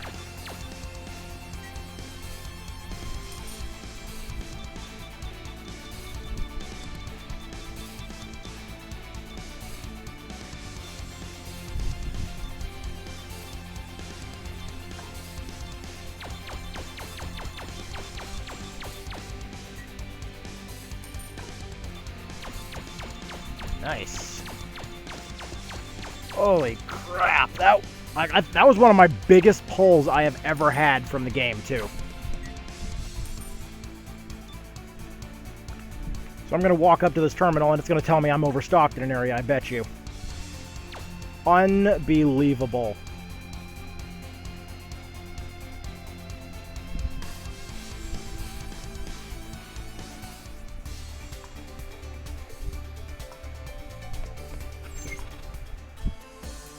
See, time to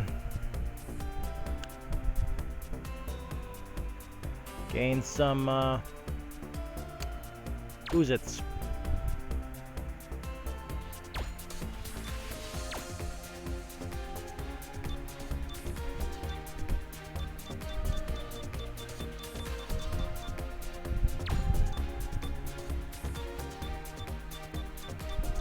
Okay, did not see any numbers move there. Oh, hello. Oh, you're a legendary. I don't want to use you yet.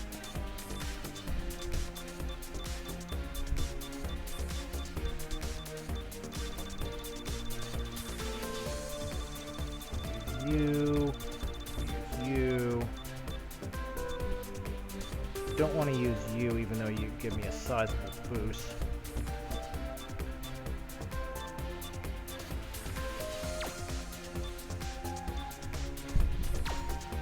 Like, I don't know what the deal is with bonus damage. I think it's just an extra buff it gives you.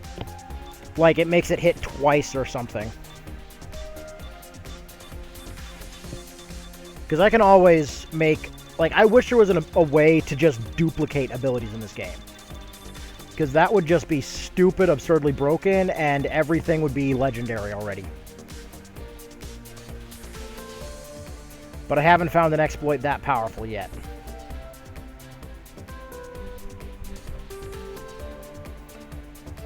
So it's nice that they put some balancing into the game, even though if you build your character right, you can effectively make yourself immortal.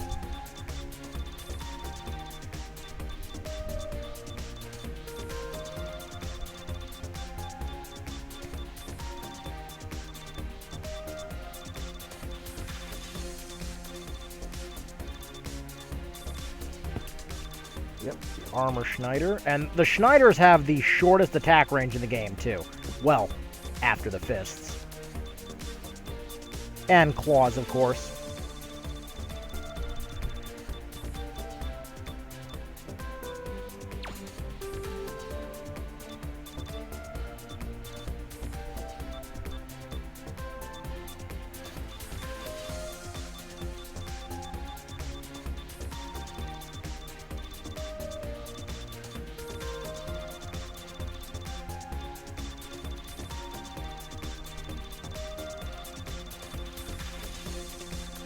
Yeah, merge that on. Ooh.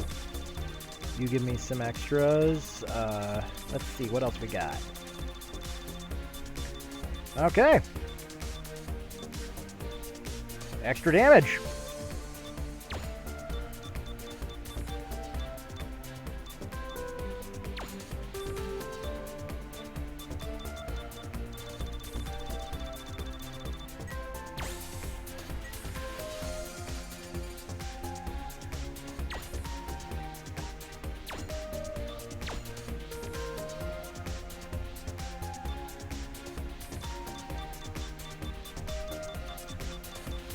Let's see, did we have any change here? No, we did not.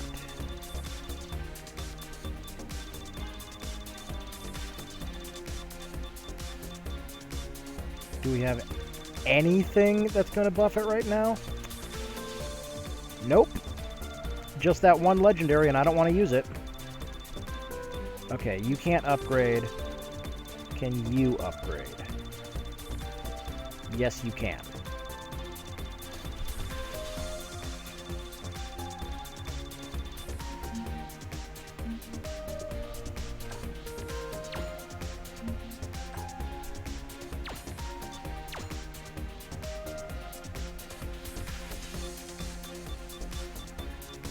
The Jinx 3 is not worth it, so... Arms cannot go any higher.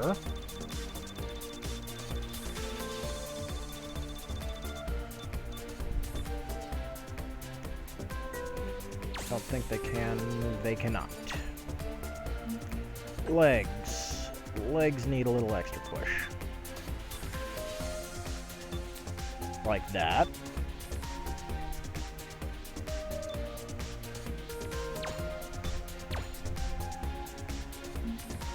Yes. Something tells me step distance is going to max out at 150%. Yep.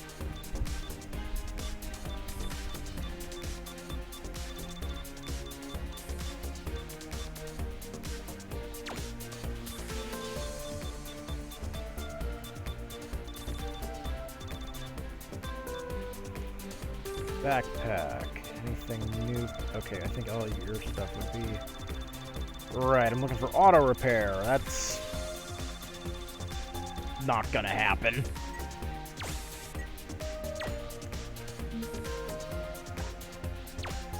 And you're just shield weapon DPS that I need now, and I think you max out at 250,000.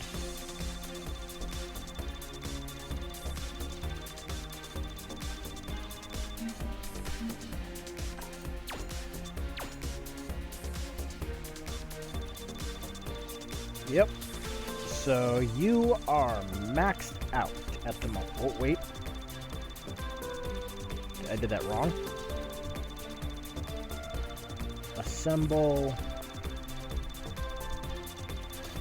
Let's go into plastic merge. Let's see what all we got available.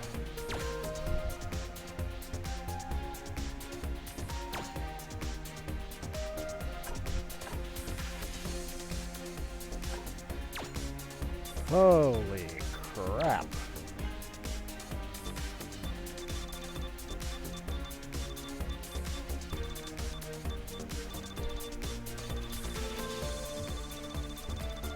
Hell yeah.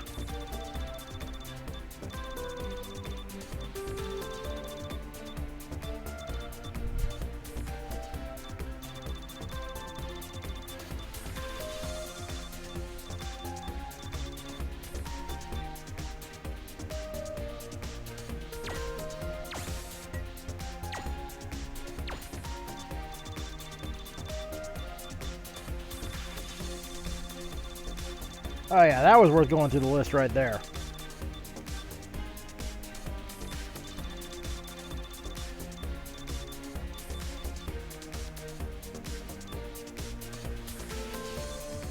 Check the next one. This is Core Assault. Okay, we haven't done that type yet. So this is a unique type where first I have to attack their core, then I have to defend against them trying to attack my core. Or I'm doing that backwards. I have to defend while they attack, then I get to go after them.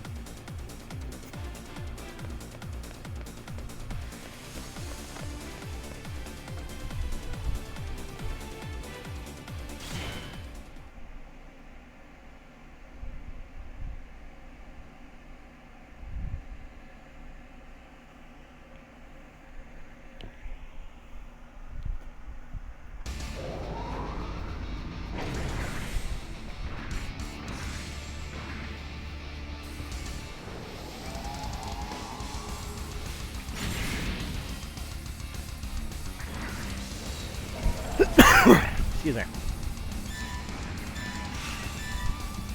And core assaults are not always easy. The easiest thing to do is just pick one target and then beat the crap out of it. Because there is no way to do these perfectly.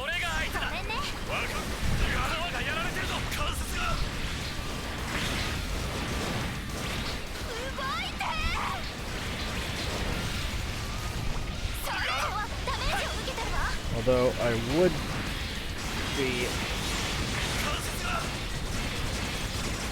a little happier if they would die quicker.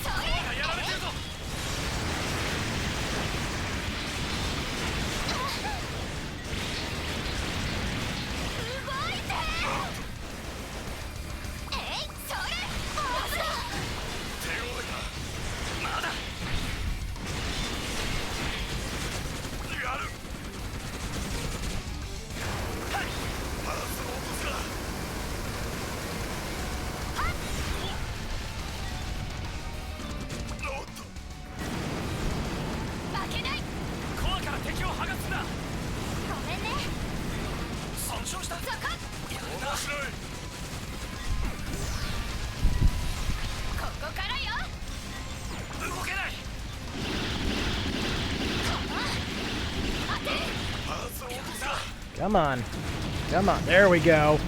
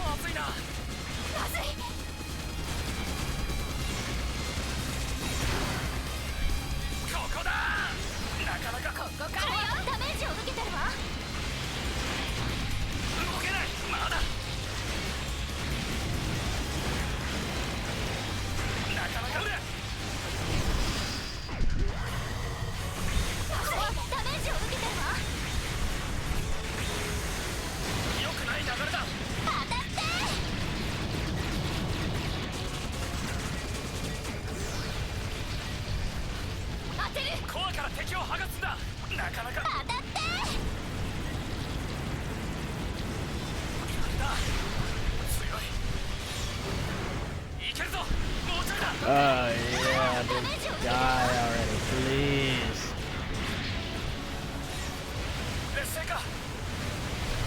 Okay, he's down, he gets a buff.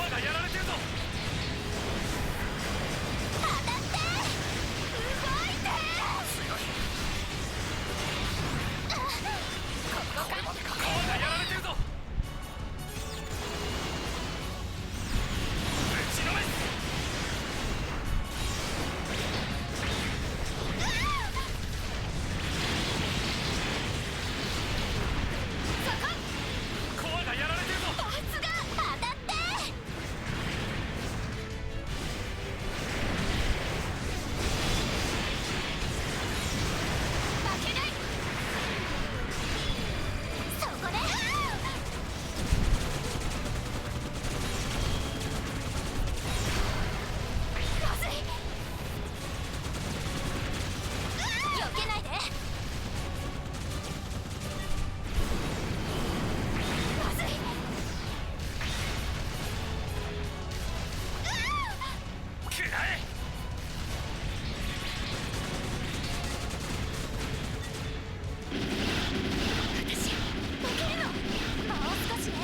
Okay, now I get to go through a couple of levels of beat the crap out of enemies before I get to go after their core, and that's going to be a easy-ish thing.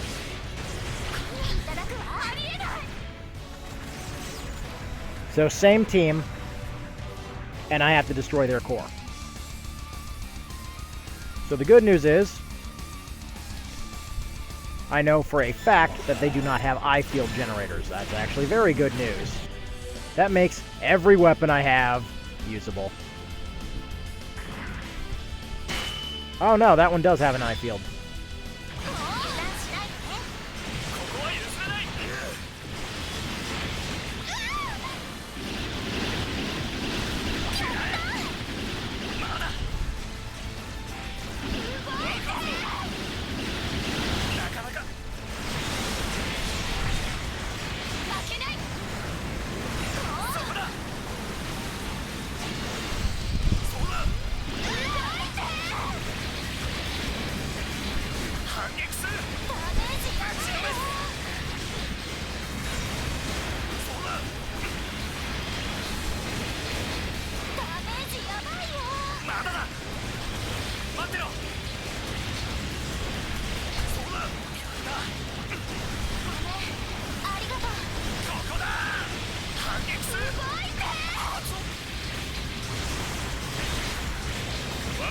Ooh, nice. Got a shield from the Rosen Zulu and some purple.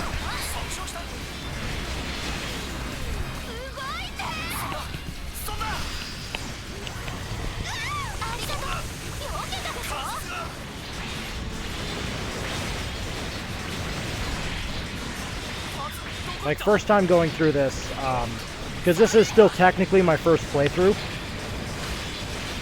So when I was going through this on some of the lower difficulties before I was able to get myself entirely equipped with legendary gear, the hardest thing for me to get. Legendaries, every other part category would spawn non-stop. Shield, nuh-uh.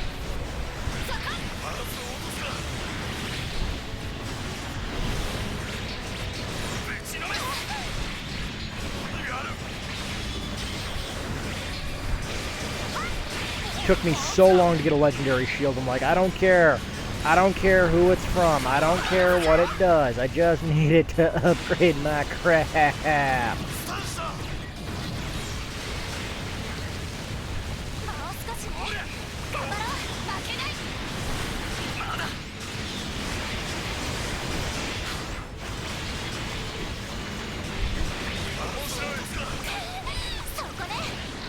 Ooh, large beam machine gun. I don't remember seeing that one before.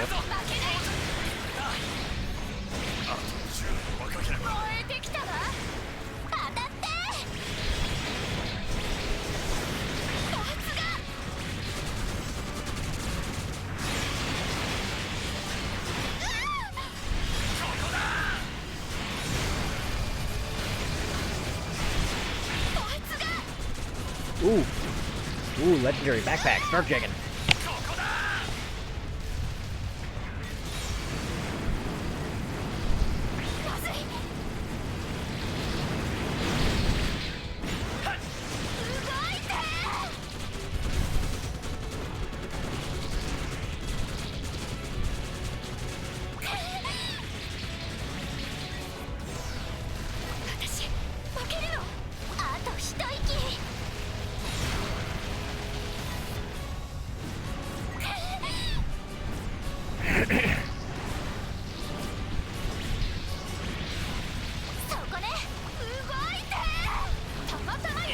Okay, that was the first part of the mission then.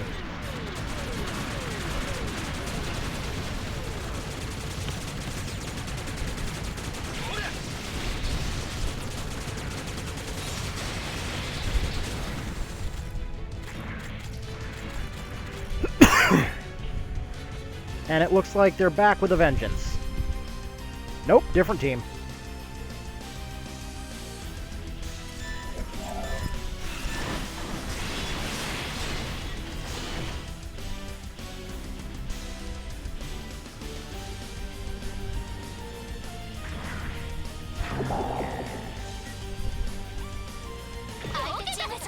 I'm trying to remember if this is the mission where I encounter the Obsolus. I don't think it is. I think that's pretty... No, wait, no, that's pretty early in. That was chapter 2, I think. まだまだダメージやばいよ読めたでしょ私のパーツ私のパーツ動けない少しで投げよけないで Come on. Come on. A little bit further. Yeah. There we go. Just noticed that Hyper Mode was available. 避けないで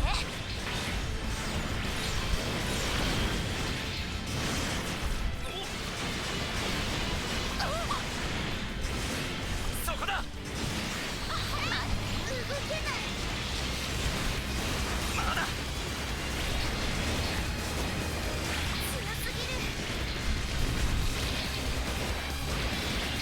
そこね動けない負けたくないよ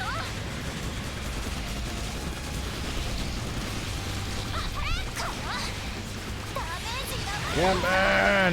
Come on!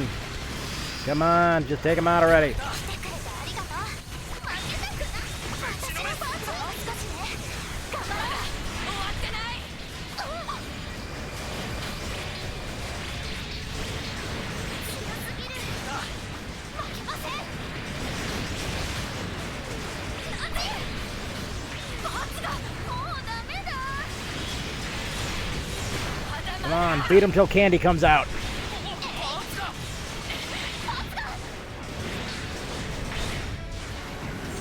返せよ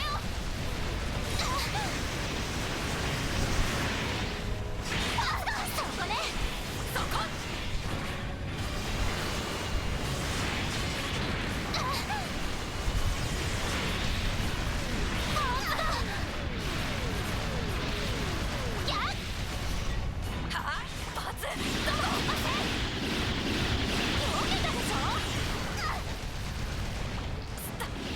And I'm sure there's a way to get your character spec just right, to where having twin blades like this, even as option equipment, would just do an absurd amount of damage. Because everything else in this game does too.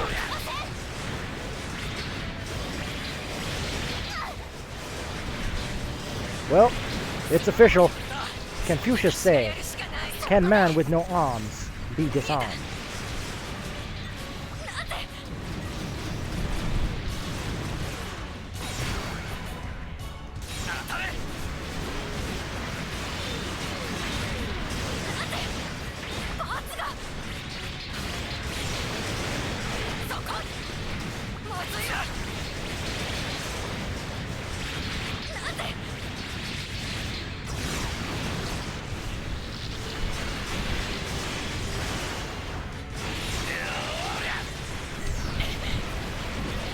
Oh my god, would you guys stop playing basketball with the guy's torso and let me kill it already? Thank you!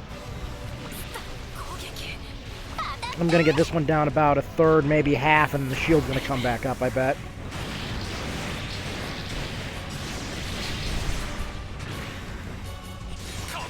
Nope, okay, 4 just died. Which means this is not the end.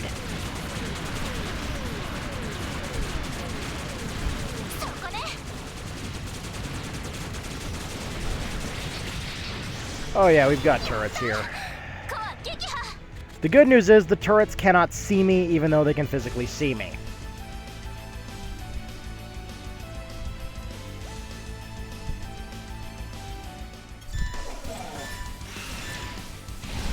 And these things will wreak absolute havoc on the allies, so they gotta go.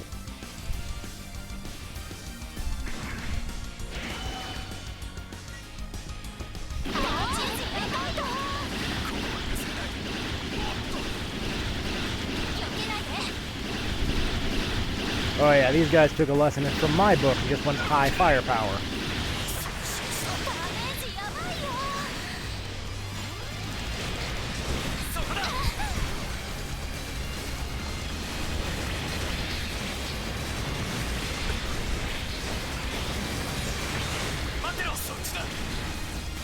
Come on.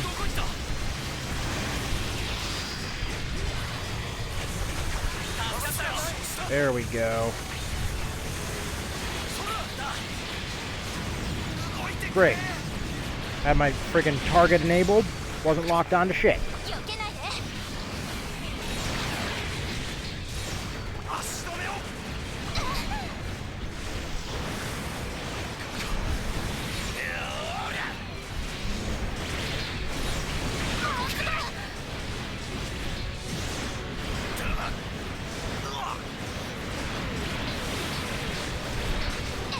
圧がない。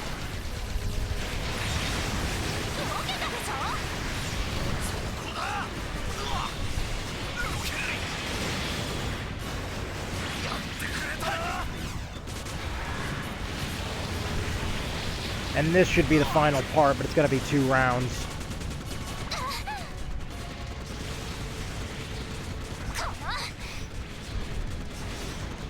おっと。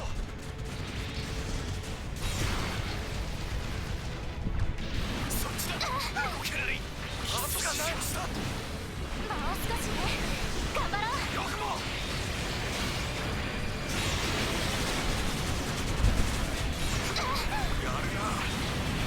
Okay. 動けない。もう少しね。頑張ろう。 Oh no, he's got funnels. No, that explains why my health is going down so fast. 負けるのか。最後まで諦めるか。そっちだ。 So they decided to make their own version of the heavy weapons system. That makes complete sense.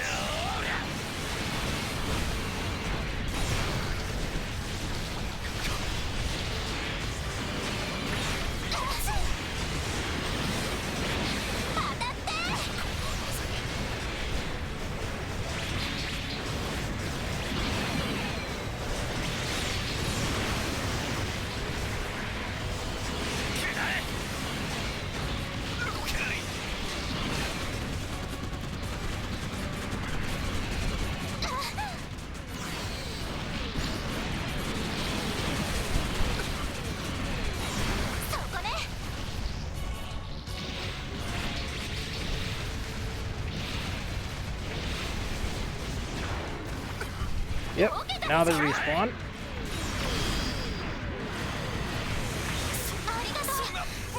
Oh god, you're both bad. い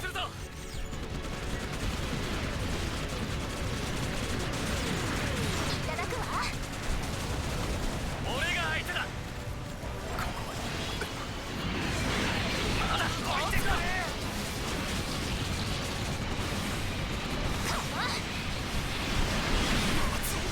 おっと。それ。避けたでしょ。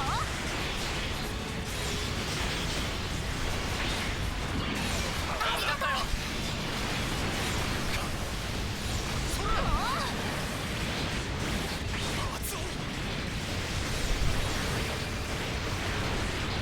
そこだ。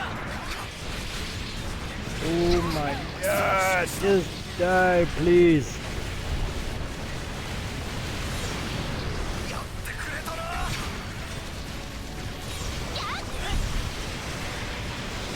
Okay, that's one.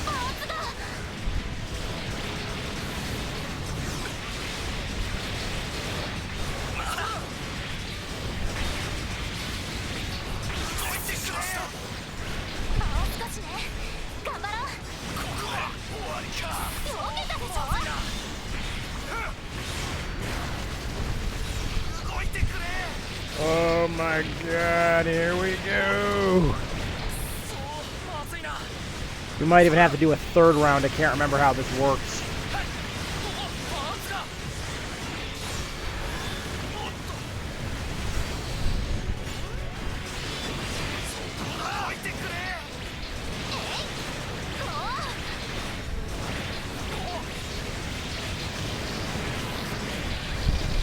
やってくれたな。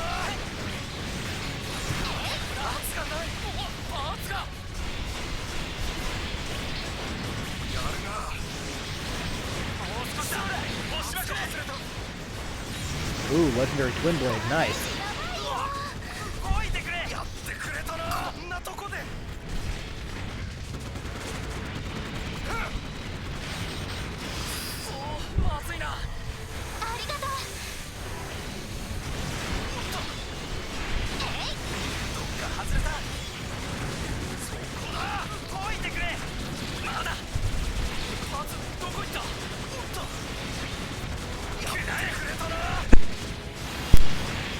God, I hate my allergies.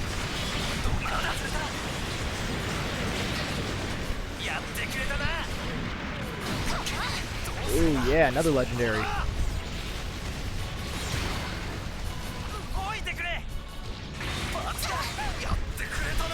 Okay, so that thing was supposed to be a full armor unicorn that was in the game because it was using Thunderbolt, the Psycho Zaku's backpack, I think.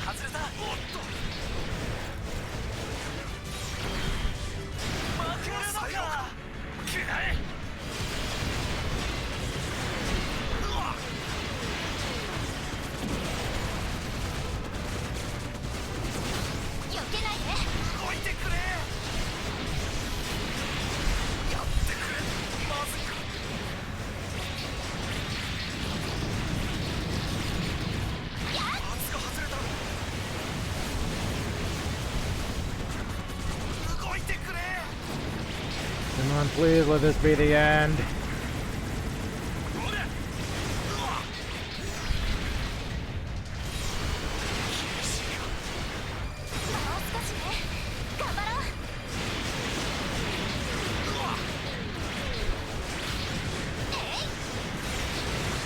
Yay.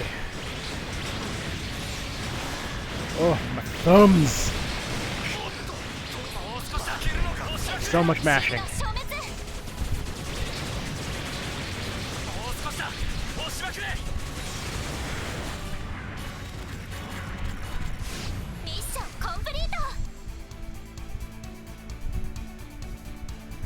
Nice. Ooh. Nice. Yes. Okay. Don't need you or you or you or you or... Hello.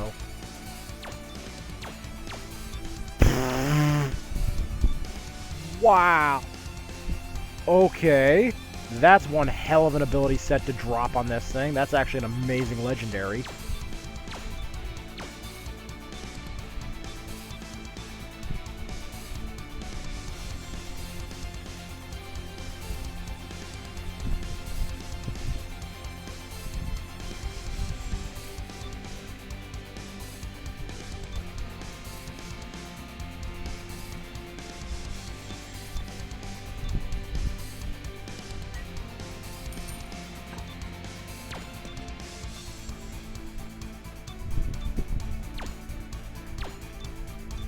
Ooh.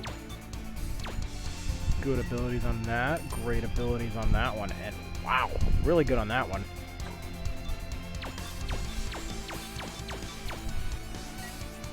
Okay.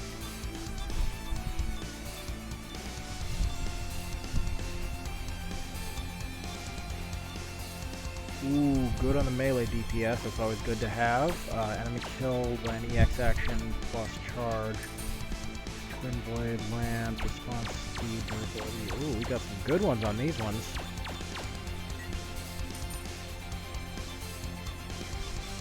Yeah, we got a bunch of good ones there.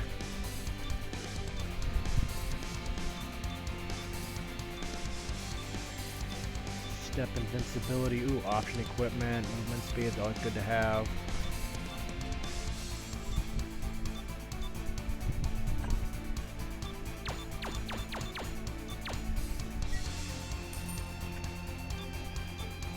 Ooh, option equipment, boost speed, nice. Good, good. Really good abilities there. Let's see, wow. Good ones there.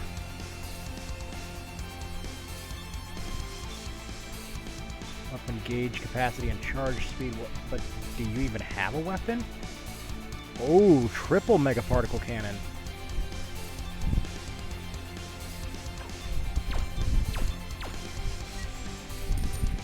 I'll have to try that one out.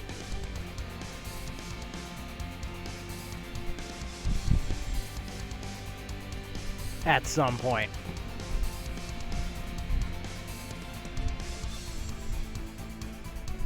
I'll just do a quick inventory check, see if I'm overstocked, and luckily I am not. I can only hold 6 more sets of arms, though.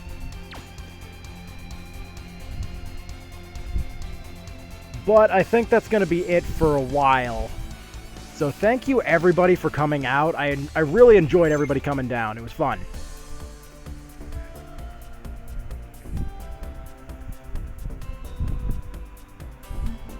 I don't know when the next one's going to be, but I don't think it'll be Breaker. I think it's probably going to be Ratchet and Clank, just because I like to diversify my palette a little bit.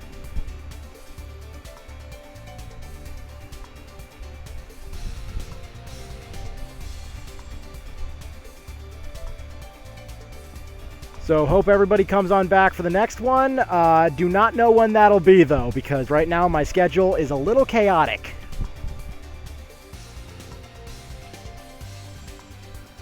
Once again, thanks everybody for coming down, coming out, and sitting with me for the last 4.5 hours. Thank you.